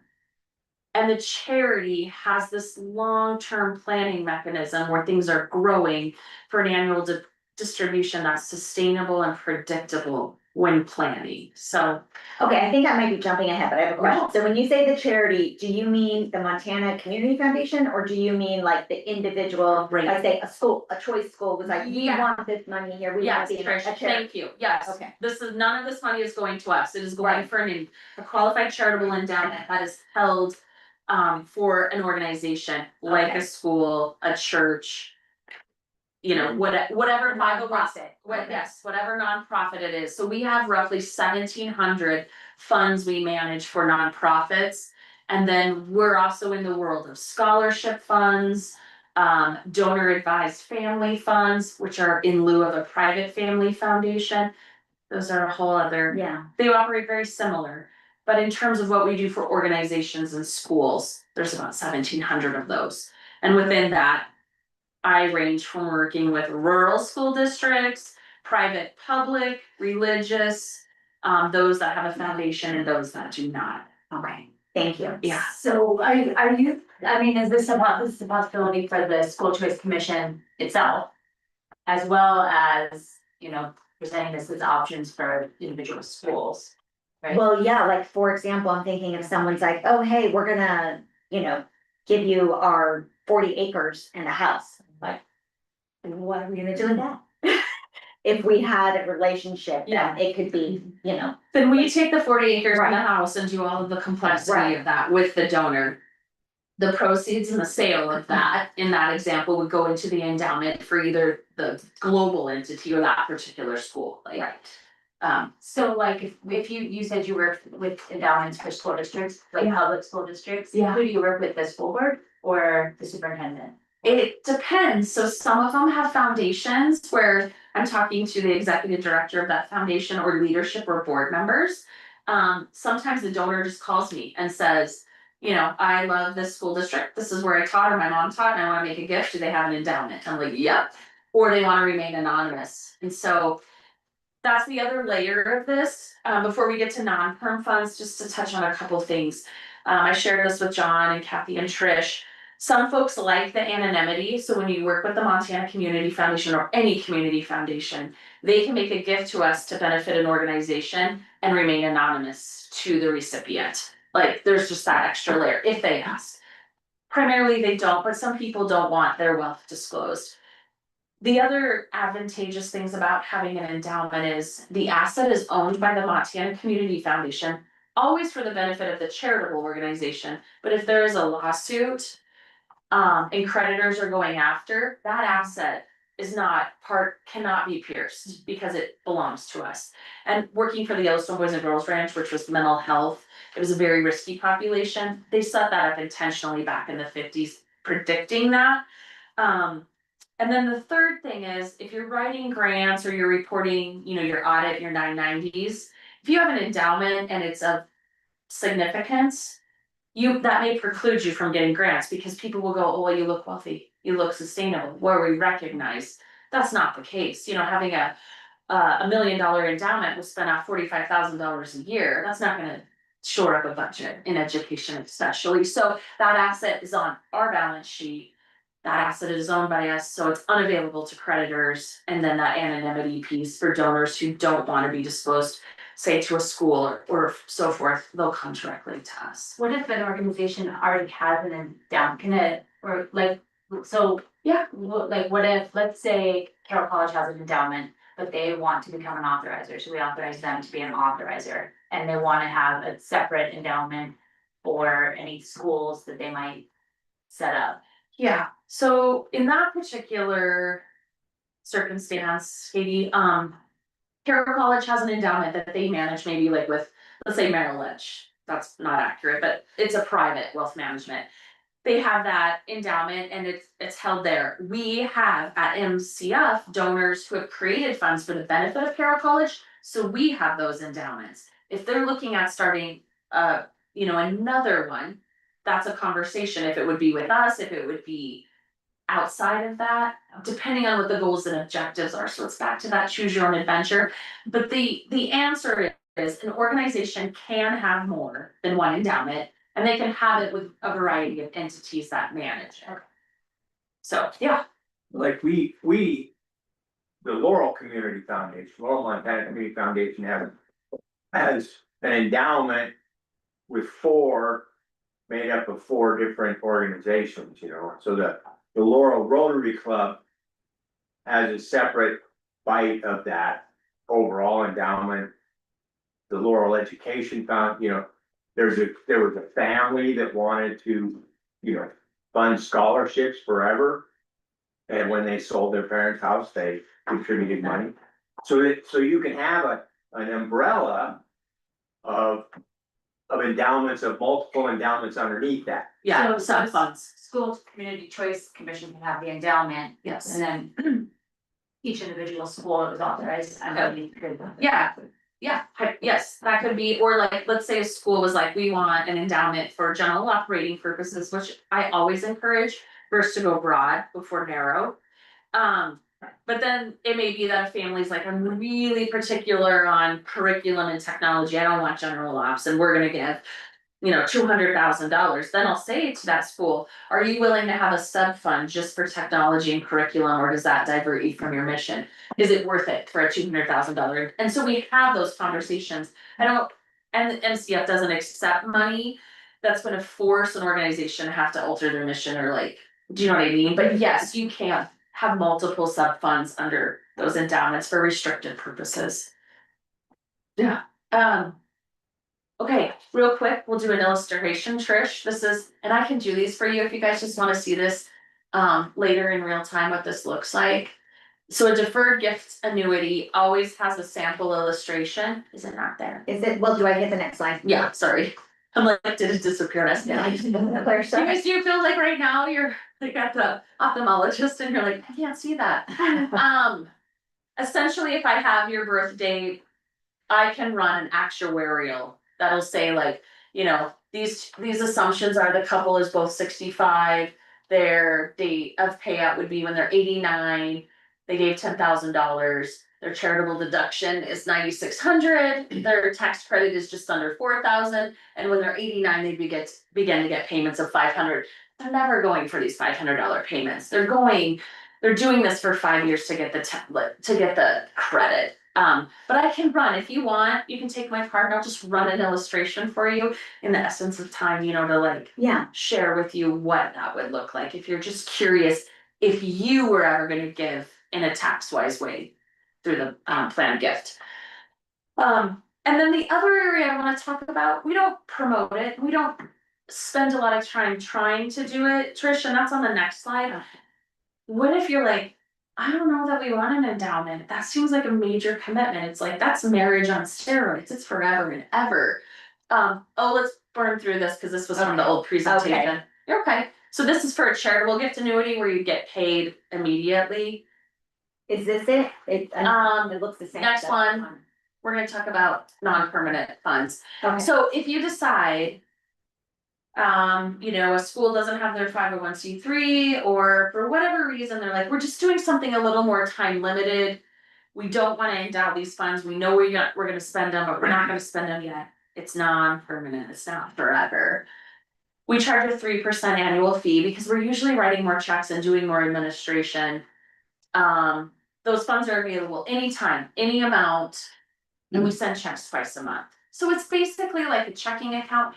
Most organizations do not need that with us. I would just say there's you know, maybe another option for you, but depending on what somebody's strategy is, they may be taking non-permanent funds, then moving them into an endowment. We just don't know. So it is something, and if there's no fiscal sponsor, if they're not a 501c3, this is one way that we can help an organization with a non-permanent fund. And this, the concept of this is, let's say somebody comes in and wants to give $200,000 to community choice schools, but they don't want, maybe they don't want to donate it through the state.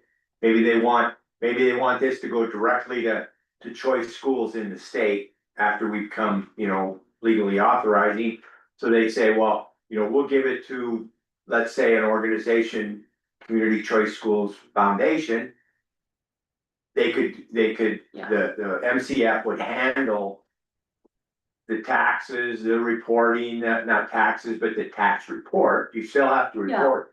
Still have All to, of the file administration. forms and stuff and all that. But they could do all that paperwork for us if we wanna, you know, somebody said, well, we wanna give $200,000 towards community choice schools that are teaching crafts like the one in Eureka or something like that. But that would be a vehicle to be able to do that without getting carried away with getting, you know, another group getting its own 501c3 and doing all the paperwork and that, cause it's nice to have your own 501c3, but it's also a burden.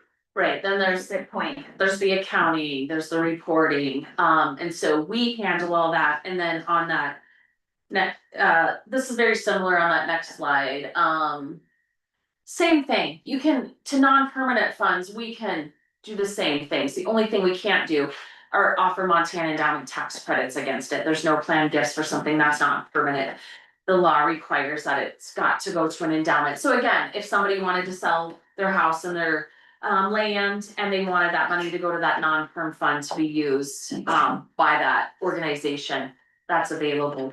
The last slide, bless you, Trish, and you can pop all those, I think there's a couple dots. This is what, Sorry. no, you're good. Oh, no, you're good, I know it's like a guessing game, right? I can't even remember, so there's a gift planning department, when you enter into a partnership. If you're the organization with the Montana Community Foundation, or if you're even the donor, we offer quite a few services. And that is that we have staff support all throughout Montana, like I referenced earlier, there's 5 of folks like me that are gift and estate planning officers, we have Big Fork, Haver, Helena, Missoula, Pony, Billings, so that's 6. One doesn't quite do it, all of it, but we have all the software to run the gift illustration, so if somebody wants to talk about what it would look like to do a life estate, a charitable remainder trust, a gift annuity, things that are like, we run all of that. And then I provide that, and I can even do the presentation, you know, sitting down with the donor in conjunction with the representative. We do all the financials and investments, all liability. We have to back every gift annuity that we offer. So all that liability falls on us. We offer, the travel and education, so we can come either physically to present, to work at an event and talk to folks, or we can do it via Zoom. And that is all funded through that 1.25% community impact fee that we talked about earlier in the beginning, so. There's no charge for our time, you know, there's no additional cost. The only time there's a cost is when a gift is made, and that's applied to the donor's gift, that 2.5%. And then that expires when it goes into the endowment, and that's the 1.25%. Guys, and then, Trish, you wanna show the heads again? Okay, wait, so I go forward? Yeah. Alright, here we go. I have a quick question about this one. Oh, okay, So yeah. about the travel and education as kind of part of the service, I guess. Yeah. And so an example would be, let's just say there's a school, they've got an endowment with you, because they've been given a gift and that's gonna work out for them, they would like to add to that. Yeah. Then they can host you at school, invite the community, and you could kind of talk about, they have this account, here's the potential, and Yeah. so that they're not having to explain it, because that would be impossible. Right. It's like, I think it's It's even somewhere hard you have a for me. certificate of fundraising. Yeah, no, it is very hard, so, yeah, Okay. so then we become the experts, the trusted experts, you know, and it's just a soft handoff of like, Mhm. hey, you know, Heather or Jim are here tonight to talk about these things, like, here's your opportunity to ask questions, whatever your concerns are. You know, like, for example, I guess it was last April, I presented with Eagle Mountain Bozeman, and we had an estate attorney, we had a CPA and a wealth manager and myself. And we just talked about, like, to the donors in the room, like, do you have your estate drawn up? Like, what are the obstacles? What are the things what's preventing you? And we just had conversations over like pizza. And people were like, you know, just starting to think, right? So it can be a lunch and learn. I've come in and presented to John's board at the Laurel Community Foundation Awards board members. I've come in and just presented to donors.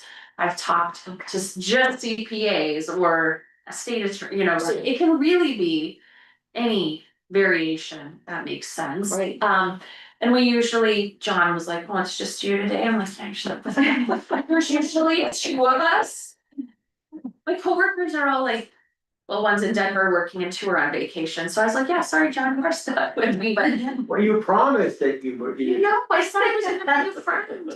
But the reason we do that too is because we each have our own nuance, but the experiences and how we present and the groups we work with, I do a lot of farm and ranch just because of my life now of where I am and then coming out of Yellowstone Boys and Girls Ranch, and I do a lot with education.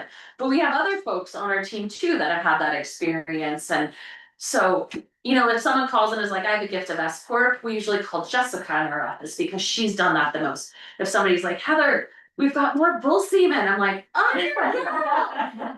And if it's rare coins, then Allie's gonna tackle it. So that's the beauty of like, Okay. there's quite a few of us, but whatever a school would need, we travel. I mean, last year, our team collectively was over 40,000 miles of going to all the counties. Who's lucky enough to get the firearms? Oh, yeah. Usually Jim. Usually Jim. I'm not even joking. We were in the rafter of an attic once for a donor with a, what are those things called? Metal detector. My husband's like, he's a treasure hunter, and we found some really crazy things that Sotheby's like ended up, like Confederate money. Wow. It's so wild, what's in Montana, but this is our staff, and Mary Rutherford and Jessica on the far right are, here in Helena. And then Jim is up on the Highline in Havre. Allie does most of, western Montana. Mine says Bozeman Billings, cause that's where I lived for the longest time, but I'm really Dylan, Dubuque, over to Miles City. And then Sarah's our gift planning officer out of Billings, so. Okay, wait, hang on. Dylan to Butte to Miles, that's like the whole state. I know. You guys, I get new tires once a year. But no, we're not always physically, we have a lot of conversations, you know, COVID really changed how people interact with us and the conversations we have, and, but yes, there's a lot of car time. So, yeah. Yeah, the one, you know, and there is the one caveat that if you're on the Southern Poverty Law Center hate list, we've excluded those organizations.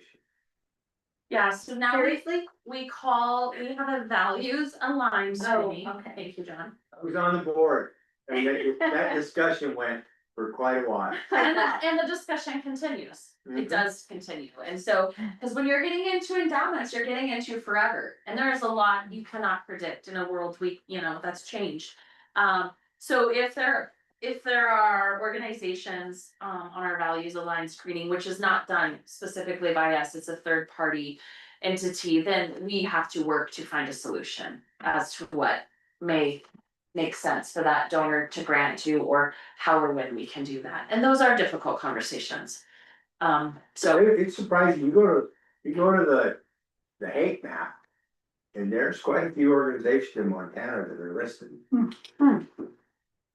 So. I feel like I'm gonna get some zingers of questions now. But in terms of education, that's been relatively frictionless, right? Like, again, we work in private, public, religious, secular, small school districts, very large ones. The challenge is the same with all of them. They're grappling with sustainable funding and trying to figure out, what students need and how they need that, and so. Heather, I'd like to ask you a question or a couple of questions, actually. Are the 6 people, and you all look pretty good in your outfits on this front page. I'm wondering, are you self-sustaining? Is appropriation from the state? And is this your only job, the 6 people? Do they have offices? Yeah, those are great questions. We do not receive any state funding. All of our funding for what we do is paid for through the community impact fee or donors who have endowed our work. So that's how we fund the work we do. And then each of us up there, they all have a physical office except for me. I used to have a physical office in Billings, but where I live in Pony, there's there's not any physical space to rent, and honestly, I'm in my car so much, but Helena is our main headquarters for the work we do, and there is a physical space here. We own that building on Last Chance Gulch. So that's physical, but yes, the big four, Caver, Billings, Missoula, they are all in physical offices. And that's their exclusive job, or are they, do they work with others? No, we are full-time employed by the Montana Community Foundation. Everyone that works for us is a full-time paid employee. There's 23. So outside of the 6 of us, there's folks that do other things, whether it's through the scholarship or impact investing, grant making, our finance team and our marketing team. Yeah, thank you. Yeah. Great question, thank you. Okay, I have a question about the tax credit now that we're towards the end. I didn't Yeah, want to get into the weeds with it. No. So, the individual, it's 40% of the gift, maximum of 15,000. So let's just use 10,000 because Yeah. that's easier. Yeah. So even though it's a dollar for dollar, you're actually only getting 40% of your full donation In credits, yes. in credits. In So credits. it's like, you give 10, you'll get tax credit for 4,000 of that. And so it's like your donation into the endowment was only 6,000. Because you're offsetting your taxes. The endowment will end up getting all 10,000 plus earnings after that. I guess I 5 years. meant from a personal, like, balance sheet. Oh, from your balance Yes. sheet, so it'll cost you less because your state Right. will kick you back those credits. Okay, So that $10,000 gift will feel like it costs even less than 6,000. right, Because you still get your federal deduction based on whatever tax bracket you're in. It's off of your actual Montana taxes. right, right. Yeah. So it's not the API. Yeah. Right, yeah. I was just trying to figure out how it's dollar for dollar if you're only getting 40% of the donation. Oh, like not dollar, it's, the credit is worth $1. Like it is, it's not, you know, like a deduction is Right, 40%, or it's like whatever tax Right, bracket, right. and this is like. You're gonna get $4,000 in actual credits, so so if you, this is probably in code then, where all the other tax credits are in chapter 15. yes. We can look at that. Okay, Yes, cool. and this operates the same if you're giving, like to U of M's endowment, Carol's, all the same. We use the same calculations, it's like not proprietary, it's not ours, I mean, it is. In Montana state endowment, in-state endowment, Mhm. not a out of state. Yeah, no, it has to be Right. given to a charitable entity, thank you, John, sometimes overlook the, Oh, no, Yeah. that makes sense though. Okay. yeah, it is for perpetuity for causes that we care about in Montana, so it cannot be a national charity. Right. It won't qualify, so. Got it. In general, though, do you guys support foundation or 501(c)(3)s that are out of state? Also, like, how many states do you cover? Well, we cover them all, so if a donor comes to us and makes an annuity or a gift and they're like, I love Carroll, but I also love the University of Iowa. Right, I wanna split it, we split it, okay, and we work with that university in Iowa to set whatever up that they need. Primarily, our focus and our mission is for things in Montana, but we recognize people love lots of things and they've had experiences outside of our state. And so we honor that, but if they're trying to do all of their philanthropy outside the state, I would just say. Let's find the right entity outside of here for you to talk to, and I would refer them out to. Because they're not gonna get the tax credits either likely, I mean, they're likely not, Right. so. We try to find the easiest way for them to accomplish what they need without extra steps. Yeah. Guys, I think we made it on time, even with the brief intermission. yeah, well, do you guys have any more questions? Or any from the public?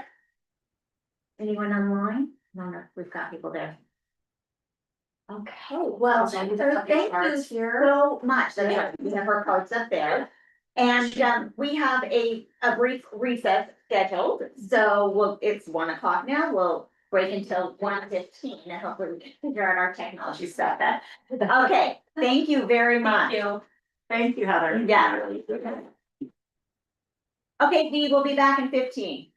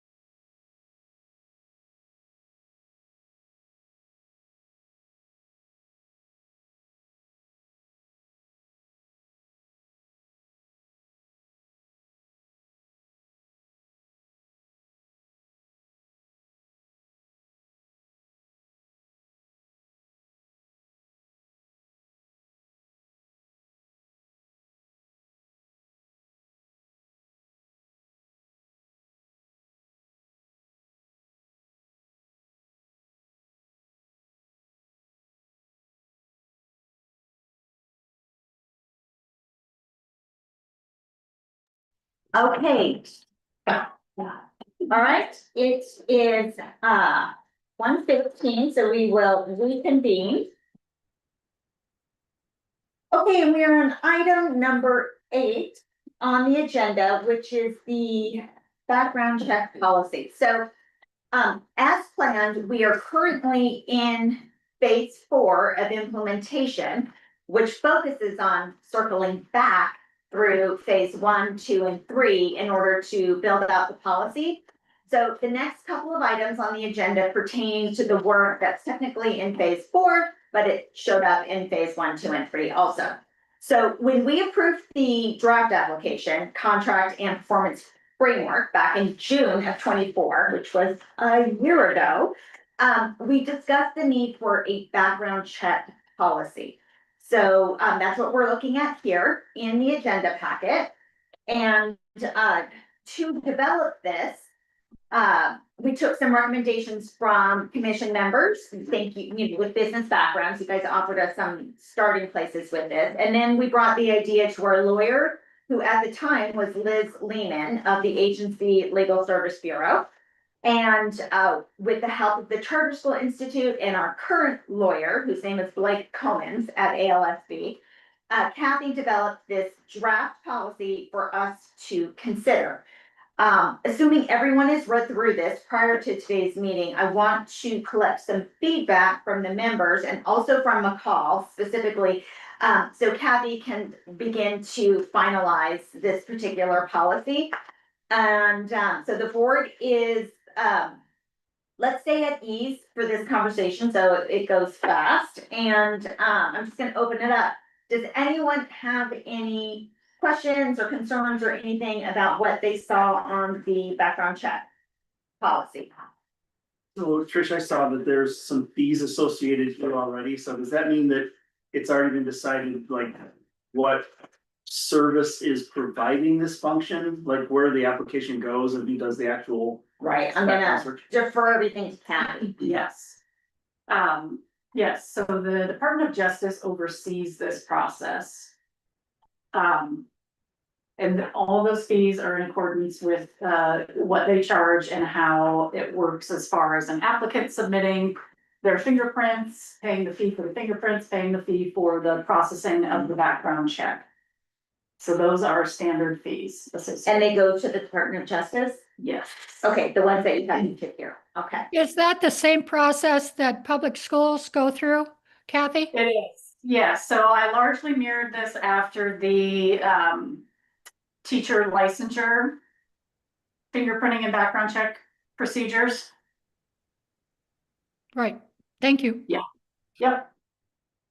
And if I can further elaborate, so the commission had discussed this idea of doing background checks. Was it June last year? Is that what you said? Okay. And I think we had some discussion at the time. Essentially what this is asking is for, with the application, any individuals associated with the application process, be it governing board members, founders, if maybe they have any staff identified yet, would also submit a background check with that application.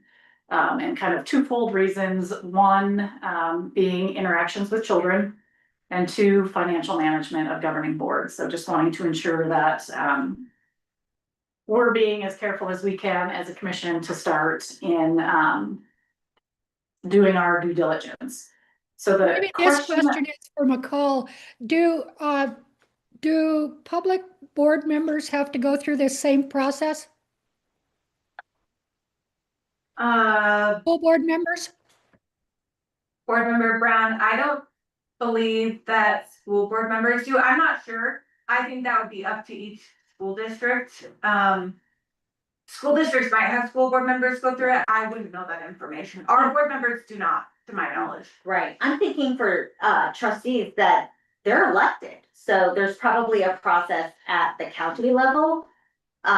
Or the school board. Or the school board level, right, School something, district level. you know, that they're going through, because I know there are conditions there too. Thank you. Would be. Okay, so I have a bunch of little notes here, some of them have already been asked, so I was approaching this. I'm on page 2, sorry, oh, I should go in order.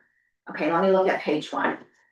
So I was approaching this as an applicant, like keeping that in mind, like, would I feel like I understand what I'm supposed to do? So I was reading through on the first page, and number 2, it says to initiate the criminal history background check process, the applicant must submit a set of fingerprints on the appropriate form to the Montana Department of Justice. So my first question was, how am I supposed to know what the appropriate form is? And I think I just need that information sooner. You eventually get to it, like on page 2 or 3 or something, but it was like, I feel like maybe Putting it right filling in it there. in right there, like will be referred to on page, like some kind of a reference so people know that that question will be answered. And then, okay, then on number 5. Hang on, this might be about number 6. Let me read my notes really quick. While she's reading her notes, Yeah. I texted a friend who's on the school board in Bozeman, no, school board members. Thank you. Okay. Oh, I know. Okay, so number 5, it says an application shall not be considered complete until the background check results for each of the governing board members, founders, and any staff members involved in the application are received by the commission. So I was wondering if we should add something in here or what we're gonna do, but to encourage them to do their background checks early, like could they complete it in advance of turning in their application to make sure that we have it in hand on the due date of the application, because we're gonna be out of timeline. Yeah. So As soon as like, those come in. it might take to process. And if it's going to the Department of Justice, like who knows, you know what I mean, so there's Madam that. Chair, if Yeah. this is sent out electronically, perhaps we could put a link to the form right there on the electronic submit. That was one of my questions too. I think we're gonna have a lot of outstanding questions after today, but this Yes. is why we wanted to do this. Like, everyone should put in their thoughts so that Kathy knows what needs to follow, going forward. But yeah, you're right, because we don't even know legally if we can take them in electronically or, you know, like, stuff is gonna come up, so we have to figure that out. Okay, then on page 2, I found that I would have preferred to see the instructions before the stuff about the fees. That makes sense, so that, again, because I'm like, wait, who am I paying these fees to? Like, I searched the web for criminal records in Helena, that's referenced here. Cause it says the fee is for service provided at, and that, I got 0 matches on Google for that, but what did come up was the Department of Justice Division of Criminal Investigations page, which also had some information on there for me, but kind of been thinking about this being a go-to document for applicants. I think we want to What note did you that. Google at first? The criminal. The criminal records in Helena, because it Okay. says this fee is for service provided at criminal records in Montana. I mean, The yeah, fingerprinting, so that's what you have to go to get your fingers. right, but when I searched for this place, it didn't Come exist. up. Okay. Yeah, Check on that. so, and what if you're in Miles City? Yeah. So I think people can go to like the UPS store or the post office, I don't know, like I feel like we should give people some options here, like Okay. do some front work for them so that they have places to go, they can. Because otherwise I think it's intimidating, like in general, like Yeah. you're afraid you're gonna mess something up, you know, and whatever. Okay, so there was, And Yeah. most universities or programs that have teacher programs or educational programs have field placement offices that facilitate this. Mhm. And they have the forms right there. Mhm. Yeah. Can we, since we're going in kind of order, yeah, bump back to 6? thank you. The way I read number 6, the Community Choice School Commission shall make a determination on an individual basis whether each person included in the application have been convicted of. You don't make that determination. The criminal background check determines whether or not they've been convicted. We would review it. Does that make sense? 100%, that's a good catch. So, because that's not our job, that's So we outside of would our. review the determination. And I think that, like you mentioned, Trish, I think it'll be very important to create policy around, or a committee around what that is. Because when we do this, like in our field placement, like when I bring graduate students in and they are starting their practicum or they're going into the schools, we do this while they're in the master's program. And the there's this processing that happens because we need to protect people's confidentiality because of the. So I think we just need to get some legal advice about how we handle that. You know, does that come to the full board? Is it a subcommittee? right. Is it a director? Right. So I think that's gonna be really, really important. Yeah. And then looking at 7, when it's talking about the different convictions, I had a question and then I had some thoughts. So you said that this really mirrored like the existing policies for Montana teachers. And so that's where you outlined the different sort of convictions that would give us concern. I just wanted to see what people's thoughts were about that, and then I would like to suggest, at the very end of that statement, the safety and welfare of children. You know, school communities are not just comprised of children. I think we need to look at school, like, it's yes, we're wanting to protect children, but protecting the whole school community, so perhaps adding children and school communities. So the adults in the building and the, does that make sense? Totally, that makes Teachers sense, yeah. I like that, yeah. Me too. to be much more inclusive, because if I'm just thinking about a person being like, well, I was accused of this, but I wasn't convicted, like with Right. child abuse or family domestic violence, but then or else like, oh, that was a like family domestic violence with an adult, and then, but your policy says children. Right. Like, ugh. So I believe the reason that says children is you have to have a statute that allows you, one, to conduct the background check. So we have general language towards that, we don't say Yes, direct. I'm just gonna background read it. check. It's 2011-111, and it's talking about the community choice school proposal process. And it's under 6, a request for proposal must require applicants to describe thoroughly the following essential elements of their proposed choice school proposal. And then G says background information on the founding governing board members. And it identified the proposed school leadership and management team, so that was.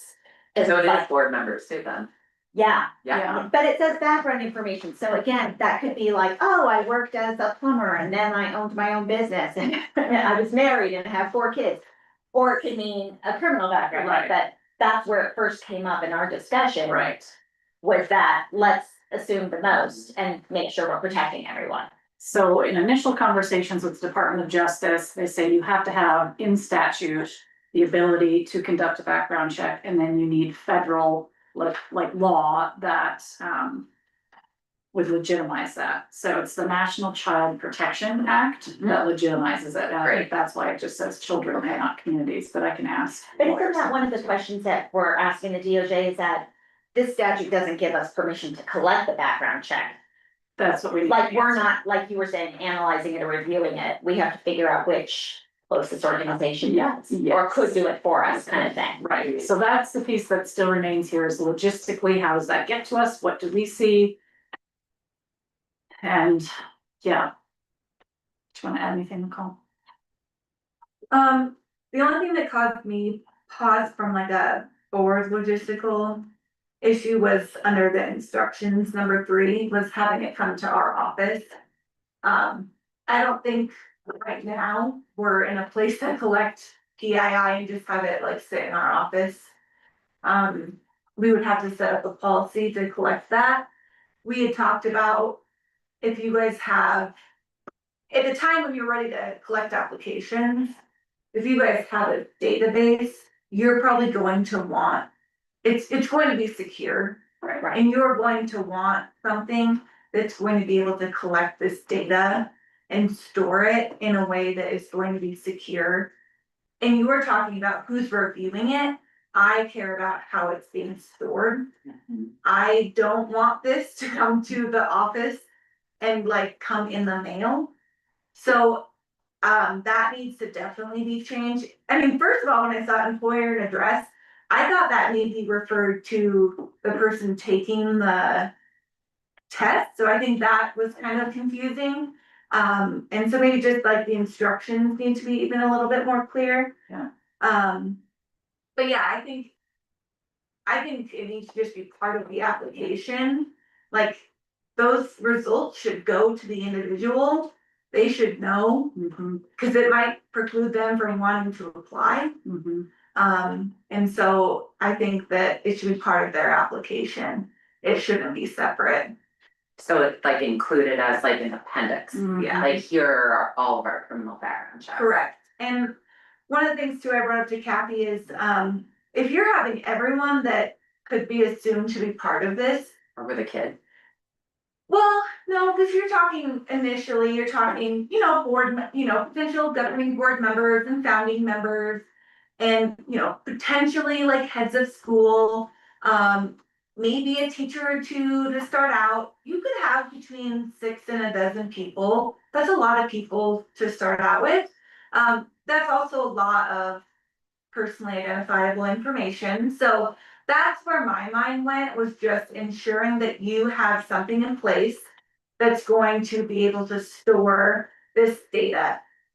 Not your email and not like the mail. Right. So that was where my mind went initially. And so, we'll just have to tighten that up a little bit. Makes sense. Yeah.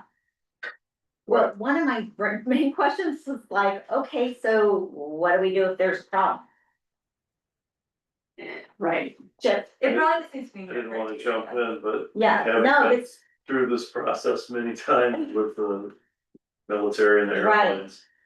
I don't know if there's a way for the founding group to say, here's our.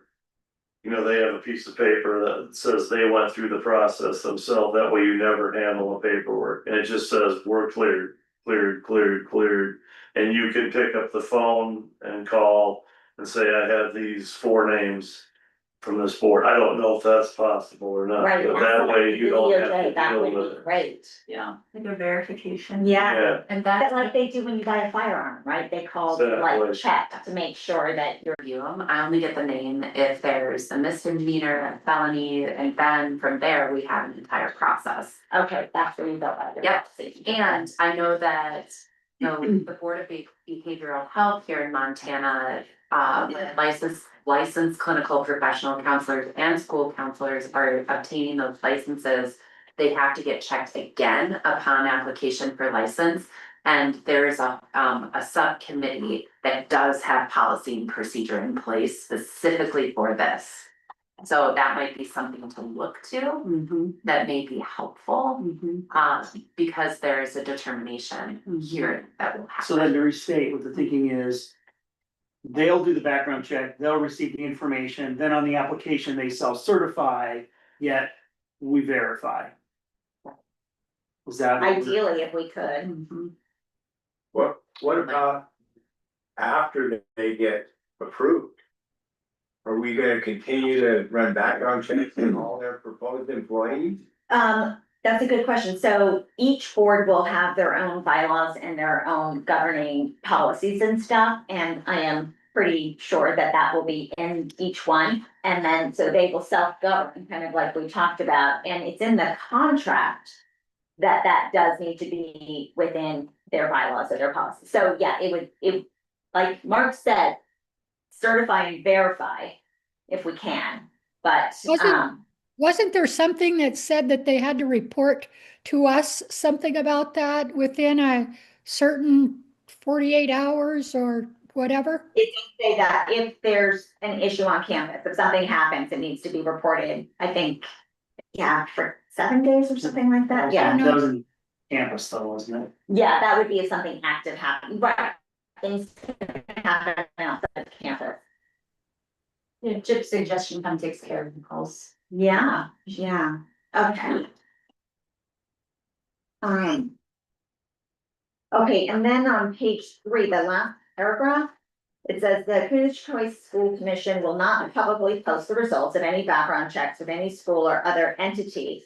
The commission will maintain a copy on file. Applicants may request a copy of the results. So I was like, a copy of what? And we've already had this discussion, right? We've been talking about this. And then, I was wondering, like, we're not gonna give them results. I think if anything, we're gonna say, this has been approved through the DOJ, like we were told that this was confirmed by them. But one thing I'm thinking is maybe we could call over to the OPI. Katie was here, you could contact her to see who to be, because they do this, so Right, maybe they will do this for us. yeah. You know, or we could piggyback off of what they already have going, because they're probably in statute, and I'm positive that allowed to do this, because they take care of all the teachers in Yeah. the state. So that might, you know, be something that's possible too. That's a good idea. My school district does not require background checks of trustees, but the trustee I got a hold of said they should be.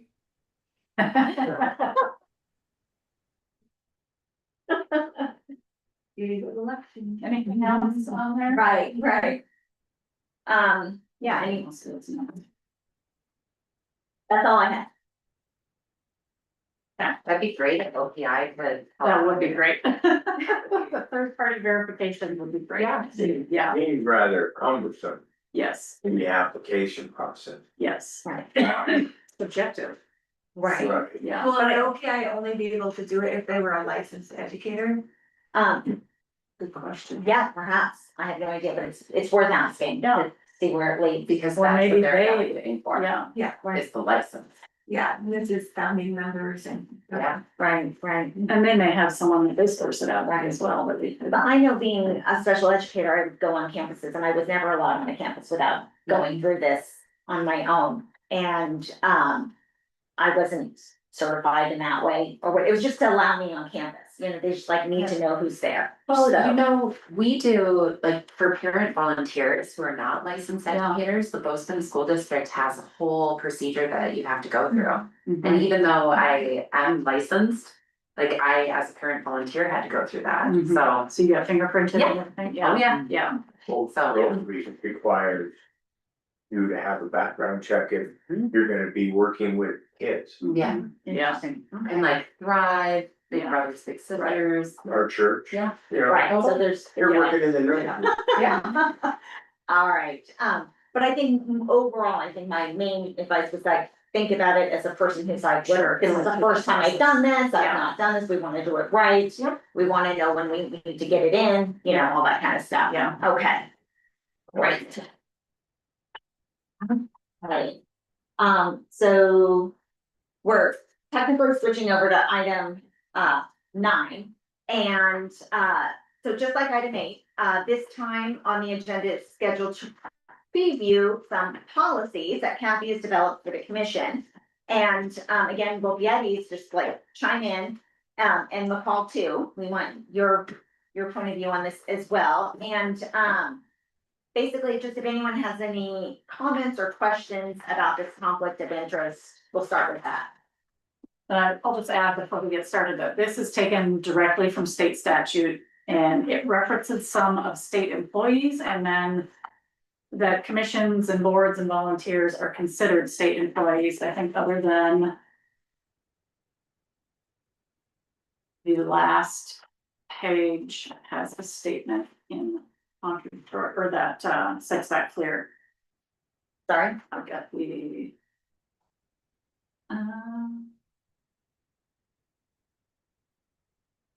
Somewhere in here, I'll find it in. Okay, it'll come up. Yep.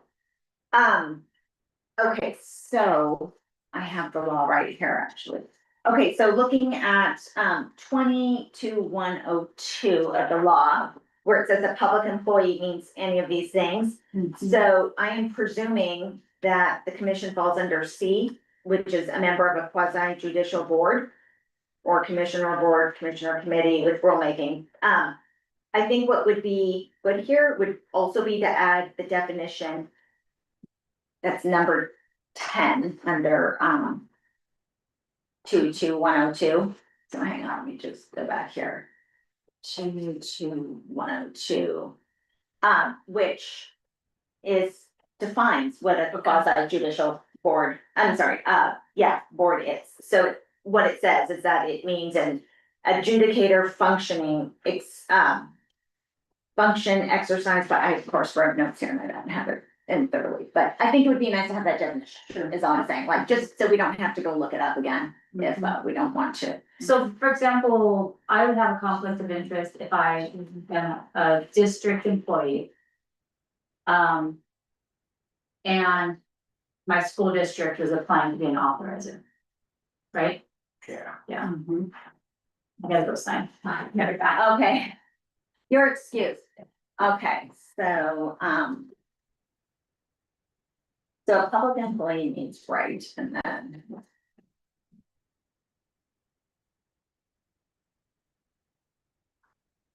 I'm not finding it here.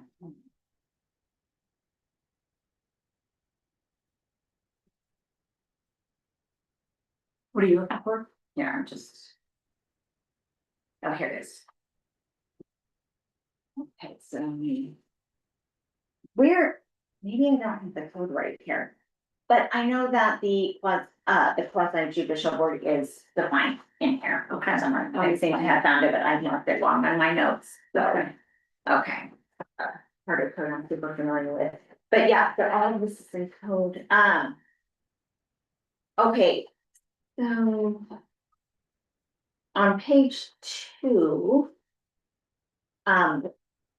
218-102-4, it says the department shall develop model rules of conduct.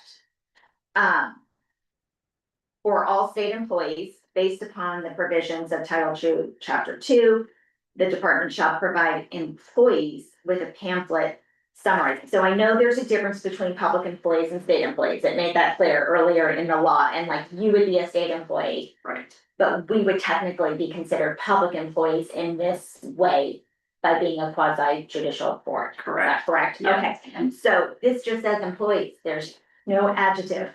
So it was like. Okay, and when it says the department, I'm presuming that means the Board of Public Education. Do you guys have a pamphlet or model rules of conduct that you've built out in general? We don't have anything because we're 3 people. And we Right. don't necessarily provide anything to our board per se. I mean, Do you write rules? oh yeah, we live by rules. That's literally all I Sometimes there's a difference between whether you're writing it or whether you're just submitting it to be approved. No, we develop rules. For sure. No, we don't have specific policies. I mean, we follow all of the model rules that the state has as Right. well. Especially because we're so small, most of what we do is that. But as far for our board, they don't have any separate rules for ethical conduct. Okay, so, well, that was the next thing. It says each state agency shall adopt the model rules of conduct and additional rules appropriate to the specific circumstances of the agency. Right. So, we had discussed, like, yes, we need to have at minimum what is in code. But that doesn't mean that we can't add on more if we would like to. And, if we think that's appropriate, for examples like Katie just brought up, like, you know, that would probably be good, and like, I guess my question is, do you know if other states have this? Poking around, because again, you could always, you know, it's all public. Yeah, information, see if we we can find can something. coach from that, yeah, kind of get things going. Looked and I really didn't find anything, but I wonder maybe Jim would be a resource on this. Okay, probably, but I guess my other thing that came to mind here is like, when we all took the positions as commission members, we all Yes. signed an oath of office. Yes. But I didn't sign off on this, I had no idea until we Right. started looking into this, so it Yeah. seems to me that if nothing else, if we don't do a pamphlet or a handbook or whatever, if we just print out what's in code. And make sure that everyone agrees to these rules of conduct that the state mandates before taking a position on the board, I think makes sense. How about the Or- code of common sense? Yeah, and so maybe even adding a signature at the bottom, or you know, we get it notarized, just like we got the oath of office notarized or something, just to show that people get it, they've read through it, they understand. And then it's something that we could add to. Patricia, can I ask why you don't think that the commission members are subject to the model rules of conduct? Like, why would you want to change that? Oh, I think they are. The last sentence says the commission members are not subject to 2-402. Hang on, so in it, the very last sentence, in accordance. Oh, no, before that. Oh, of the paragraph above? Okay, whereas, oh, okay, an employee, there's an extra as there too, because it says whereas as. So whereas an employee of the commission is subject to the model rule, oh, yes, rules of conduct adopted by the Department of Administration, which may then be adopted by the commission as a state agency. The commission members are not subject. Yes, this is because the commission members are not state employees, so that is particular to state employees, so it would apply to Kathy. Right, but you could also just adopt it as the commission. Yeah. Well, whatever, that's in there. Create something. So let's extract it. I did read it. And look at it, yeah, so That's well again, yeah, that's a good point, why not, would be, the question. I mean, it's developed by DOA. Right, oh, I'm sure there's like nothing that we wouldn't wanna do here, and more than anything, just being aware that, you know, What is it? yeah. So maybe add that in there too. We definitely need to review that and understand. And Right, it's not right. It's 102. it's 102, isn't it? Yeah, I was gonna say. Oh, okay. Yeah, that would make sense to say we're not. Right, I have notes there, to see Institute on that, so I have, someone has something, was it, Yeah. was there a membership with them? Yeah. Yeah, cause I don't want you to have to do anything, you know. Yeah. Like, and reinvent the wheel if you don't have to, in general. Okay, Let's be out there. To be confident. Mhm. right, The specifics listed out, yeah. okay, I don't know that that's the right reference either, so we can go, we'll have to go find it. That was in what the, where it's numbers, 2-18-402 model rules of conduct. Oh, that's not very right. good, I just might wanna double check it again. Yeah. 218-102. Is personnel administration, Okay, whatever. this We'll is find why it. we do this. Yes. Okay, great.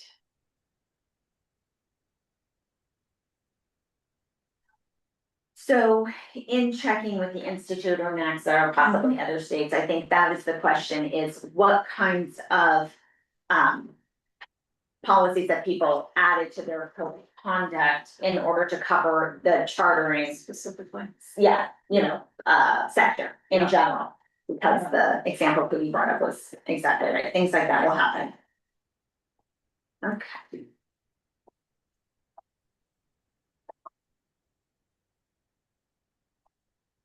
All right, then we have this other one.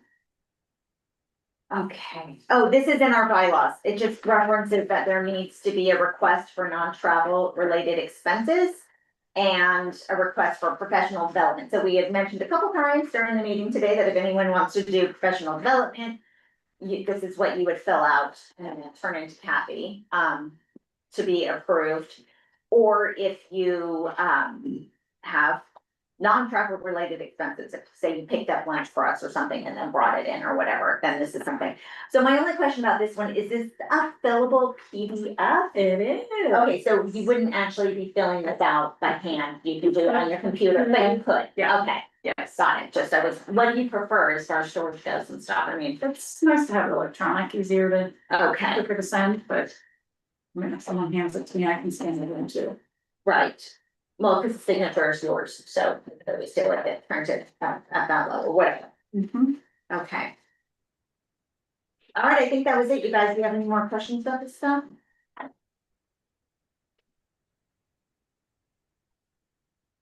Thank you, Kathy, for doing all of this. Yeah, thank you for taking a closer look at it and giving the feedback and refining. They have a regular published, you What's that, John? They have a regular published. For ethics, Oh, okay. so I sent you a link to that. Oh, great. Okay. All right, so moving on to item 10. All right, I just want to open it up to see if anybody has any announcements or comments or anything that they would like to share with the commission.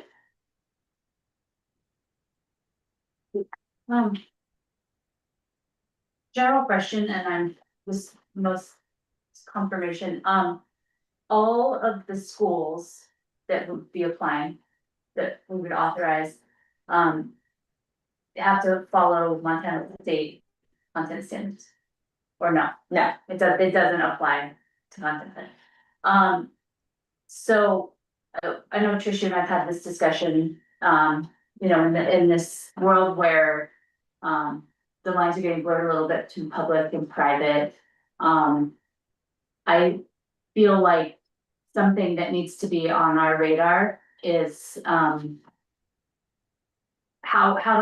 do we want to be in that conversation about content standards? Because, I think it's a dangerous place to go, and this is per Ashley Berner's work with, pluralism. But other places that have gone that route have very established content standards that all schools who are getting public money have to abide by. And I think that that's something that we need to, talk about before we start authorizing schools. Okay, that's a statutory issue. So it's not in our jurisdiction. We are given a law and we follow it to the best that we can, as we discussed today about how do we interpret this law and what does it mean. So that is something that would have to come up at the legislature in order to have any kind of additional requirement for specific content Or standards. in our performance framework. No, that would be overstepping, like we would be over-regulating if we were to do that. So there's nothing that we can do that, let's say. We get an application that we think is a thinly veiled attempt at, you know, religious instruction. There's nothing that we can do as a commission to say, you know, you have to teach theories of evolution as well. Or Okay, so we are common sense. clearly public schools. It says in the law a number of times that community choice schools are public law, are public schools. So being public schools, they would not be able to include religious instruction. You said thinly veiled. I think if we suspect that we're looking at an application that is proposing to have a religious curriculum, then we would not approve it, would be my guess, if we were gonna follow the law. Again, it would be a 7-person vote. We would have a recommendation from a director and we would work in that way. Which is, you know, what's happened. Go ahead. But doesn't the requirement only mean that you would need a statement of faith? Wait, what do you mean? I don't understand. So some schools that are public schools, Catholic schools, as long as they don't require a statement of faith, they can still be listed as public schools. Wait, I don't know of a Catholic school that's a public school. Well, you may not, but they're out there and they will accept anybody. They follow all the rules, just like everybody else, Right. and but they don't require a statement of faith. So they that's accept still any, a private school, but they don't require well, the it's, kids to be Catholic. you know, this Oklahoma thing that the Supreme Court chose not to address is gonna come up again. Yeah, it's gonna come up on our. Yeah, there is That's some, why, just like we can put in mission stuff, can we put in science stuff? Because that's what's gonna suss it out. Yeah. And personally, I mean, I love Dr. Berner's work and that she's done around, what educational pluralism can do for communities. But what is very, very scary to me is to see legislatures and, moving toward, doing that without the safety net of content standards, which all these other advanced democracies have. And I think we are gonna have to deal with that. Okay, so I feel like we're having two conversations here. We're having one about religion and one about content standards. no, we're just. I'm using content standards to suss Right. out intention, I think. I Right, just wanted to make sure I we're think it's the touching same base on both of them. conversation. Right, right, okay, so the bottom line, the conversation then really comes down to. I think two things, and please Kathy, chime in, that community choice schools undoubtedly are public schools because it's in the law, it says it a number of times, they are public schools, they are open to all, they're taking in public money, that's the number one indicator. And they are authorized by a government entity who is the Community Choice Schools Commission. So under the general supervision of the Board of Public Education, so they are clearly government authorized public schools when they exist, if they get to exist according to the law, and they'll be receiving public money. So under that, based on the law, it says that they are not required to follow, they are not subject to anything in Title 20 or in rules and regulations other than health and safety standards and federal law. So they are definitely, and that's where we get into the special education, which is also clearly mapped out in the law. So based on that, they do not need to have content standards that match the states. They do have to get an assessment, as we discussed today. There's room to ask for some more, but we're gonna have to decide as a board if we are going to go into over-regulation or not, in which case, I mean, if majority rules to do that, that's happened, as it did in Oklahoma, where one of their commissions decided to give a charter to a Catholic applicant. And they lost. They lost at district court level, they lost at their Supreme Court level, and then, as John just mentioned, they were undecided in the US Supreme Court.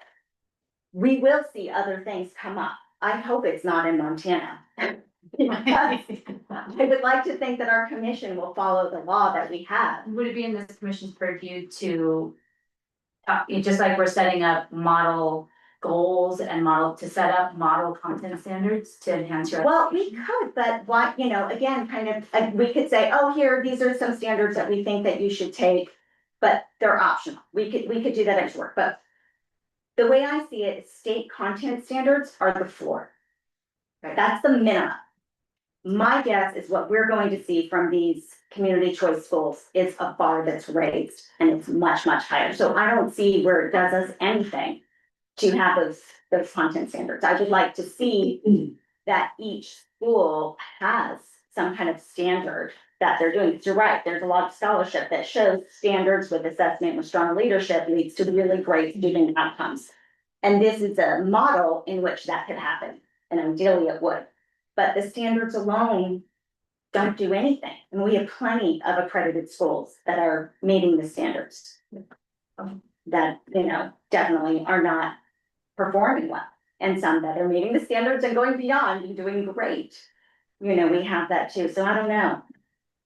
It would be my recommendation not to add to the law, that we would need to get it from the legislature. So, okay, maybe this is gonna confuse things, but when I heard you say, Trish, we need to abide by the law as it exists, and these choice schools will be accountable also to federal law.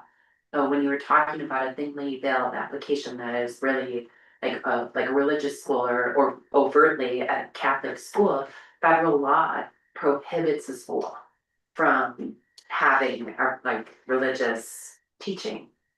So I think that may be an important part of our process when we see that, to not only be versed in Montana law, but to understand those federal laws as well as part of our review process. Right, I honestly don't know where in federal law it says that public schools can't be religious. I thought that Will not promote or endorse any particular religion. In balancing the separation of church and state, and the federal law protects students' religious freedom. So students can express their own religious freedom, but a public school cannot be teaching religion in the school. Right. Yeah. So it says that in our law. It says every community choice school needs to be, what's the exact word it uses? Secular. Needs to be non-secular. Non-secular, Yeah. or non-sectarian, I think, yes. And the people who are going to apply, obviously will, know the law, or they better read the law, or they're not going to get through the commission. Yeah. And So I guess one thing is that part is in there. Yeah. and when they provide information about their curriculum, it should be pretty self-evident if religious instruction versus teaching about religion is there. Right, and I personally know of plenty of private Christian schools across the state who have absolutely rigorous scientific instruction. that's super impressive, and their kids are doing great when they test them and all of that stuff, so I don't think we can. I don't think we should spend too much time preparing for like a what if, like the worst case scenario that comes around. I think we know what if, and this goes back to the core values that I think are so important for us to build out. Is that when in doubt, look at those core values. How do we behave when we have to make these kinds of tough decisions? But this is just my opinion, but the virtual charter commission that authorized that Catholic school was out of line. They did it for political reasons. They did it to make a point. That was what their core value was. And they have since been dissolved by the state because they have a number of authorizers. And this is something, again, our law says that the only applicants for authorization other than the commission are traditional public schools. So I would find it very unlikely for another authorizer to go down that religious thing as well, because it's a dead end, you know, but maybe not, because eventually if it gets to the Supreme Court and things are different, or the question is different, you know, it depends. Thank you for letting me bring it up and get it all on record, just because it's in the conversation. Yeah, Generally. definitely. And I think that as a state, we will be having more conversations like that in general, because it's being pushed. Yeah. You're right, in a number of states. And I think the commission has an opportunity to kind of lead the way in the conversation. And, you know, some of the important points that just got brought up. We do, but we have to remember laws are made in the legislature. And so if we want to be in that conversation, and we certainly can do this, you can't in your particular position right now, but as commission members, we can have these conversations with legislators and or other organizations and try to address things at that level. 100%, and we should be doing that. But legislatures will make laws and governors will sign them. So we're dealing with that. We can't just unilaterally make decisions and change things. Well, now that we're talking about laws, could you catch us up on the courts of today? We're waiting. That's the update. We're waiting, but we're getting a lot of work done while we wait. Oh, good. So That's encouraging. Yeah, thanks to you guys for taking the time to have these conversations. Right. All right, anything else? Okay, the next thing I want to ask you guys is if there are any requests for future meeting presentations and or trainings in general that people have specifically that they'd like to discuss in this way. Were we gonna, did we need to approve those forms for? No, we don't need to approve policy, like internal policy that Okay. Kathy's building. That was just there for reference. It's so we could give feedback, and we gave a lot. Yes. She needs editors too. You know, Trish, Yeah, I would like once this whole court thing is settled and we know something, I would like the whole board to come together and discuss the findings. yeah, I mean, that's a great idea, and we would definitely have a lawyer or two on hand for that conversation to help guide us, so we're not just guessing, you know, terminology is very specific. Okay, I'll put that down here. I wonder if it would be helpful to learn more about what we were just talking about, and I'm reading, the establishment clause of the First Amendment, which restricts schools from promoting or endorsing religious practices in schools. I wonder if it would be helpful to learn more about that as a commission, just to have more information. Right, so that was the core of the Supreme Court discussion. Some of us listened to the deliberations that they had on it, which were very interesting, but it was ultimately the same clause in the First Amendment. The exercise, you know, it was all about the Establishment Clause versus Free Exercise Clause, and which one is supreme. Yep. And they, you know, ended in a deadlock, so let's see, in general, I don't know what good it would do us to have that discussion. Like if we want a lecture from a lawyer or Or should we look something. at it as a getting it on the record so other people can watch it if they wanted to? But I think what we have to remember is that in every court case, half the lawyers are right and half the lawyers are wrong. So, And I don't, my intention would not be about right or wrong. Right. It's only about education Information. and information to learn more about this. I don't know, that too. I would Is also there a like, link out there, Trish, that we could look at? the First Amendment, I would say, you could look it up. Well, And no, I it's up to lawyers and judges to interpret that, right? Good luck. Yeah, I mean, because they're humans too. So, you know, I like the idea of doing it at some point. I mean, we'll put it on the list. We'll put this on the list. and I'd like So, to have a, establishment, but I think our law, I mean, believe me, we went through this with not, you know, the Alliance helped us go through it with their legal team. They went through all 46 states' laws and outlined, like, here's what your law says, here are the public aspects of your law. And I think we nailed like 17 of 21 possibilities of being public, like our law is really clear about that. So, even if the Supreme Court had decided that the Oklahoma charters were private, that would not have affected our law.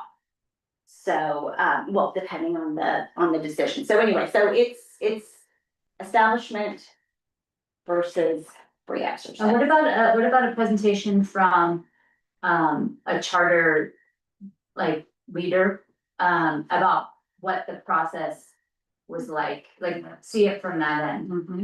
For what part of the process? The whole cycle, like the charter cycle? The or- application, renewal, just from their perspective, what it was like, that might. That's a good idea. We should look for one with a similar law to ours. I think that would be really good.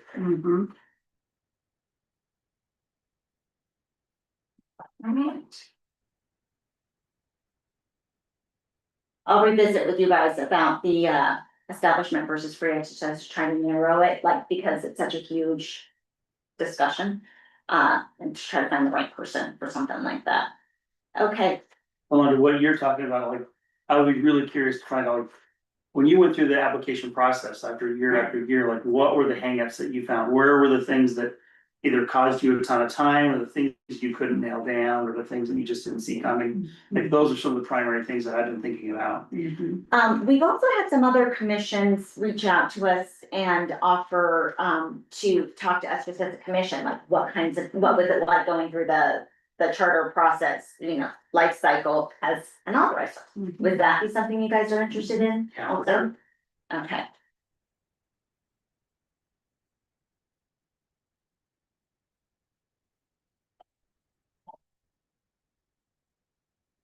Great.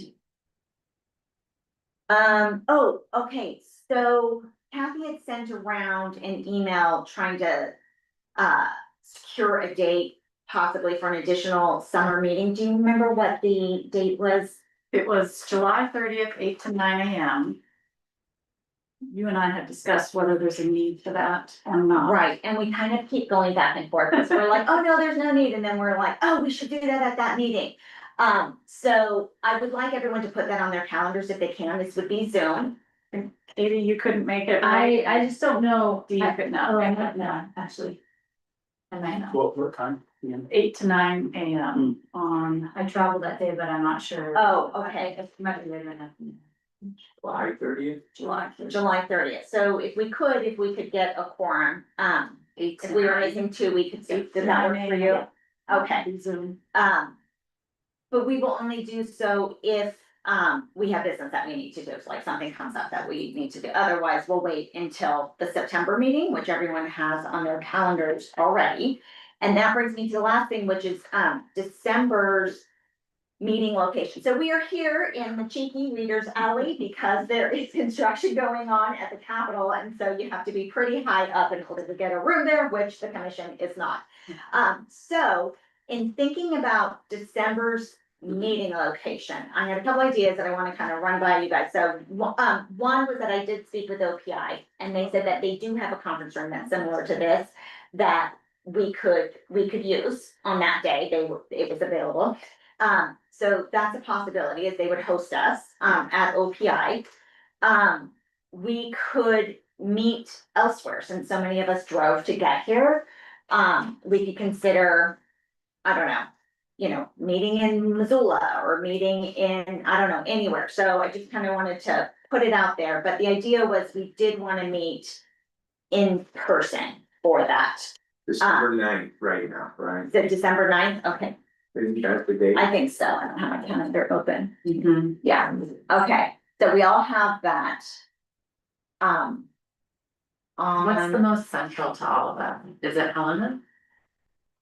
it just might be, or Bozeman. I mean, That makes it closer for you.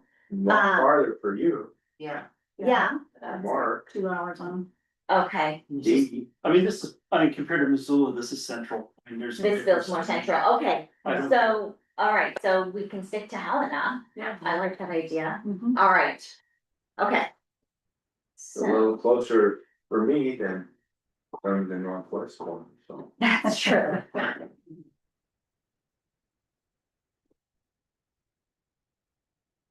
All right, so, is there anyone who would like to give public comment?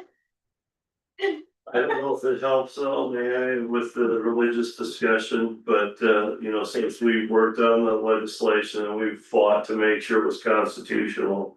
No, this is, Article 5, Section 11 from the state constitution, no appropriation shall be made for religious, charitable, industrial, educational, or benevolent purposes to any private individual, private association, or private, corporation not under control of the state, but they're gonna mention religious, and then the main one is Article 10, Section 6, which is education. Aid prohibited to sectarian schools in boldface, the legislature, cities, counties, towns, school districts.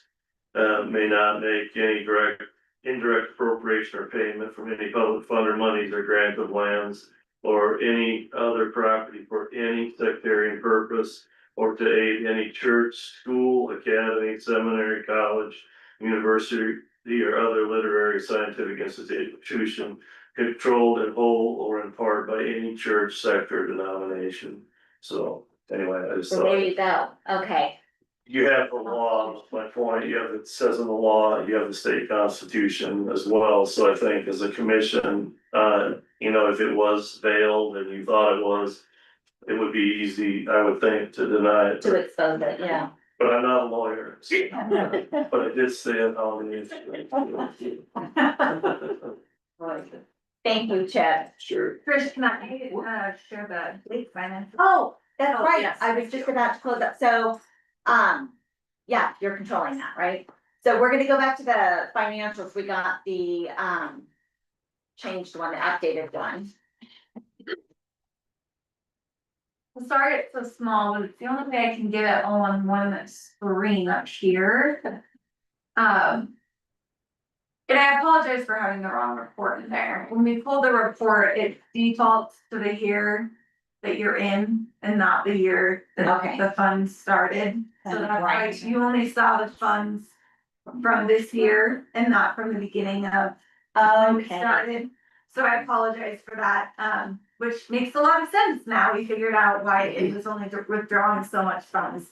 So you'll see here at the top, we've got the commission, and then you'll see the Bradley grant below. And they should make a lot more sense to you.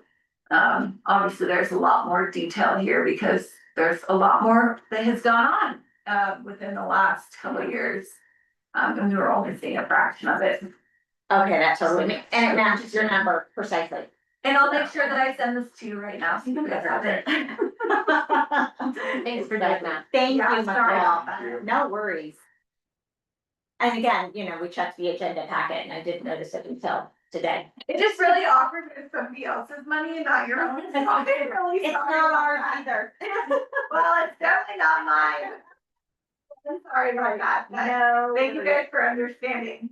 Of course. I looked at it half a dozen times. I know, so did I. I never even, it didn't dawn on me. All right, no worries. Okay, we are human. All right, so I just want to thank you guys for your participation in the meeting today, especially to Kathy for taking on the responsibilities associated with getting us all here today and making sure we were properly fed and made comfortable. Yeah. I would also like to thank McCall and her staff at the BPE for their continued support and for their tolerance of the commission and all the many new things we bring to their days. We really do appreciate it. And of course, I'd like to thank all the commission members for their service to the state and for their commitment to improving public school options in Montana.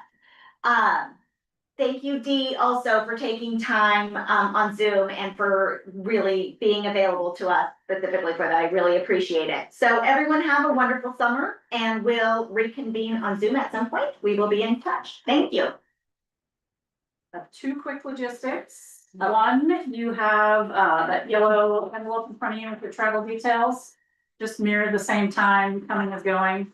So Do I need to- oh, you actually don't need it. I don't.